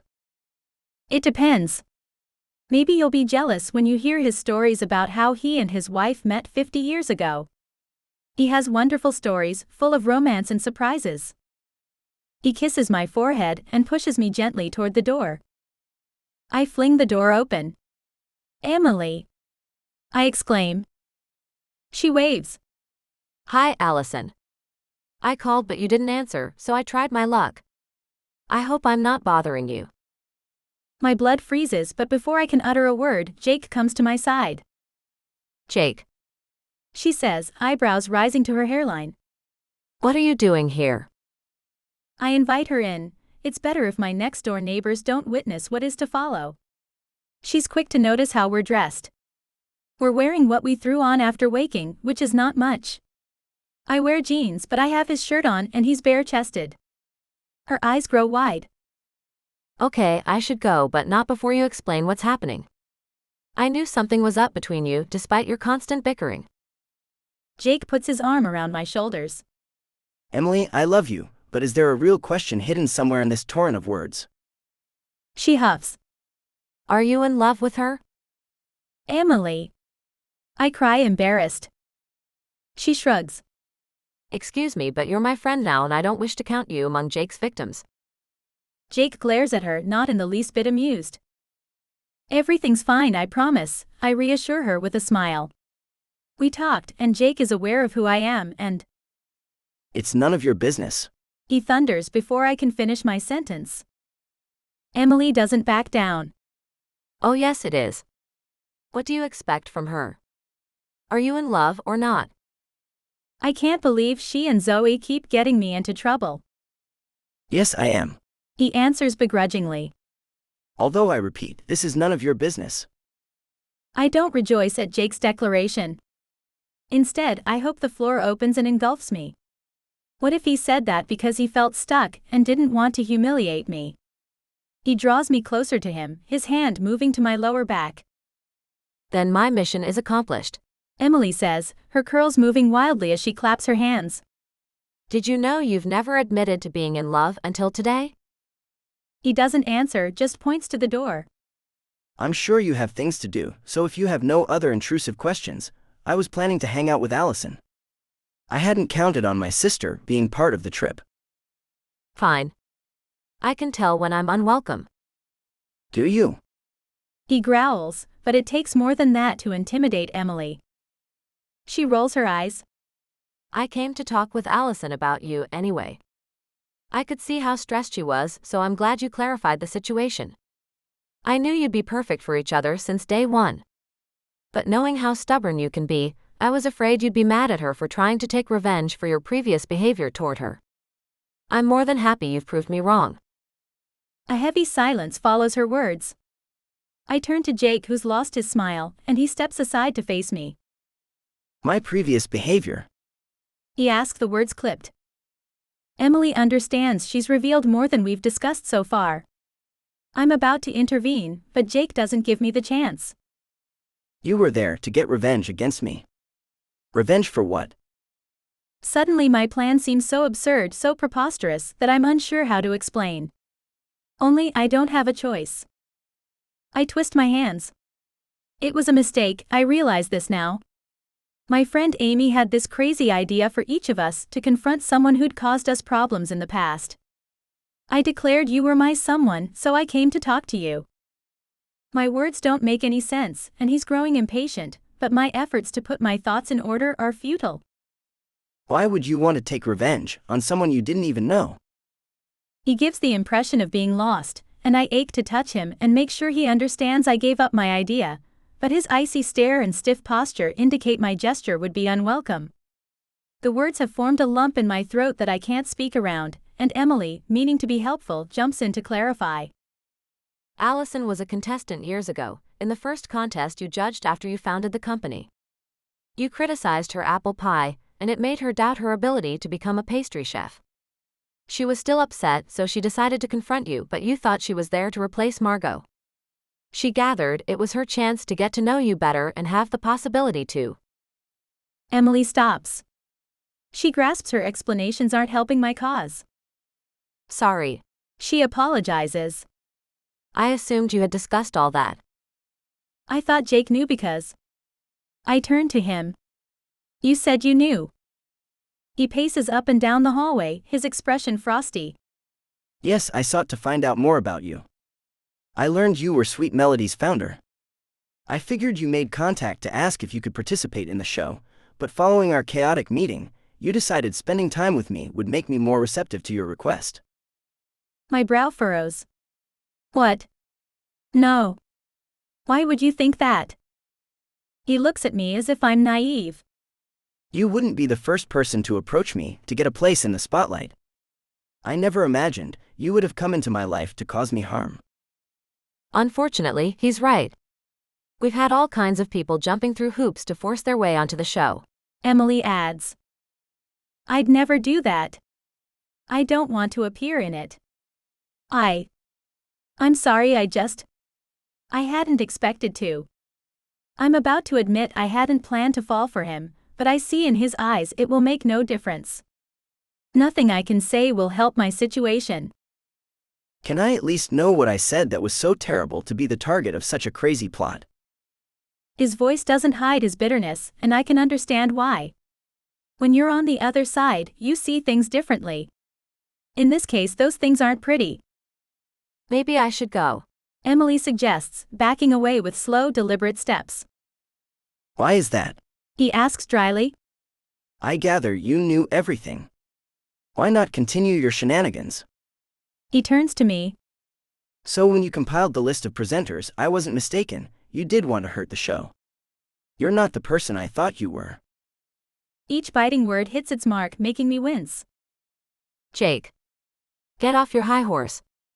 Emily scolds, wrapping an arm around my shoulder in solidarity. Allison never intended to hurt the show.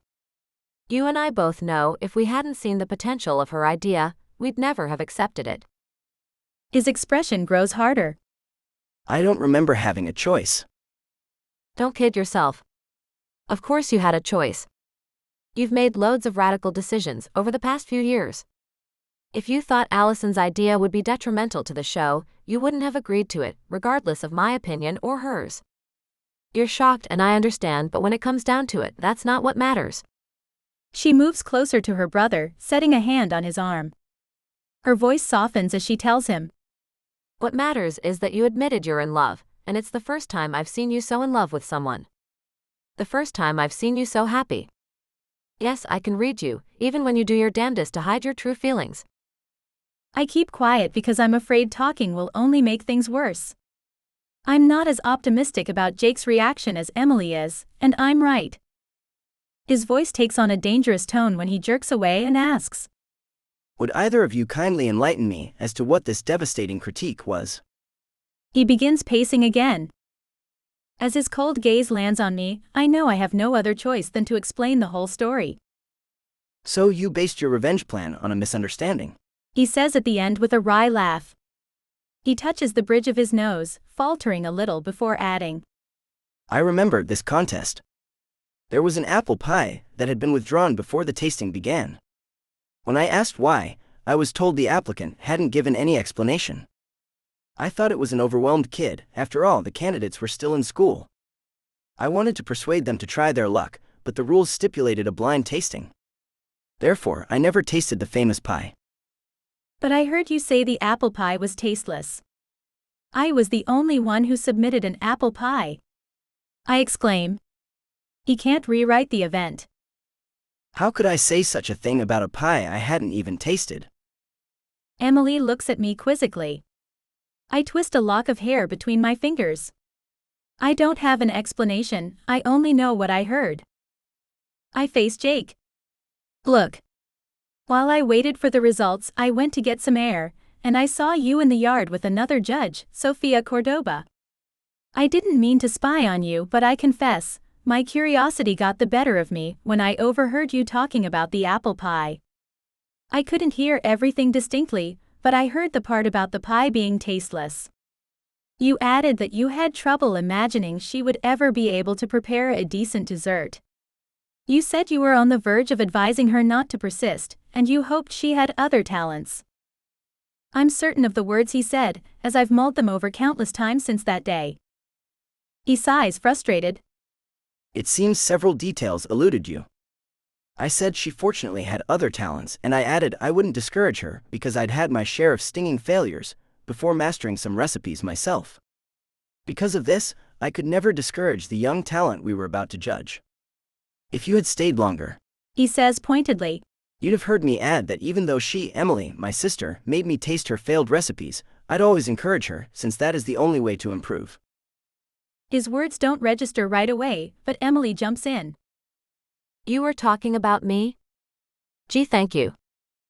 My eyes bounce between them. I don't understand, I'm lost. That's not surprising. Maybe next time you eavesdrop, stay until the end. His tone is cutting, but I don't have it in me right now to defend myself. I had just come home from my first semester in college. Emily explains. I had bet Jake that if I made a better apple pie than his, he had to let me spend the summer with him. She focuses on Jake. That's what you were referring to, weren't you? Yes, and your pie was tasteless. I know, thank you. Jake doesn't pay any attention to her sarcasm. He grabs his jacket and heads to the door. Now that things are clear, I hope you will forgive me if I part company with you. Jake. I take a step forward, but he raises his hand to show me he wants nothing more to do with me. I have so many questions, but he's clearly not inclined to answer them. I've had my share of disappointments today. I don't care to hear why you thought impersonating my employee would be a good idea. You could have simply explained why you came to my office. The fact you developed such a ruse only tells me one thing: I can't trust you. And if you'd taken the time to read my reviews, you'd be au courant that even in the worst case, I always add a positive note to my critiques. The hurt radiating from his words pains me more than his anger. He's right. I've never read one of his critiques. Seeing him on a TV show or the cover of a cooking magazine was already too much. You can't run away. You're not 15. Emily protests as he storms out. You just admitted you were in love. Who knows who says what and why in this fool's game? He calls over his shoulder. When he slams the door behind him, my body shivers as if the sun had vanished. Don't worry. Emily leads me to the sofa. I know my brother. He needs a little time to calm down. He'll take the day to think about it, and tomorrow he'll be ready to forgive you. He confessed he was in love. Jake's in love with you. I yelp at her optimism. Emily, he fired Storm and broke up with Faye because they disappointed him. Right. But both behaved deplorably. I did too. I lied to him for weeks, and I went to see him to unjustly insult him. And let's not talk about my attempts to sabotage the show. My voice trembles as I blink rapidly to hold back tears. Oh please, Allison. You didn't want to sabotage the show, you wanted to annoy Jake. Don't let him get to you and make you feel guilty. She pleads, giving me a hug. I hug her back, then slowly pull away. You said it yourself many times. If someone disappoints him, he eliminates them from his life. Yes, after giving them several chances. You didn't even have one. And anyway, those situations aren't comparable. He wasn't in love with Faye or Storm. Or at least I don't think he was. She adds with a guffaw. I laugh with her, but I know in my heart she's wrong. I had my chance. The images of yesterday's outing come to mind and I burst into tears. Emily opens a bottle of wine and fills 2 bowls with ice cream, doing everything she can to distract me. We try to reach Jake several times. He doesn't respond to our phone calls or the messages Emily leaves every hour to tell him how ridiculous his behavior is. She leaves around midnight, reassuring me that everything will be fine. I wish I could believe her. I head to the office the next morning with a knot in my stomach. Will Jake ignore me? Is there a hope he'll forgive me?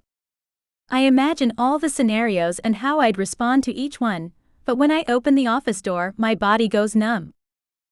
Jake is there, and he completely ignores me for the first few moments. I might as well be invisible. That's all I need to know, he hasn't forgiven me.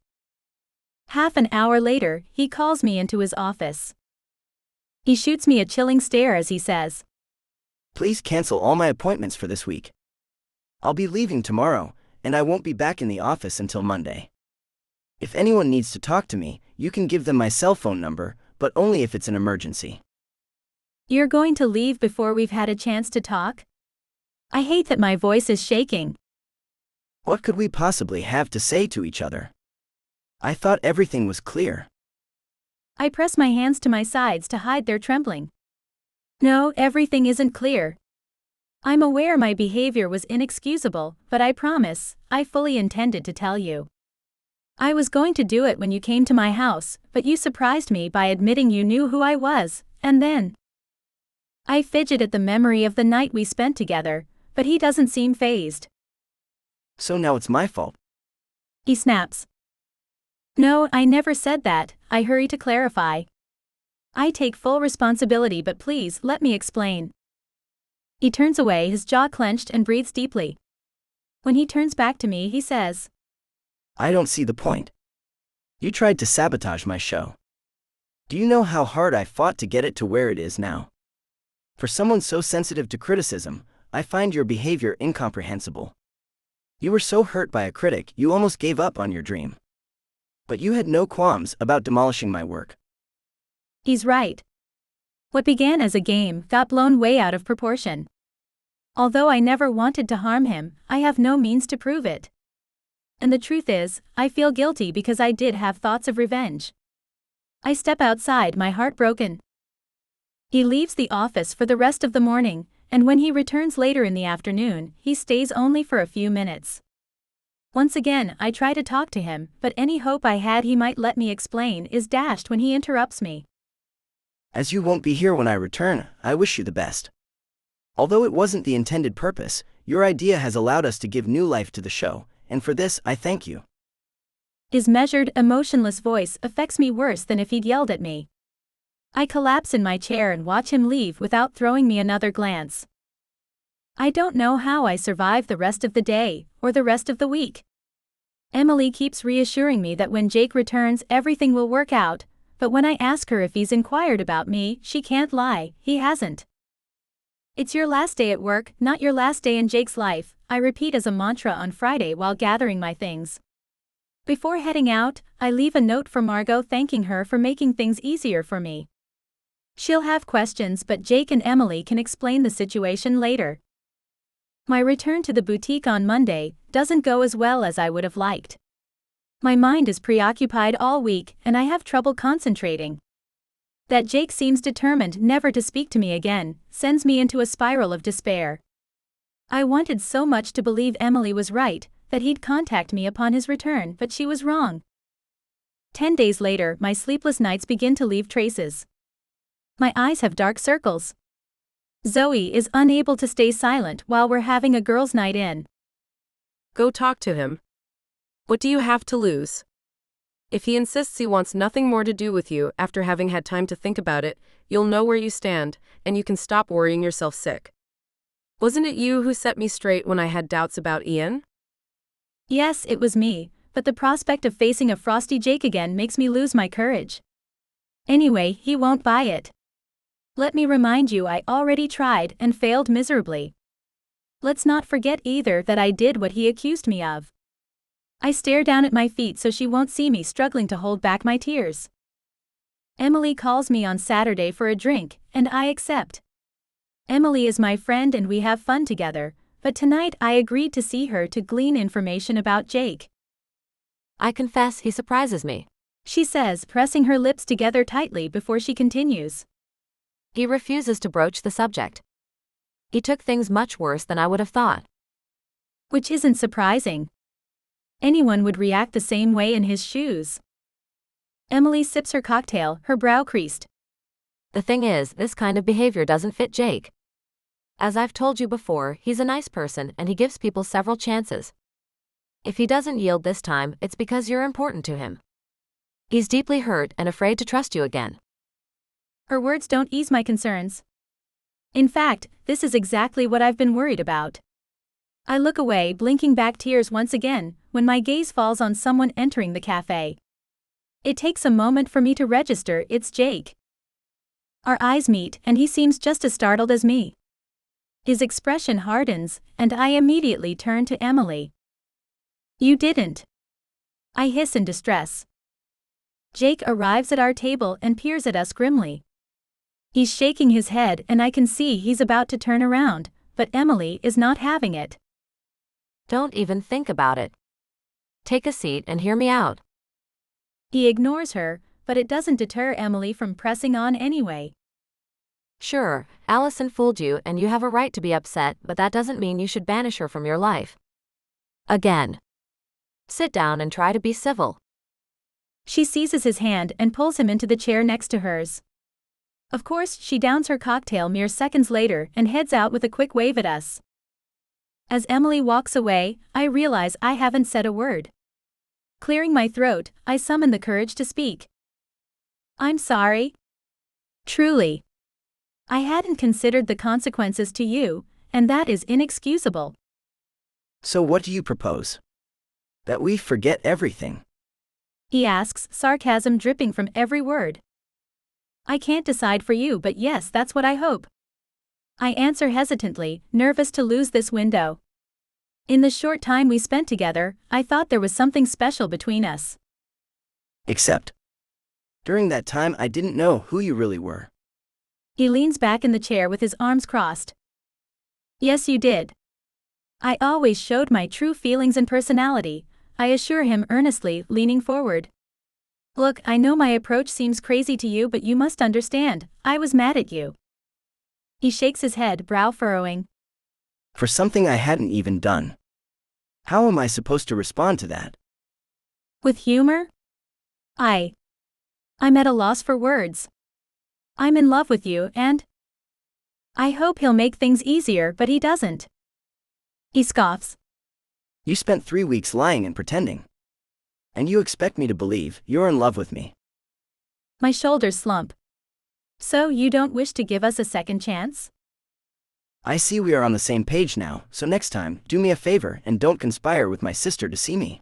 He growls. If you think setting me up will change my mind about what you've done, you're wrong. I fall back in my chair, mouth agape. What? I haven't conspired. I didn't even know what Emily had planned when she invited me here. I swear I had nothing to do with this.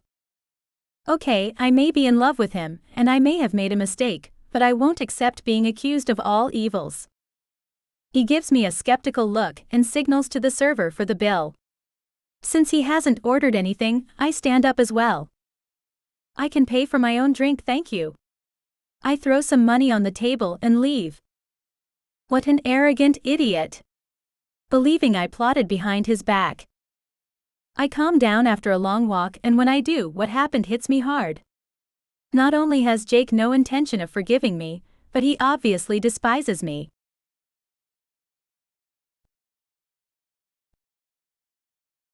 Chapter 12. In the following weeks, I can't forget what occurred, but I find some comfort by drowning myself in work. Amy, Zoe, Melissa, and Emily keep telling me I shouldn't give up. Easy for them to say, they didn't feel to their core the depth of his hatred. One day, I get a surprising phone call from Margot, who asks me to have coffee with her. My curiosity takes over, and I accept. Margot is tall with a perfect oval face, and she's wearing a colorful outfit as if she's still on her island honeymoon. Her inscrutable expression doesn't fit with her cheerful look. Many thanks for complicating my life. She complains when she takes the seat opposite me at the quaint cafe she chose. Do you remember my notes about how much I love to go to work? Well, that's not the case anymore, and it's because of you. I don't understand, I stammer, surprised by her attack. You broke Jake's heart, and now I have to pick up the pieces. I've worked with him for 9 years, and there's never been a problem between us. This is the first time I'm at an impasse. How can I help him if he refuses to talk about it? You must fix this. She crosses her arms. I gawk at her. Although I try to recover control of my emotions, I can't stop blinking rapidly. And how do you propose I do that? He's not interested in speaking to me, in case you haven't noticed. I don't know, but if you're as in love with him as you told him you were, you need to find a way to prove it. She defies me with a single arched eyebrow. I've tried, I complain, but Margot doesn't let it go. Then try harder. I guarantee Jake has feelings for you, but he needs to be certain yours are genuine too. Because, allow me to be blunt, you deserve his lack of trust. Now that this is settled, tell me all about this crazy contest and of course how you got rid of Storm. Just for that, I owe you. Margot's words echo in my head for days, but ultimately, it's Zoe who comes up with the solution. We're having brunch at our favorite spot, Chez Melissa, on Sunday morning when she turns to me and exclaims, I know how to break through Jake's wall. Do you remember when you thought about participating in the show to denounce his behavior? You should still go on, but to declare your love for him instead. I could never do that on TV, I protest, crossing my arms. My heart isn't anybody's business. I suspected you'd say that, but what if you could express it in a way only he understands? Since he knows how much you hate the limelight, your participation alone will move him. I approve. Amy sends me an encouraging smile. Jake will never let me on his show. He doesn't even want to talk to me, I remind them. You forget you have an ally. Emily intervenes. It's a brilliant ploy, you just need to find the right angle. Would you prefer a live show? That way, he won't be in a position to intervene. I huff. I'm not a fan of this solution. The girls don't leave me alone though, until I give in. After all, things can't get any worse. Once I've accepted, I spend my time mulling over how to get my message to him, but my efforts are in vain. Imagine a cake that tells your story, or part of it. Remember the volcano cake you prepared for me and Ethan? Amy says. Her suggestion pleases me, and by following her advice, I come up with an idea that goes beyond creating a simple recipe. I present it to Emily, who finds the idea perfect. On D-Day, I show up on set as promised, although I fight the urge to turn around and leave every 2 minutes. Emily finds me with a smile. I have a surprise for you. My anxiety jumps through the roof. What kind of surprise? Your last surprise put me in Jake's crosshairs, so. She swats aside my exaggeration. Nothing to worry about. Seeing how stressed you are, I invited someone to help you, to be your assistant. Thank you, I say, relieved. Who is it? Did you forget the word surprise? She teases. Her words don't reassure me, but before I can respond, Annabeth's voice comes over the speakers, cutting our conversation short. She introduces me as the unknown face of Sweet Melody, and briefly describes my journey. I see Amy and Zoe smile amongst the public, and I'm grateful they're here. Despite that, my palms are sweaty and my heart is beating fast. Oddly enough, once Annabeth introduces me, my stress disappears, and the words flow easily. Allison, you've never participated in a TV show to date. What made you change your mind? She tilts her head, giving me an encouraging smile. I pray my voice will come out loud and clear as I answer, I've always loved this show, Annabeth. It has soul, and I wanted to do my bit by proposing a dessert I hope will not only appeal to the viewers, but will also send a message to someone special. What sort of message? A love message? To whom? She adopts an eager tone that makes everyone laugh. To a man. The kind of message remains to be seen, I state in a light tone. So you might send a message that says, honey, thanks for cheating on me. I found someone better than you? Possibly. I laugh along with the audience. I don't believe you. You called your dessert second chance, it must be a positive message. Okay, I surrender. You're right, I admit with another laugh. It's called second chance because I made a mistake I'm wishing to fix. What better way to ask for forgiveness than with a dessert? Who could resist a sweet declaration of love? Not me for sure. She pats her belly, triggering another laughter from the public. Tell us more, why a Belle Helena recipe? This was the first dessert I prepared for him. It's my favorite recipe, and I was hoping to impress him. We had a bet going that I couldn't make a dessert that would wow him. Knowing how talented you are, I'm sure you won the bet. Yes, and he even said it was amongst the best desserts he'd ever had. This gave me the revenge I sought because he had criticized one of my pies before. How dare he find fault with my pie, a customer favorite? It's never easy to be criticized, and I was mad at him.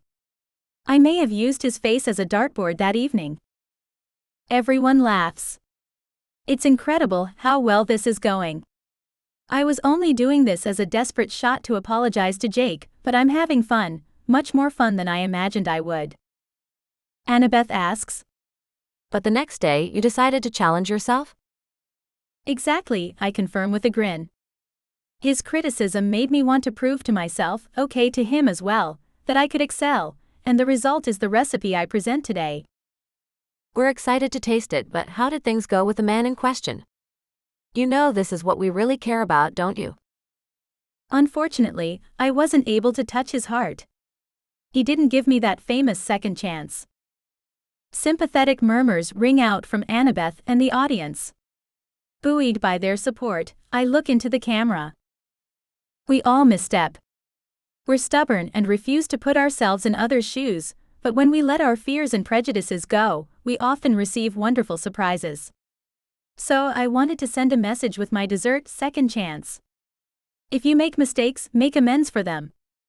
Turn your experience into a dessert and make your point. It's fun, romantic, and delicious. It's a splendid idea, Allison, and I bet it will inspire our viewers to try your idea and give a second chance to someone. The crowd cheers, and a smile spreads across my lips. And if you can't do it yourself, several pastry chefs and I are ready to listen to you and imagine your second chance. We'll design a cake to help you convey what you're struggling to say with words. During the next 6 months, we'll donate all profits to a charity that helps people get a second chance in life. You can contact Carrie at Sweet Adventures for the specifics. You've heard Allison. You have 6 months to express your feelings and do a good deed. Annabeth concludes, facing the camera. Then she turns back to me. But before you explain your recipe in detail, don't forget, we promised you a surprise. You'll have an assistant to help you prepare your dessert. But I'll let him speak for himself. When I see Jake arrive, I nearly faint. I've missed him so much, and his smile makes my heart leap. Hello, Allison. He leans in to kiss me on the cheek, and I do the same, hoping my bewilderment isn't obvious. What is he doing here? Did he come to publicly humiliate me? My chest squeezes and I don't dare meet his eyes. I remain silent to avoid saying something foolish. Thankfully, Annabeth intervenes. For those who don't know, Jake is the creator and producer of the show. She turns to him. You're also a skillful cook, but like Allison, you've never appeared on the show. Why today? Don't get me wrong. It's a great surprise, and it's not wise to start my career as a host by upsetting my boss. But I do have to ask the right questions, don't I? The audience applauds and Jake speaks. Don't worry about your career, Annabeth. You're doing a terrific job. I'm here because Allison's idea reminded me of why I created this show, to tell a story through cooking and make a difference. And I have to admit, I'd be the perfect candidate for her second chance dessert, except I should give it a much more explicit title, such as, Will You Forgive Me for Being an Idiot? How intriguing. I hope you'll be more open than Allison, she says, poking fun at me. I join in the general laughter as Jake comes to my defense. Come on, Annabeth. Allison explained it well. The messages are meant to be understood only by the people we want to reach. I'm tempted to insist on having more answers, but I'm in a difficult position. Annabeth addresses the public, which, once again, reacts positively to her humor. I have news for you and our followers, Annabeth. Jake announces, drawing everyone's attention. To coincide with Allison's charity idea, Ian Atwell from Blue Hills and 50 other bakers who have joined the project will launch a competition for young confectionaires. For Valentine's Day, we'll put in place a 2-week competition with 2 guests per show who will prepare a dessert and tell us a story. Shows will be live, and the viewers will vote daily for their favorite recipe. At the end of the competition, we'll help the winner open their own bakery, We will also publish a cookbook with all the desserts presented during the show. The proceeds will finance the studies of young pastry chefs who don't have the means to follow their passion. I can't help wondering how he threw that together. When did Emily tell him about my idea? There's no doubt she's the one who spilled the beans. That said, I can't complain. I love his plan and I'm proud of him. Annabeth echoes my thoughts. That's wonderful. She exclaims while everyone cheers. So, if I want to tell my ex, you never really beat me at chess, I let you win because you couldn't accept I was better than you. I only have to imagine a cake, then present it, and get the public vote? Your message seems a tad too specific and not pertinent to getting you a second chance, Annabeth. Hopefully, Valentine's Day obliges. Most will be love messages, but there can always be outliers. I see your point. Before letting you prepare Allison's dessert with her, I have to ask one last time. To whom was your message addressed? I admire your tenacity, Annabeth, but I'll give away no more. However, I will say I need to send this message because I was a fool. I fell in love with her at first sight, but when things took an unexpected turn, I wasn't able to handle the situation. Well, don't be discouraged if she doesn't give you that second chance. You can always enter our contest. Who knows? You might even win. The audience applauds enthusiastically. I doubt I'm a good enough pastry chef to win. That's why I'm Allison's assistant, to learn. We didn't even ask her if she agrees yet. He turns to me, and I sense his question involves much more than just his contribution to my dessert preparation. I send him a smile. We can try. If I find you're unfit, I will simply fire you. My position isn't as delicate as Annabeth's. A new wave of clapping resounds as we start working in front of an audience, and moreover with Jake now in the ring, but I quickly feel at ease. We chat and joke in such a natural way that Annabeth comments, I don't know what our viewers will think, but I think you should come every year to prepare a dessert together and launch the next competition. I'd be happy to if Allison agrees. Jake answers, his gaze on me. I'd be thrilled. I exclaim. He brushes my palm tenderly and my heart soars. When we finish the dessert, Annabeth asks about the design on the cake, a sheet of music. Is it an important song to you and your message recipient? Maybe, I say with a cryptic air. You know people will find out what song it is. Don't you? I expect no less, but only he can decipher the real meaning, I reply in a teasing tone. The audience applauds at length during the end credits, and Annabeth reminds them of the dessert's second chance and the competition. The girls flock to congratulate me. Honestly, it was perfect. Emily exclaims. Jake, we should do a live broadcast at least once a month. While everyone chats excitedly and congratulates each other, I look for Jake. I don't know if his performance was sincere, if he was there for me or just for the show. It wouldn't be the first time he transformed my ideas into gold. His hand on my shoulder makes me jump. Would you come with me? Suddenly, I feel intimidated. His blue eyes probe my face and trouble me, and I want to run away. Please. He says when I don't answer right away. I nod, and he takes my hand to guide me toward the exit.